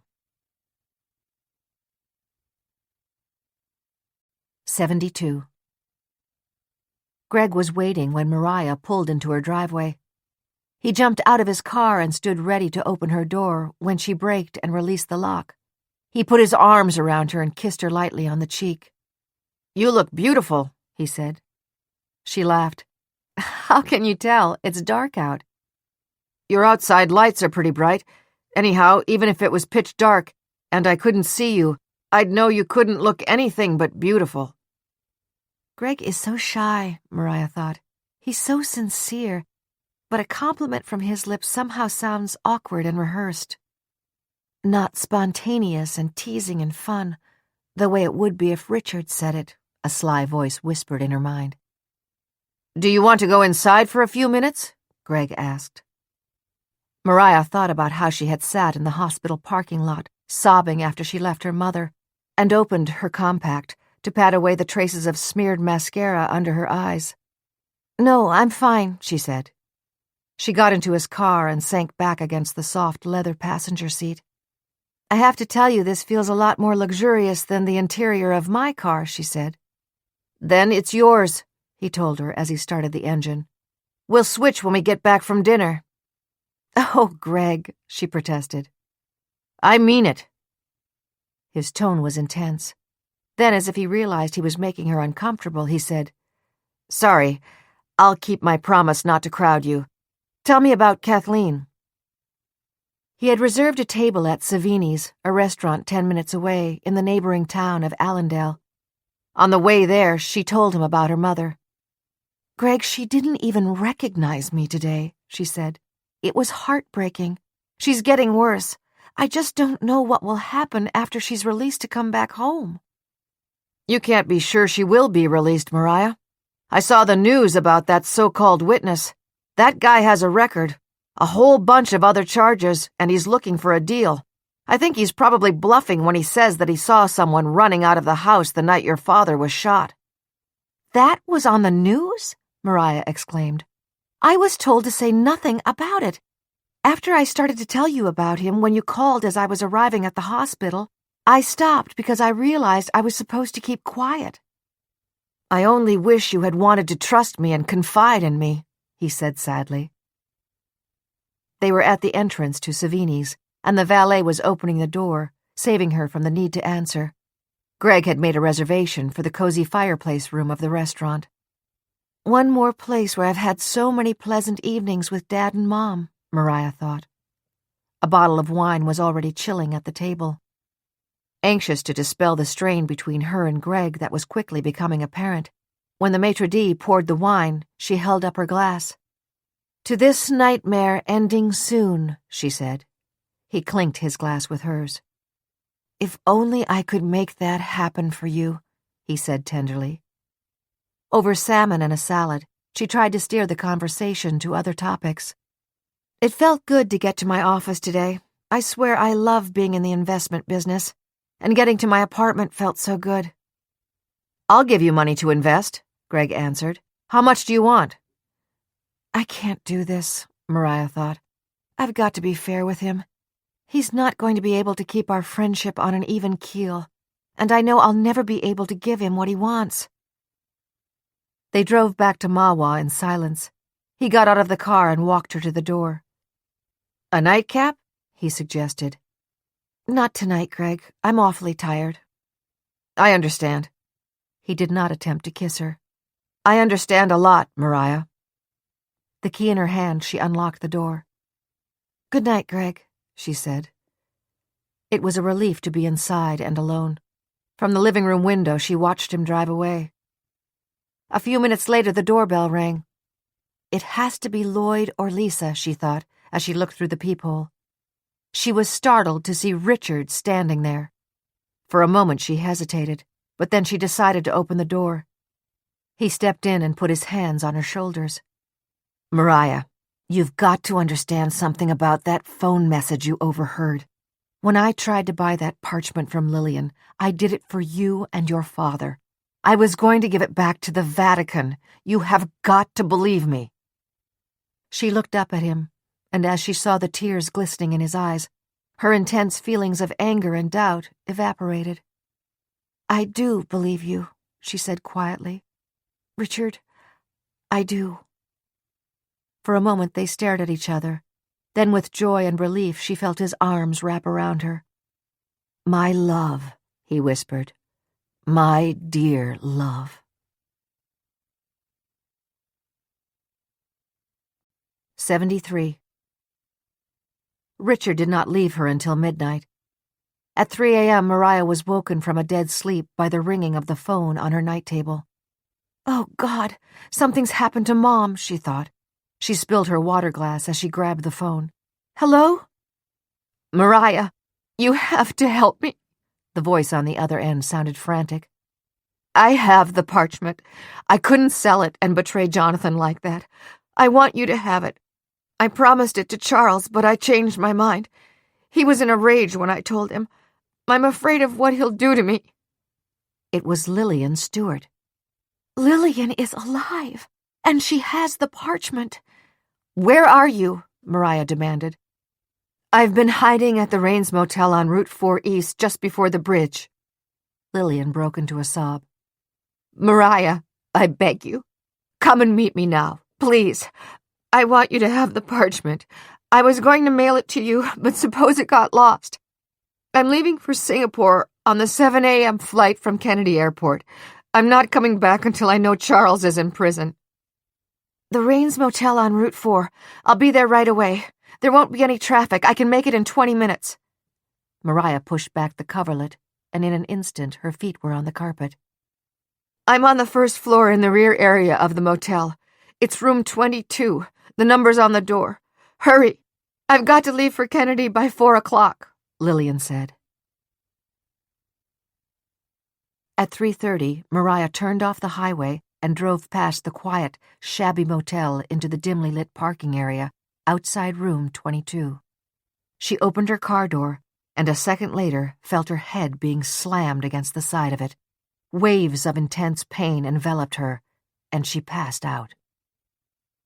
Minutes later, she opened her eyes to almost total darkness. She tried to move her hands and legs, but they were tightly tied. There was a gag stuffed into her mouth. Her head was throbbing. From somewhere near her, she could hear a whimpering sound. Where am I? Where am I? She thought frantically. She could feel the movement of wheels beneath her. I'm in the trunk of a car, she realized. She felt something brush against her. My God, there's someone here with me. Then, straining to catch the words, she heard Lillian Stewart moaning. He's crazy. He's crazy. I'm sorry, Mariah. I'm sorry. 74. At 9:30 on Friday morning, Alvirah was sitting at the dinette table in her apartment, enjoying the cheese Danish that Willy, an early riser, had picked up for her in the coffee shop. I know you only eat them once in a while, honey, he had said, but you've been working hard and it will give you energy. The phone rang. It was Betty Pierce. I hope I'm not disturbing you, she said in a worried voice. Mrs. Meehan, Alvirah, is Mariah with you, or have you heard from her? Not since about 5 o'clock last night, Alvirah said. Isn't she there? I know she went into New York early yesterday. Have you tried her cell phone? No, she's not, and she isn't answering that phone or the phone in her office. She could be on her way into the city again, Alvirah suggested. I know that yesterday her cell phone was off almost all day. It's more than that, Betty said hurriedly. Mariah is so neat. She never leaves clothes tossed around her room. Her nightgown is on the floor. The water glass on the night table was spilled, and she didn't bother to wipe it up. The closet door was open. There are a couple of jackets hanging off the hangers, as if she just grabbed something and ran. The pearls her father gave her are on the vanity table. She always keeps them in the safe. I thought some emergency might have come up with her mother at the hospital, and so I called over there. But Kathleen had a quiet night and is asleep. And they said they haven't seen or heard from Mariah today. Alvirah's mind was working with feverish haste. What about her car? She asked. Her car is gone. Does it look as if there was any kind of struggle? I can't say it does. It looks more like she left in a terrible hurry. What about the Scotts? Did you talk to them? No, I know Mrs. Scott likes to sleep late. All right, I'll call Mr. Scott. I have his cell phone. If you hear from Mariah, call me at once. And I'll do the same for you. I will, but Alvirah, I'm desperate with worry. Rory and Lillian seem to have both disappeared. Do you think there's any chance that— Don't even begin to think like that, Betty. I'll talk to you later. Alvirah tried not to let the anxiety that was making her hand tremble show in her voice. As soon as she hung up, she dialed Lloyd's number. As she feared, he had not spoken to Mariah since yesterday afternoon. "I've been in the office for an hour," Lloyd said. "Mariah's car wasn't in the driveway when I passed by her house. Of course, she might have put it in the garage." It's not in the garage, Alvirah said. Lloyd, my hunches are good. You've got to call those detectives and get them to put a trace on Mariah's cell phone and rush Wally Gruber over to make that sketch. If he comes up with a face we can identify, we'll know where to look for Mariah. If it's not too late, she thought. As she put the phone down, Alvirah tried to banish that awful possibility from her mind. 75. He wasn't sure what to do. For the first time in his life, he felt a lack of control. Would the face in that sketch turn out to be a figment of that crook's imagination? Or would it bear a damning resemblance to what he saw in the mirror? On the internet, he had looked up the picture that had been in the newspapers of him and the others with Jonathan on that last dig. He had printed it out.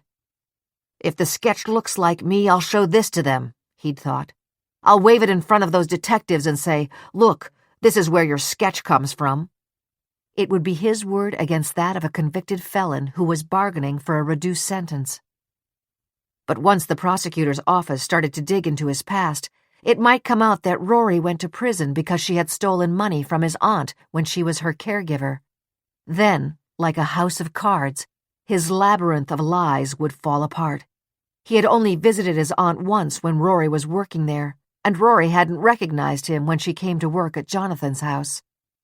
"But I recognized her," he thought, "and I used her when I needed her. She had to go along with me because I knew she had skipped parole, and she snapped at the money I dangled in front of her.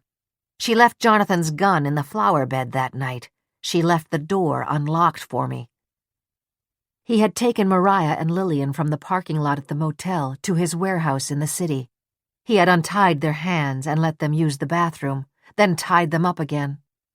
He left Lillian lying on the brocaded couch, whimpering. Across the room, behind a row of life-size Grecian statues, he had laid Mariah on a mattress on the floor. She had passed out again before he left. It had been a brilliant decision not to kill Lillian immediately. How else could he have convinced Mariah to come rushing out in the middle of the night? And long ago he had made it his business to be able to slip in and out of his apartment building without being seen.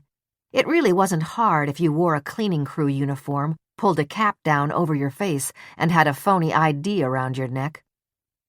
He had gotten back home just before daybreak. Now he didn't know what to do except to act as if this was a normal day in his life. He was tired, but he did not go to bed and try to sleep. Instead, he showered and dressed and had his usual breakfast of cereal, toast, and coffee. He left his apartment shortly after 9 and set about being visible in his normal routine. Trying to stay calm, he comforted himself with the realization that if that crook was lying about seeing anyone running out of the house, and if he had seen that picture in the newspaper, he could just as easily pick out one of the other 3 guys to describe to whoever was drawing the sketch. Until he knew where this was going, he'd have to stay away from the warehouse. "Mariah and Lillian," he thought sarcastically. "I guess you'll get to live a little while longer. But if the sketch looks like me, and they tell me to come in and talk to them again, they still won't have enough at that point to arrest me. I'll only become what they call a person of interest. They'll probably start following me, but that won't do them any good.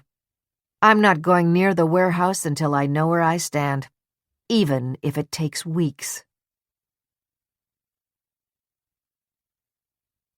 76. After speaking to Lloyd Scott, Detective Bennett called Judge Brown at his chambers and received authorization to place a trace on Mariah's cell phone and to get records of the incoming and outgoing calls, both for that phone and the one at her parents' house. "Judge, there's a strong probability that Mariah Lyons is missing," he explained. "I need a list of the last 5 days' calls so that I can see who she's been talking to, and I need access to her call log for the next 5 days so I can see who calls her." His next call was to the designated contact at the telephone company, who handled emergent judicial orders. "I'll get right on it, sir," he was told. 10 minutes later, Simon had the location of the cell phone. "Detective Bennett, we've got a hit from Route 4 East in Fort Lee, just before the bridge. It's coming from the immediate area around the Rains Motel." Rita Rodriguez was watching Simon's expression and knew he had received bad news. "We've got a major problem," he said. "The signal is coming from around the Rains Motel. That place is a total dump. We can be there in 10 minutes. Let's go." They raced down the highway with their lights flashing and were soon standing outside Mariah's car. The driver's door was slightly ajar. They could see a woman's shoulder bag on the passenger seat. As they opened the door carefully to preserve any fingerprints, the sound of a cell phone ringing came from inside the bag. Simon reached for the phone and looked at the caller ID. It was Richard Callahan. Simon quickly scanned the log and saw that it was his 4th call in the last 2 hours. There were 2 others from the Lyons home, which he knew would have been from the housekeeper, and 2 more from Alvirah Willy in the last hour. 2 days ago, when Lillian Stewart disappeared, Richard Callahan claimed that he had been trying to reach her all day, Simon thought. He's covering his tracks again. "Simon, look at this." Rita was shining her flashlight on the unmistakable signs of smeared blood on the rear door on the driver's side of the car. She pointed the flashlight to the ground. Drops of dried blood became visible on the cracked macadam of the parking lot. Simon crouched down to examine the droplets closely. "I don't know what the hell she was doing here, but it looks like she was grabbed when she was getting out of the car. Rita, we've got to get that composite right away." "The guys picking up Wally Gruber should be on their way back now," Rita said quickly. "I'll call and tell them to turn on the flashers and be there as soon as they can." Almost beside himself with frustration, Simon barked, "Do it. I'll get the tech unit to come here and go over the car for prints." He paused. "And I'll have to let Lloyd Scott know what's going on."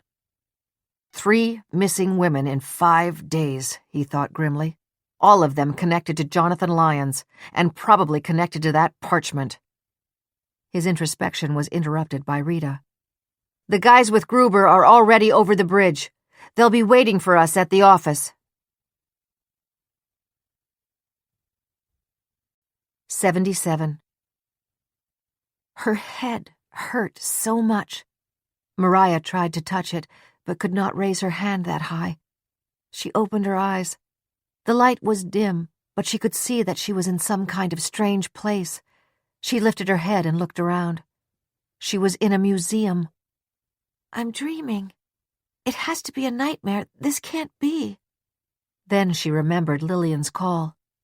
"I went rushing to meet her. He was waiting for me. He slammed my head against the car. Then I was in a car and Lillian was there." Bits and pieces about the ride came back to her. "It was so bumpy. My head kept hitting against the floor. Lillian was next to me. She was tied up too." Mariah recalled hearing the sound of a door opening, like a garage door going up. Then he opened the trunk and dragged Lillian out. She kept pleading, "Please don't hurt me. Please let me go." "Then he came back for me," she remembered. "He picked me up and carried me to a lift, and then it went up. And then we were here in the museum. He took me into a bathroom and untied my hands. He said, 'I'll let you have a few minutes in here.' I tried to lock the door behind him, but there was no lock.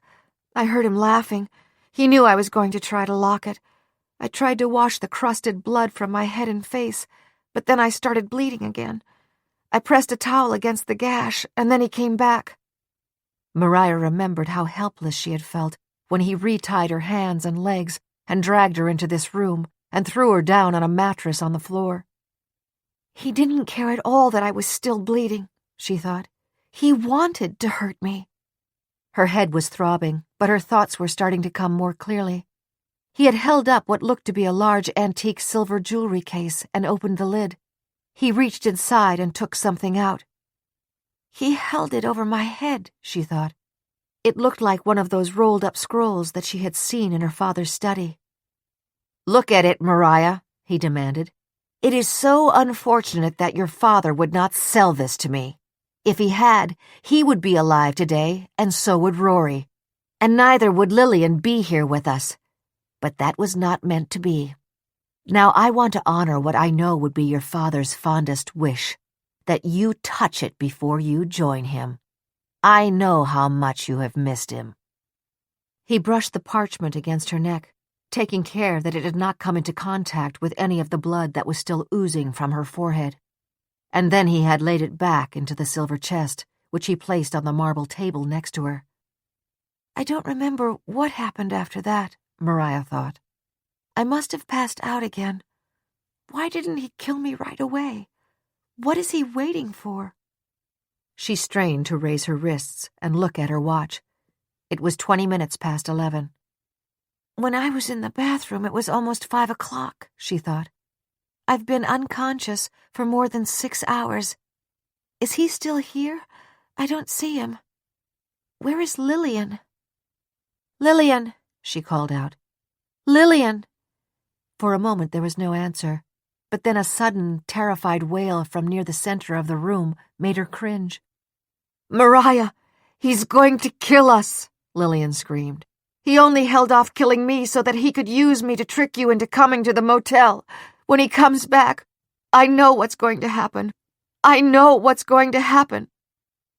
The sound of Lillian's gasping sobs became a crescendo of terror that echoed throughout the cavernous room. 78.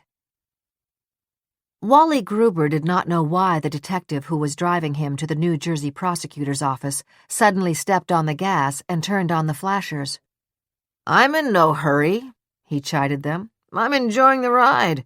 In fact, I wouldn't mind if you wanted to stop for coffee on the way." He was sitting in the back seat of the van, shackles covering his wrists and legs, and separated from the front area by a locked grill. There were 2 other detectives escorting him, one in the front passenger seat and the other sitting next to him in the secured section. None of the 3 detectives answered him. Wally shrugged his shoulders. "They're not too sociable today," he thought. "So what?" He closed his eyes, concentrating again on the face that might get him back on the street much sooner. He had made bets with some of his fellow inmates. In fact, they had a pool going. The odds were up to 4-1 that he wasn't bluffing about seeing the killer of that professor. They weren't in the parking lot of the courthouse long enough for him to get a decent breath of fresh air before he was in the elevator going up to the prosecutor's office. He was taken straight to a room where there was a guy sitting at a computer who stood up as they entered. "Mr. Gruber," he said, "I am Detective Howard Washington. I will be working with you to formulate the composite." "Call me Wally, Howie," Gruber replied cheerfully. Washington ignored the invitation. "Please sit down, Mr. Gruber. I will explain to you exactly how we're going to do this. I am informing you that this process will be videotaped. I will first take a detailed description from you of the person whom you have indicated you saw. Then I will be using the computer to show you images of various head and facial parts, such as the forehead, eyes, nose, and chin, as well as head and facial hair." "Don't stress over any facial hair, Howie. He didn't have any." Wally sat down next to Washington and leaned back in the chair. "I wouldn't mind a nice hot cup of coffee," he said. "No milk, 2 sugars?" Simon Bennett and Rita Rodriguez had just come into the room. Simon felt his blood boil as he listened to Wally's nonchalant comments. He felt Rita put a restraining hand on his arm. "I'd love to deck this guy," he thought. "I'm going to start with some very specific questions with regard to the person's physical appearance. I will be taking notes as you speak. I'm going to start with our initial checklist." The questions began. "Male or female? Color of skin? Approximate age? Approximate height and weight?" When Detective Washington had completed the preliminary questions, He started putting up multiple images on the screen. Wally began shaking his head, then said, "Hold it. That's the way the hair looked when he pulled the scarf down. You're hitting the nail on the head." Simon Bennett and Rita Rodriguez looked at each other. From Wally's description, they already knew how the composite would come out. The question burning in both of their minds was, where and when had Gruber seen this face? Was it the night Jonathan Lyons was shot, or was it from a picture in a newspaper after Lyons had died? They waited until Wally Gruber, looking at the current composite on the screen, said to Detective Washington, "You did a good job, Howie. That's him." Simon and Rita stared at the screen. "It's as though Greg Pearson sat for the picture," Rita said as Simon nodded in agreement. 79. After she called Lloyd to tell him that Mariah might be missing, Alvirah rushed to shower and dress, leaving the half-eaten Danish on her plate. Her heart pounding with anxiety, she dressed in her lightweight running suit, swallowed her vitamins, and hastily put on some light makeup. Just as she was finishing, Lloyd phoned to say that Mariah's car had been found. "I'm on my way to the prosecutor's office," he said tersely. "That guy Gruber should be there by now. If he's on the level, saving Mariah's life may depend on the description he gives to them." "Lloyd, I have had my suspicions," Alvirah said. "And since yesterday, I'm 99% sure I'm right. Albert West told the prosecutor's office that Charles Michelson was trying to sell the parchment. But then I made Albert call his source, who admitted that the so-called tip came from an anonymous phone call. I think the person who made that phone call was trying to set Michelson up. I just don't believe Michelson or West is involved." Warming up to her theory, Alvirah paced back and forth across the bedroom as she spoke. "That leaves Richard Callahan and Greg Pearson. My gut tells me Richard is not a killer. I knew he was holding back on something, and then I realized it's as plain as the nose on your face. He's so in love with Mariah that he's been willing to spend most of his own money to try to get that parchment back."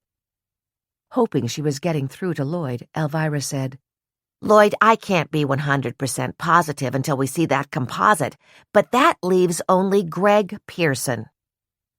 "Alvirah, hold on. I'm Kathleen's attorney.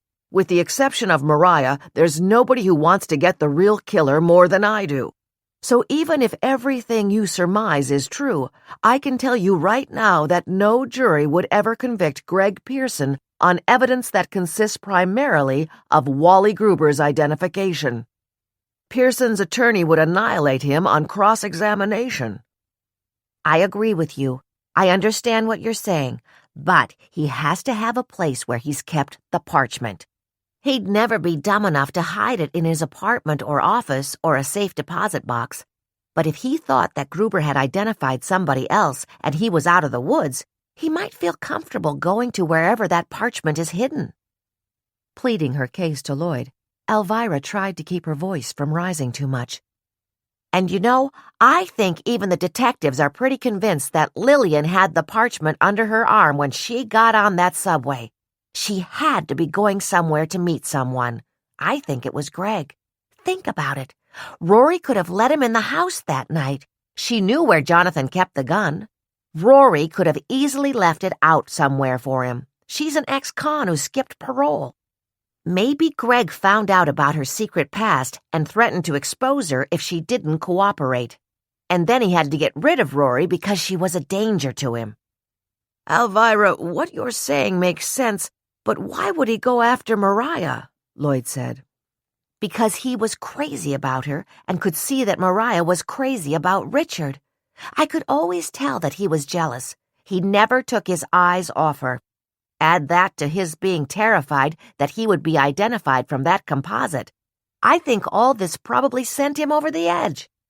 My opinion is that the only way we have any hope of finding Mariah is to make Greg Pearson believe the composite shows someone else, so he's sure he can come and go without anyone watching him."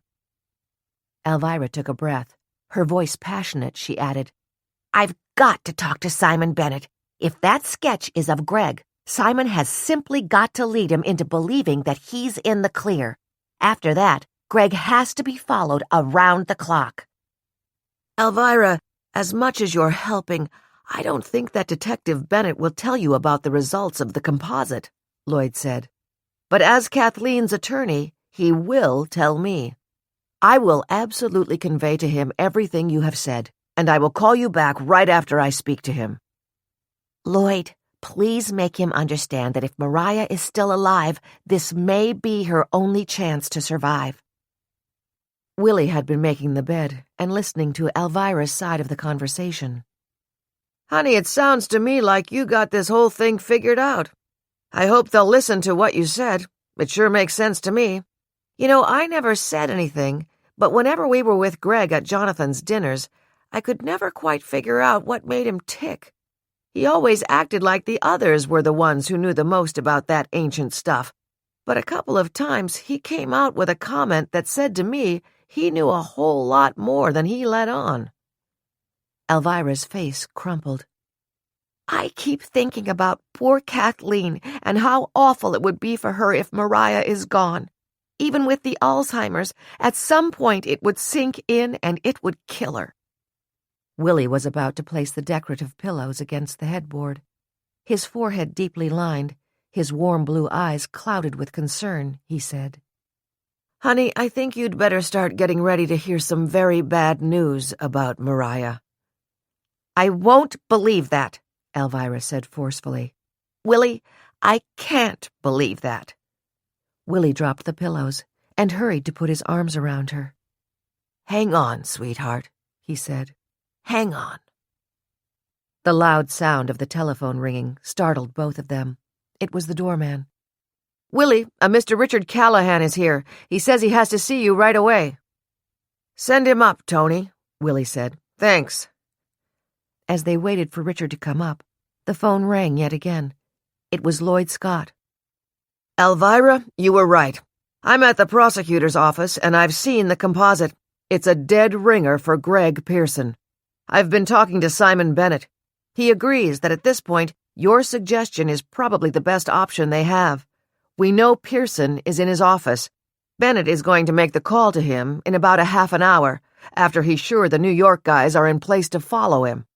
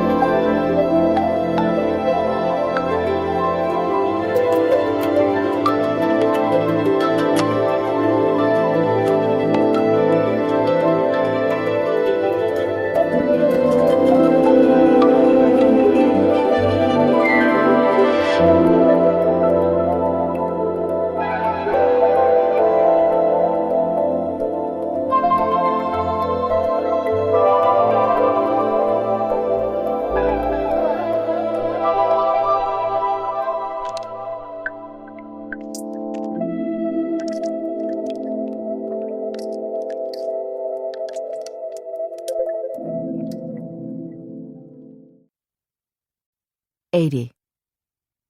At 11:15, the phone in Greg's office rang.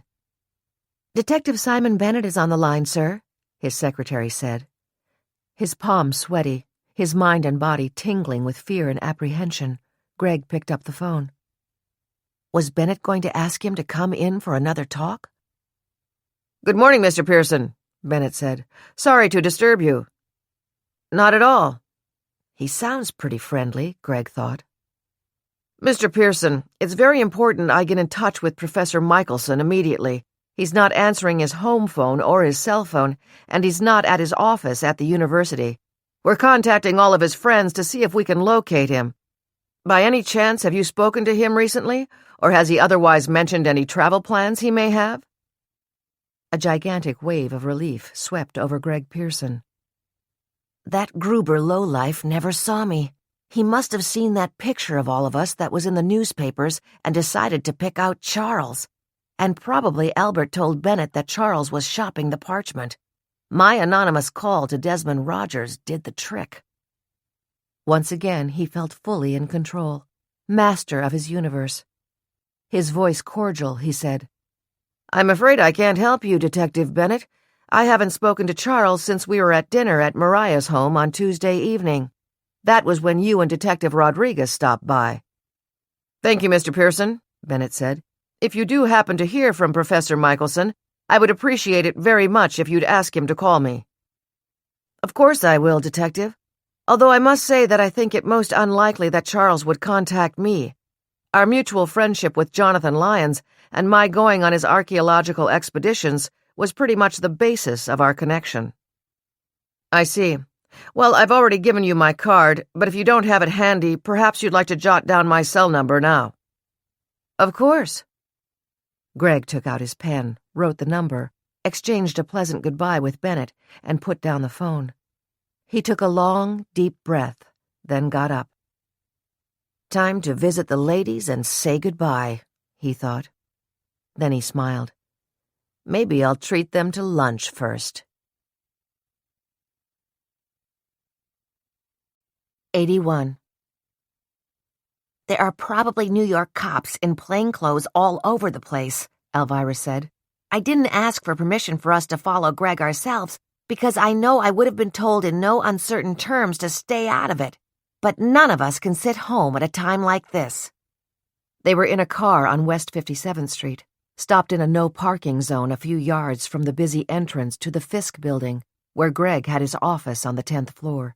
Richard, his face and lips deadly pale, his expression agonized, was in the front seat with Willy. Alvirah was perched on the edge of the back seat behind Richard. "Honey, one of those traffic cops is going to chase us away any minute," Willy said. If that happens, Richard can get out and keep an eye on that door, Alvirah replied. We'll circle the block for as long as we have to. If Greg comes out and gets on the subway, Richard can follow him and stay in touch with us. Honey, if he spots Richard, he won't go to whatever hiding place he has. With that hooded sweatshirt of yours covering Richard's hair, and with those dark glasses covering half of his face, unless Greg was 2 feet away from Richard, he wouldn't recognize him. If he gets on the subway, I'll make damn sure he doesn't see me, Richard said, his voice deadly calm. I keep going over and over this, Alvirah said. If I hadn't lost Lillian the other day, Mariah might not be missing now. I'll never stop blaming myself because— there he is! Their eyes were riveted to the sight of Greg Pearson leaving the building. They watched as he walked the few steps to the corner and turned right on Broadway. Richard leapt out of the car. He may be going into the subway, he said. Willy started the car, but by the time they reached the corner, the traffic light was red. Oh, God, please don't let Richard lose him, Alvirah moaned. When they were finally able to make the turn, they could see Richard's hooded figure turning onto 56th Street and heading west. We can't follow him there, Willy said. It's a one-way street. I'll have to turn on 55th and hope we can meet up with him. Alvirah's phone rang. It was Richard. I'm half a block behind him. He's still walking. Stay on the line, Alvirah ordered. Willy drove slowly, going west on 55th Street, stopping and starting to stay even with Richard's pace. "He's crossing 8th Avenue, 9th Avenue, 10th Avenue. He's going into a luncheonette," Richard told them. "Hang on." When Richard spoke again, it was to report that Greg had come out of the luncheonette, carrying a brown paper bag. "It looks pretty heavy," he said, a hopeful note entering his voice. "There's a parking garage across the street. He's going into it." On that block, he could only go east, Alvirah said. We can turn right at 11th Avenue and come back up 56th Street. We'll pick you up there. 3 minutes later, they were turning onto 56th Street. Richard was crouched down between two parked cars. As they watched, an older black sedan came up the ramp from inside the garage. There was no mistaking that it was Greg at the wheel. As he turned left onto the street, Richard darted back into the car. "He's driving a different car," Alvirah exclaimed. Careful to keep several vehicles between them and the black sedan, they followed him down to Lower Manhattan, then across town to the South Street area near the Williamsburg Bridge. Greg made a turn onto a shabby street with a row of boarded-up warehouses. "Be careful. Don't get too close to him," Richard warned Willy. Willy stopped the car. "He can't be going much further," he said. "This is a dead-end street. I know this area. When I was in high school, I used to work part-time stacking cartons onto trucks. There was a loading area for all of those warehouses." They watched as the black sedan traveled to the end of the street, and then made a right turn. "He has to be going into one of those buildings," Willy said, "but it looks as if they're all shut down." He waited until Greg's car was out of sight, then followed him, stopping before they would become visible in the open area behind the buildings. Richard got out of the car and looked around the corner to see where Greg was going. Then he raced back into the car, shouting, "Follow him, Willy. He's opening that large garage door. Don't let him lock us out." Willy stepped on the gas. The car skidded as he made the sharp turn, then closed in on the sedan and tried to follow it into the garage. The 40-foot-wide garage door was coming down. Alvirah shrieked as it hit the roof of their car and continued to grind lower. The doors flew open, and they all managed to scramble out just before they would have been trapped inside the mangled frame. 3 feet from the ground, the garage door was finally stopped by the body of the crushed automobile. For a moment they stood in shocked silence. Then they heard the sound of feet pounding across the macadam. "Police!" someone yelled. "Stop!" Richard was already on the ground, crawling into the warehouse through the space held open by the car. "Stay back," one of the detectives warned Alvirah and Willy as they rushed to follow Richard. "I'm ordering you, stay back." 82. He was upstairs, with the lift back up flush with the ceiling of the lower level, before they were able to stop him. How long would it take before they found the switch to bring the lift down again? "Not long," he thought. "I know it won't be long. That detective was sharp enough to make me think that I was safe. But I'm not safe. I'm doomed. It is the end. I fell for their trap." Furious, Greg flung aside the bag of sandwiches. He had only a dim light on in his private empire. He flipped on the overhead lights and looked around. Beautiful, magnificent, spectacular, art, antiquity, all worthy of the finest museums in the world, and he had gathered it here himself. When he was 19, the lonely nerd, he had accomplished with a computer what Antonio Stradivari had accomplished with a violin. He had masterminded programming through unimaginable flights of fantasy. By the time he was 25, he had quietly become a multi-millionaire. 6 years ago, on a whim, I went on that dig and discovered the world that I belonged in, he thought. I listened and learned from Jonathan and Charles and Albert, and in the end, I surpassed all of them with my expertise. I began to manipulate and divert shipments of priceless antiques without a single trace of where they had gone. It was glorious when I touched that sacred parchment. When I told Jonathan about the extraordinary computer program that I had developed to authenticate antiquities, he let me examine it. The parchment is authentic. It's been handled by many people over the centuries, but there is a single DNA sample on it that is extraordinary. This unique DNA carries chromosomes with only the traits of a mother. That has to be the Virgin Mary. Christ had no human father. He was truly the Son of God. This letter was written by the Christ. He wrote it to a friend, and 2,000 years later, I had to kill a man whom I loved as a friend because I had to have it. Greg walked into the room that was full of his treasures. For once he did not pause and savor their beauty, but looked first at Lillian. She was near the sofa, with its golden brocade and intricate carvings, where he always chose to sit. Since Wednesday morning, when he had first brought her here, and then decided to wait before he killed her, he had enjoyed his brief visits, sitting on this sofa with her feet on his lap and talking to her. He had relished explaining to her the history of one after another of his treasures.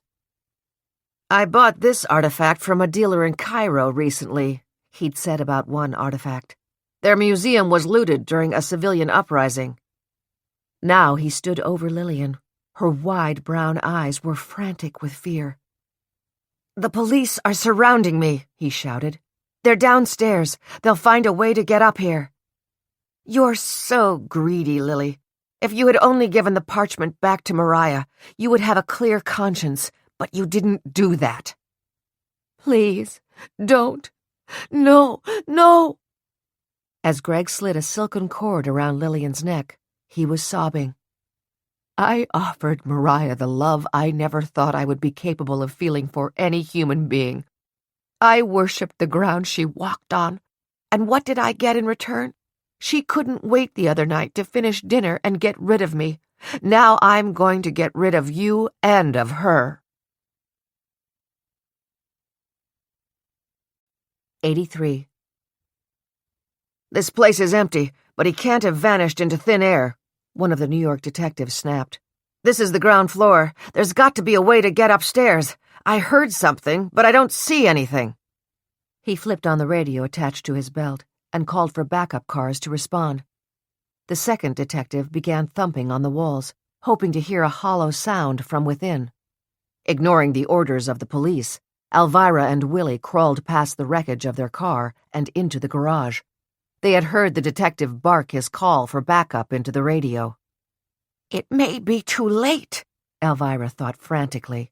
"Greg has to know that he's trapped. Even if Mariah is still alive, we may not be able to get to her in time." A minute passed. 2 minutes. 3 minutes. It was an eternity. In desperation, Richard ran to the light switch and jiggled it. For a moment, the room plunged into total darkness. Then the lights came back on. "There's got to be a switch somewhere that will open something," he said bitterly. Alvirah hurried over to thump the area around the light switch herself. Then she looked down. "Richard! Richard!" She was pointing to the cover of an electrical socket just above the floor. "See? It's not embedded in the wall." Richard dropped to the floor and tugged at the outlet. It snapped open. He pressed the button behind it. They heard a loud rumbling sound, and as they watched, a huge portion of the ceiling at the far end of the room began to descend. "That's the lift to get upstairs," one of the detectives yelled as he raced over to it. 84. In the agonizing 40 minutes since she had awakened, Mariah had summoned every ounce of her remaining strength to survive. She had managed to wiggle to her feet by leaning her back against the marble table where Greg had laid the silver chest containing the parchment. Inch by painful inch, she had pushed her body upward, slipping and sliding back to the floor over and over again, until she finally succeeded in standing on her feet. Her light jacket was shredded from being rubbed up and down against the ornate leg of the table, and her back was scraped and raw. But now she was standing. It was then that she heard the rumble of the lift and knew that he had come back. She knew she had only one chance to try to save herself and Lillian. It was impossible to free or even loosen the bindings around her hands and feet. She heard Greg get off the lift. Because of the marble statues shielding her, she knew he could not see her. She heard him talking to Lillian, his voice rising with every word. He was telling her that he had been followed, that the police were downstairs. But he shouted that they wouldn't find the way to get up here in time to save either one of them. Horrified, Mariah listened as he boasted that the parchment was genuine, and then sobbed, "I loved Mariah." Lillian was begging for her life. "Please don't. Please don't." Once again, Mariah heard the grinding of the lift. It had to be the police, but they would be too late by the time the lift went down and came back up again. With her bound wrists, she struggled to grasp the silver chest and managed to hold on to it.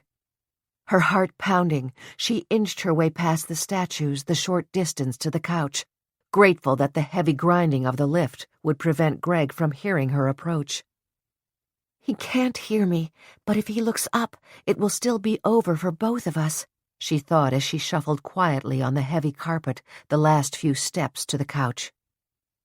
While Greg wrapped the cord around Lillian's neck, Mariah raised the silver chest and with all her strength smashed it down on the back of his head.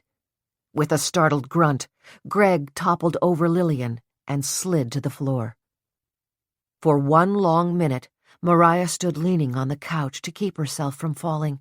She was still fiercely holding the chest. Balancing it on the back of the couch, she opened the lid and took out the parchment. Touching it only with the tips of her fingers, swollen from the tight cords around her wrists and arms, she held the parchment to her lips. That was the image that Richard saw as the lift stopped and the door flung open. 2 detectives raced over and tackled Greg as he was struggling to his feet.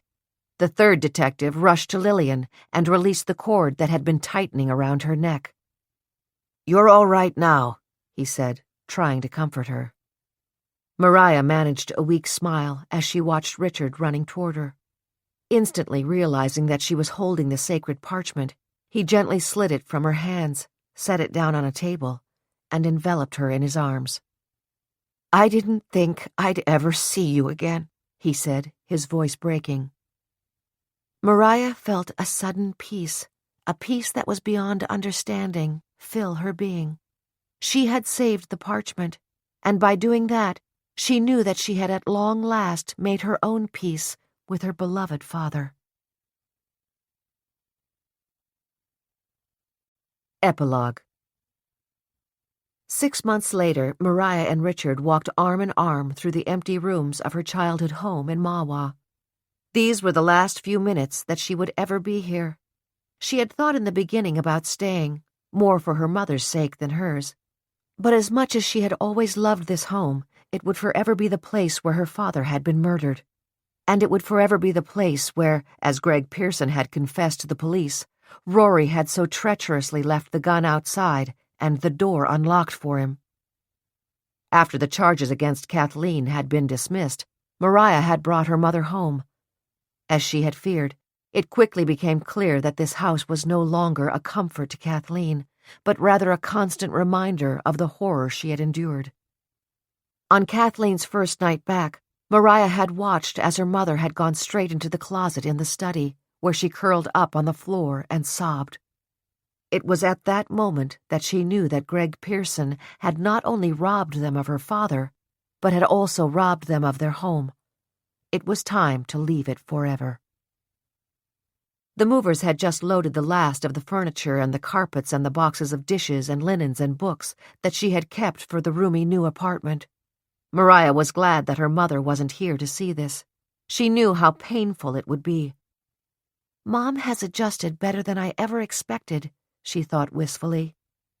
The impact of the Alzheimer's had worsened, and now Mariah had to comfort herself with the knowledge that her mother, whose memory had virtually slipped away, was content and safe. The nursing home where she now lived was in Manhattan, only 2 blocks from where Mariah and Richard would soon be living. In the 6 months since they'd moved Kathleen there, Mariah had been able to visit her almost every day. "A penny for your thoughts?" Richard asked. "I wouldn't know where to begin," she answered. "Maybe there just are no words." "I know," he said gently. "I know." Mariah thought with relief about how Greg Pearson had pleaded guilty to the murders of her father and Rory and to kidnapping her and Lillian. He would be sentenced to life without parole before judges in New Jersey and New York in the next 2 weeks. As much as she dreaded seeing him again, she intended to go to both courtrooms and to speak about the wonderful human being that her father had been and the devastation that had been inflicted on her mother and her. After she was finished, she would know that she had done all she could for the 2 loving parents she had been so blessed to have. And Richard would be standing next to her. He had been with her in the hospital that night, as the doctors had cleaned and had stitched the painful gash on her head, and he had barely left her side in the weeks thereafter. "And I'm never leaving again," he had told her. Wally Gruber had received 5-year sentences in New York and New Jersey, which he would serve concurrently.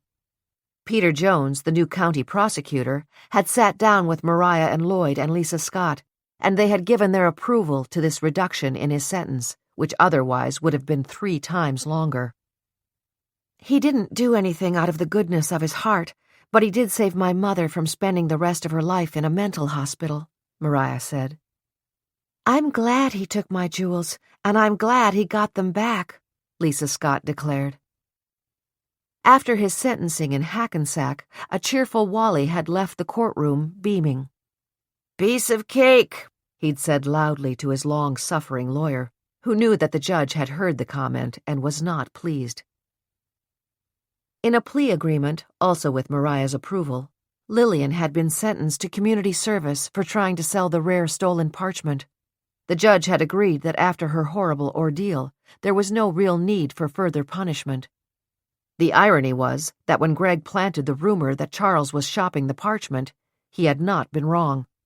Jonathan had showed it to Charles and told him that Lillian was holding it for safekeeping. Jonathan was horrified when Charles offered to sell it for him. After Jonathan's death, Charles called Lillian, offered to find a black market buyer for it, and split the profits. After Mariah and Richard stepped out of the house for the last time, they walked to the curb where his car was parked and got inside. "It will be nice to be with your mom and dad tonight," she said. "I feel like they're already my family." "They are, Mariah," Richard whispered. Smiling, he said, "And never forget, as proud as they were when I was in the seminary, I know they can't wait for us to give them grandchildren. And we will, very soon." Alvirah and Willy were getting ready to go to Richard's parents' home for dinner. "Willy, it's been over 6 weeks since we've seen Mariah and Richard," Alvirah said as she reached into the closet for her coat and scarf. "Not since we met them and Father Aidan and the Scotts for dinner at Neary's," Willy agreed. "I've missed them." "It has to be hard for her," Alvirah sighed. "Today was the last day she'll ever spend in her childhood home. That's got to be so tough. But I'm so glad that they're moving into that lovely apartment after the wedding. They can't help but be happy there." When they arrived at the dinner, they tightly embraced Richard and Mariah. In the few minutes that they allowed themselves to discuss the awful events they'd experienced, Alvirah told Mariah that, despite all of the tragedy, she had known when she touched the sacred parchment that she was holding something very special and wonderful. "That's right, Alvirah," Mariah said, her voice barely above a whisper.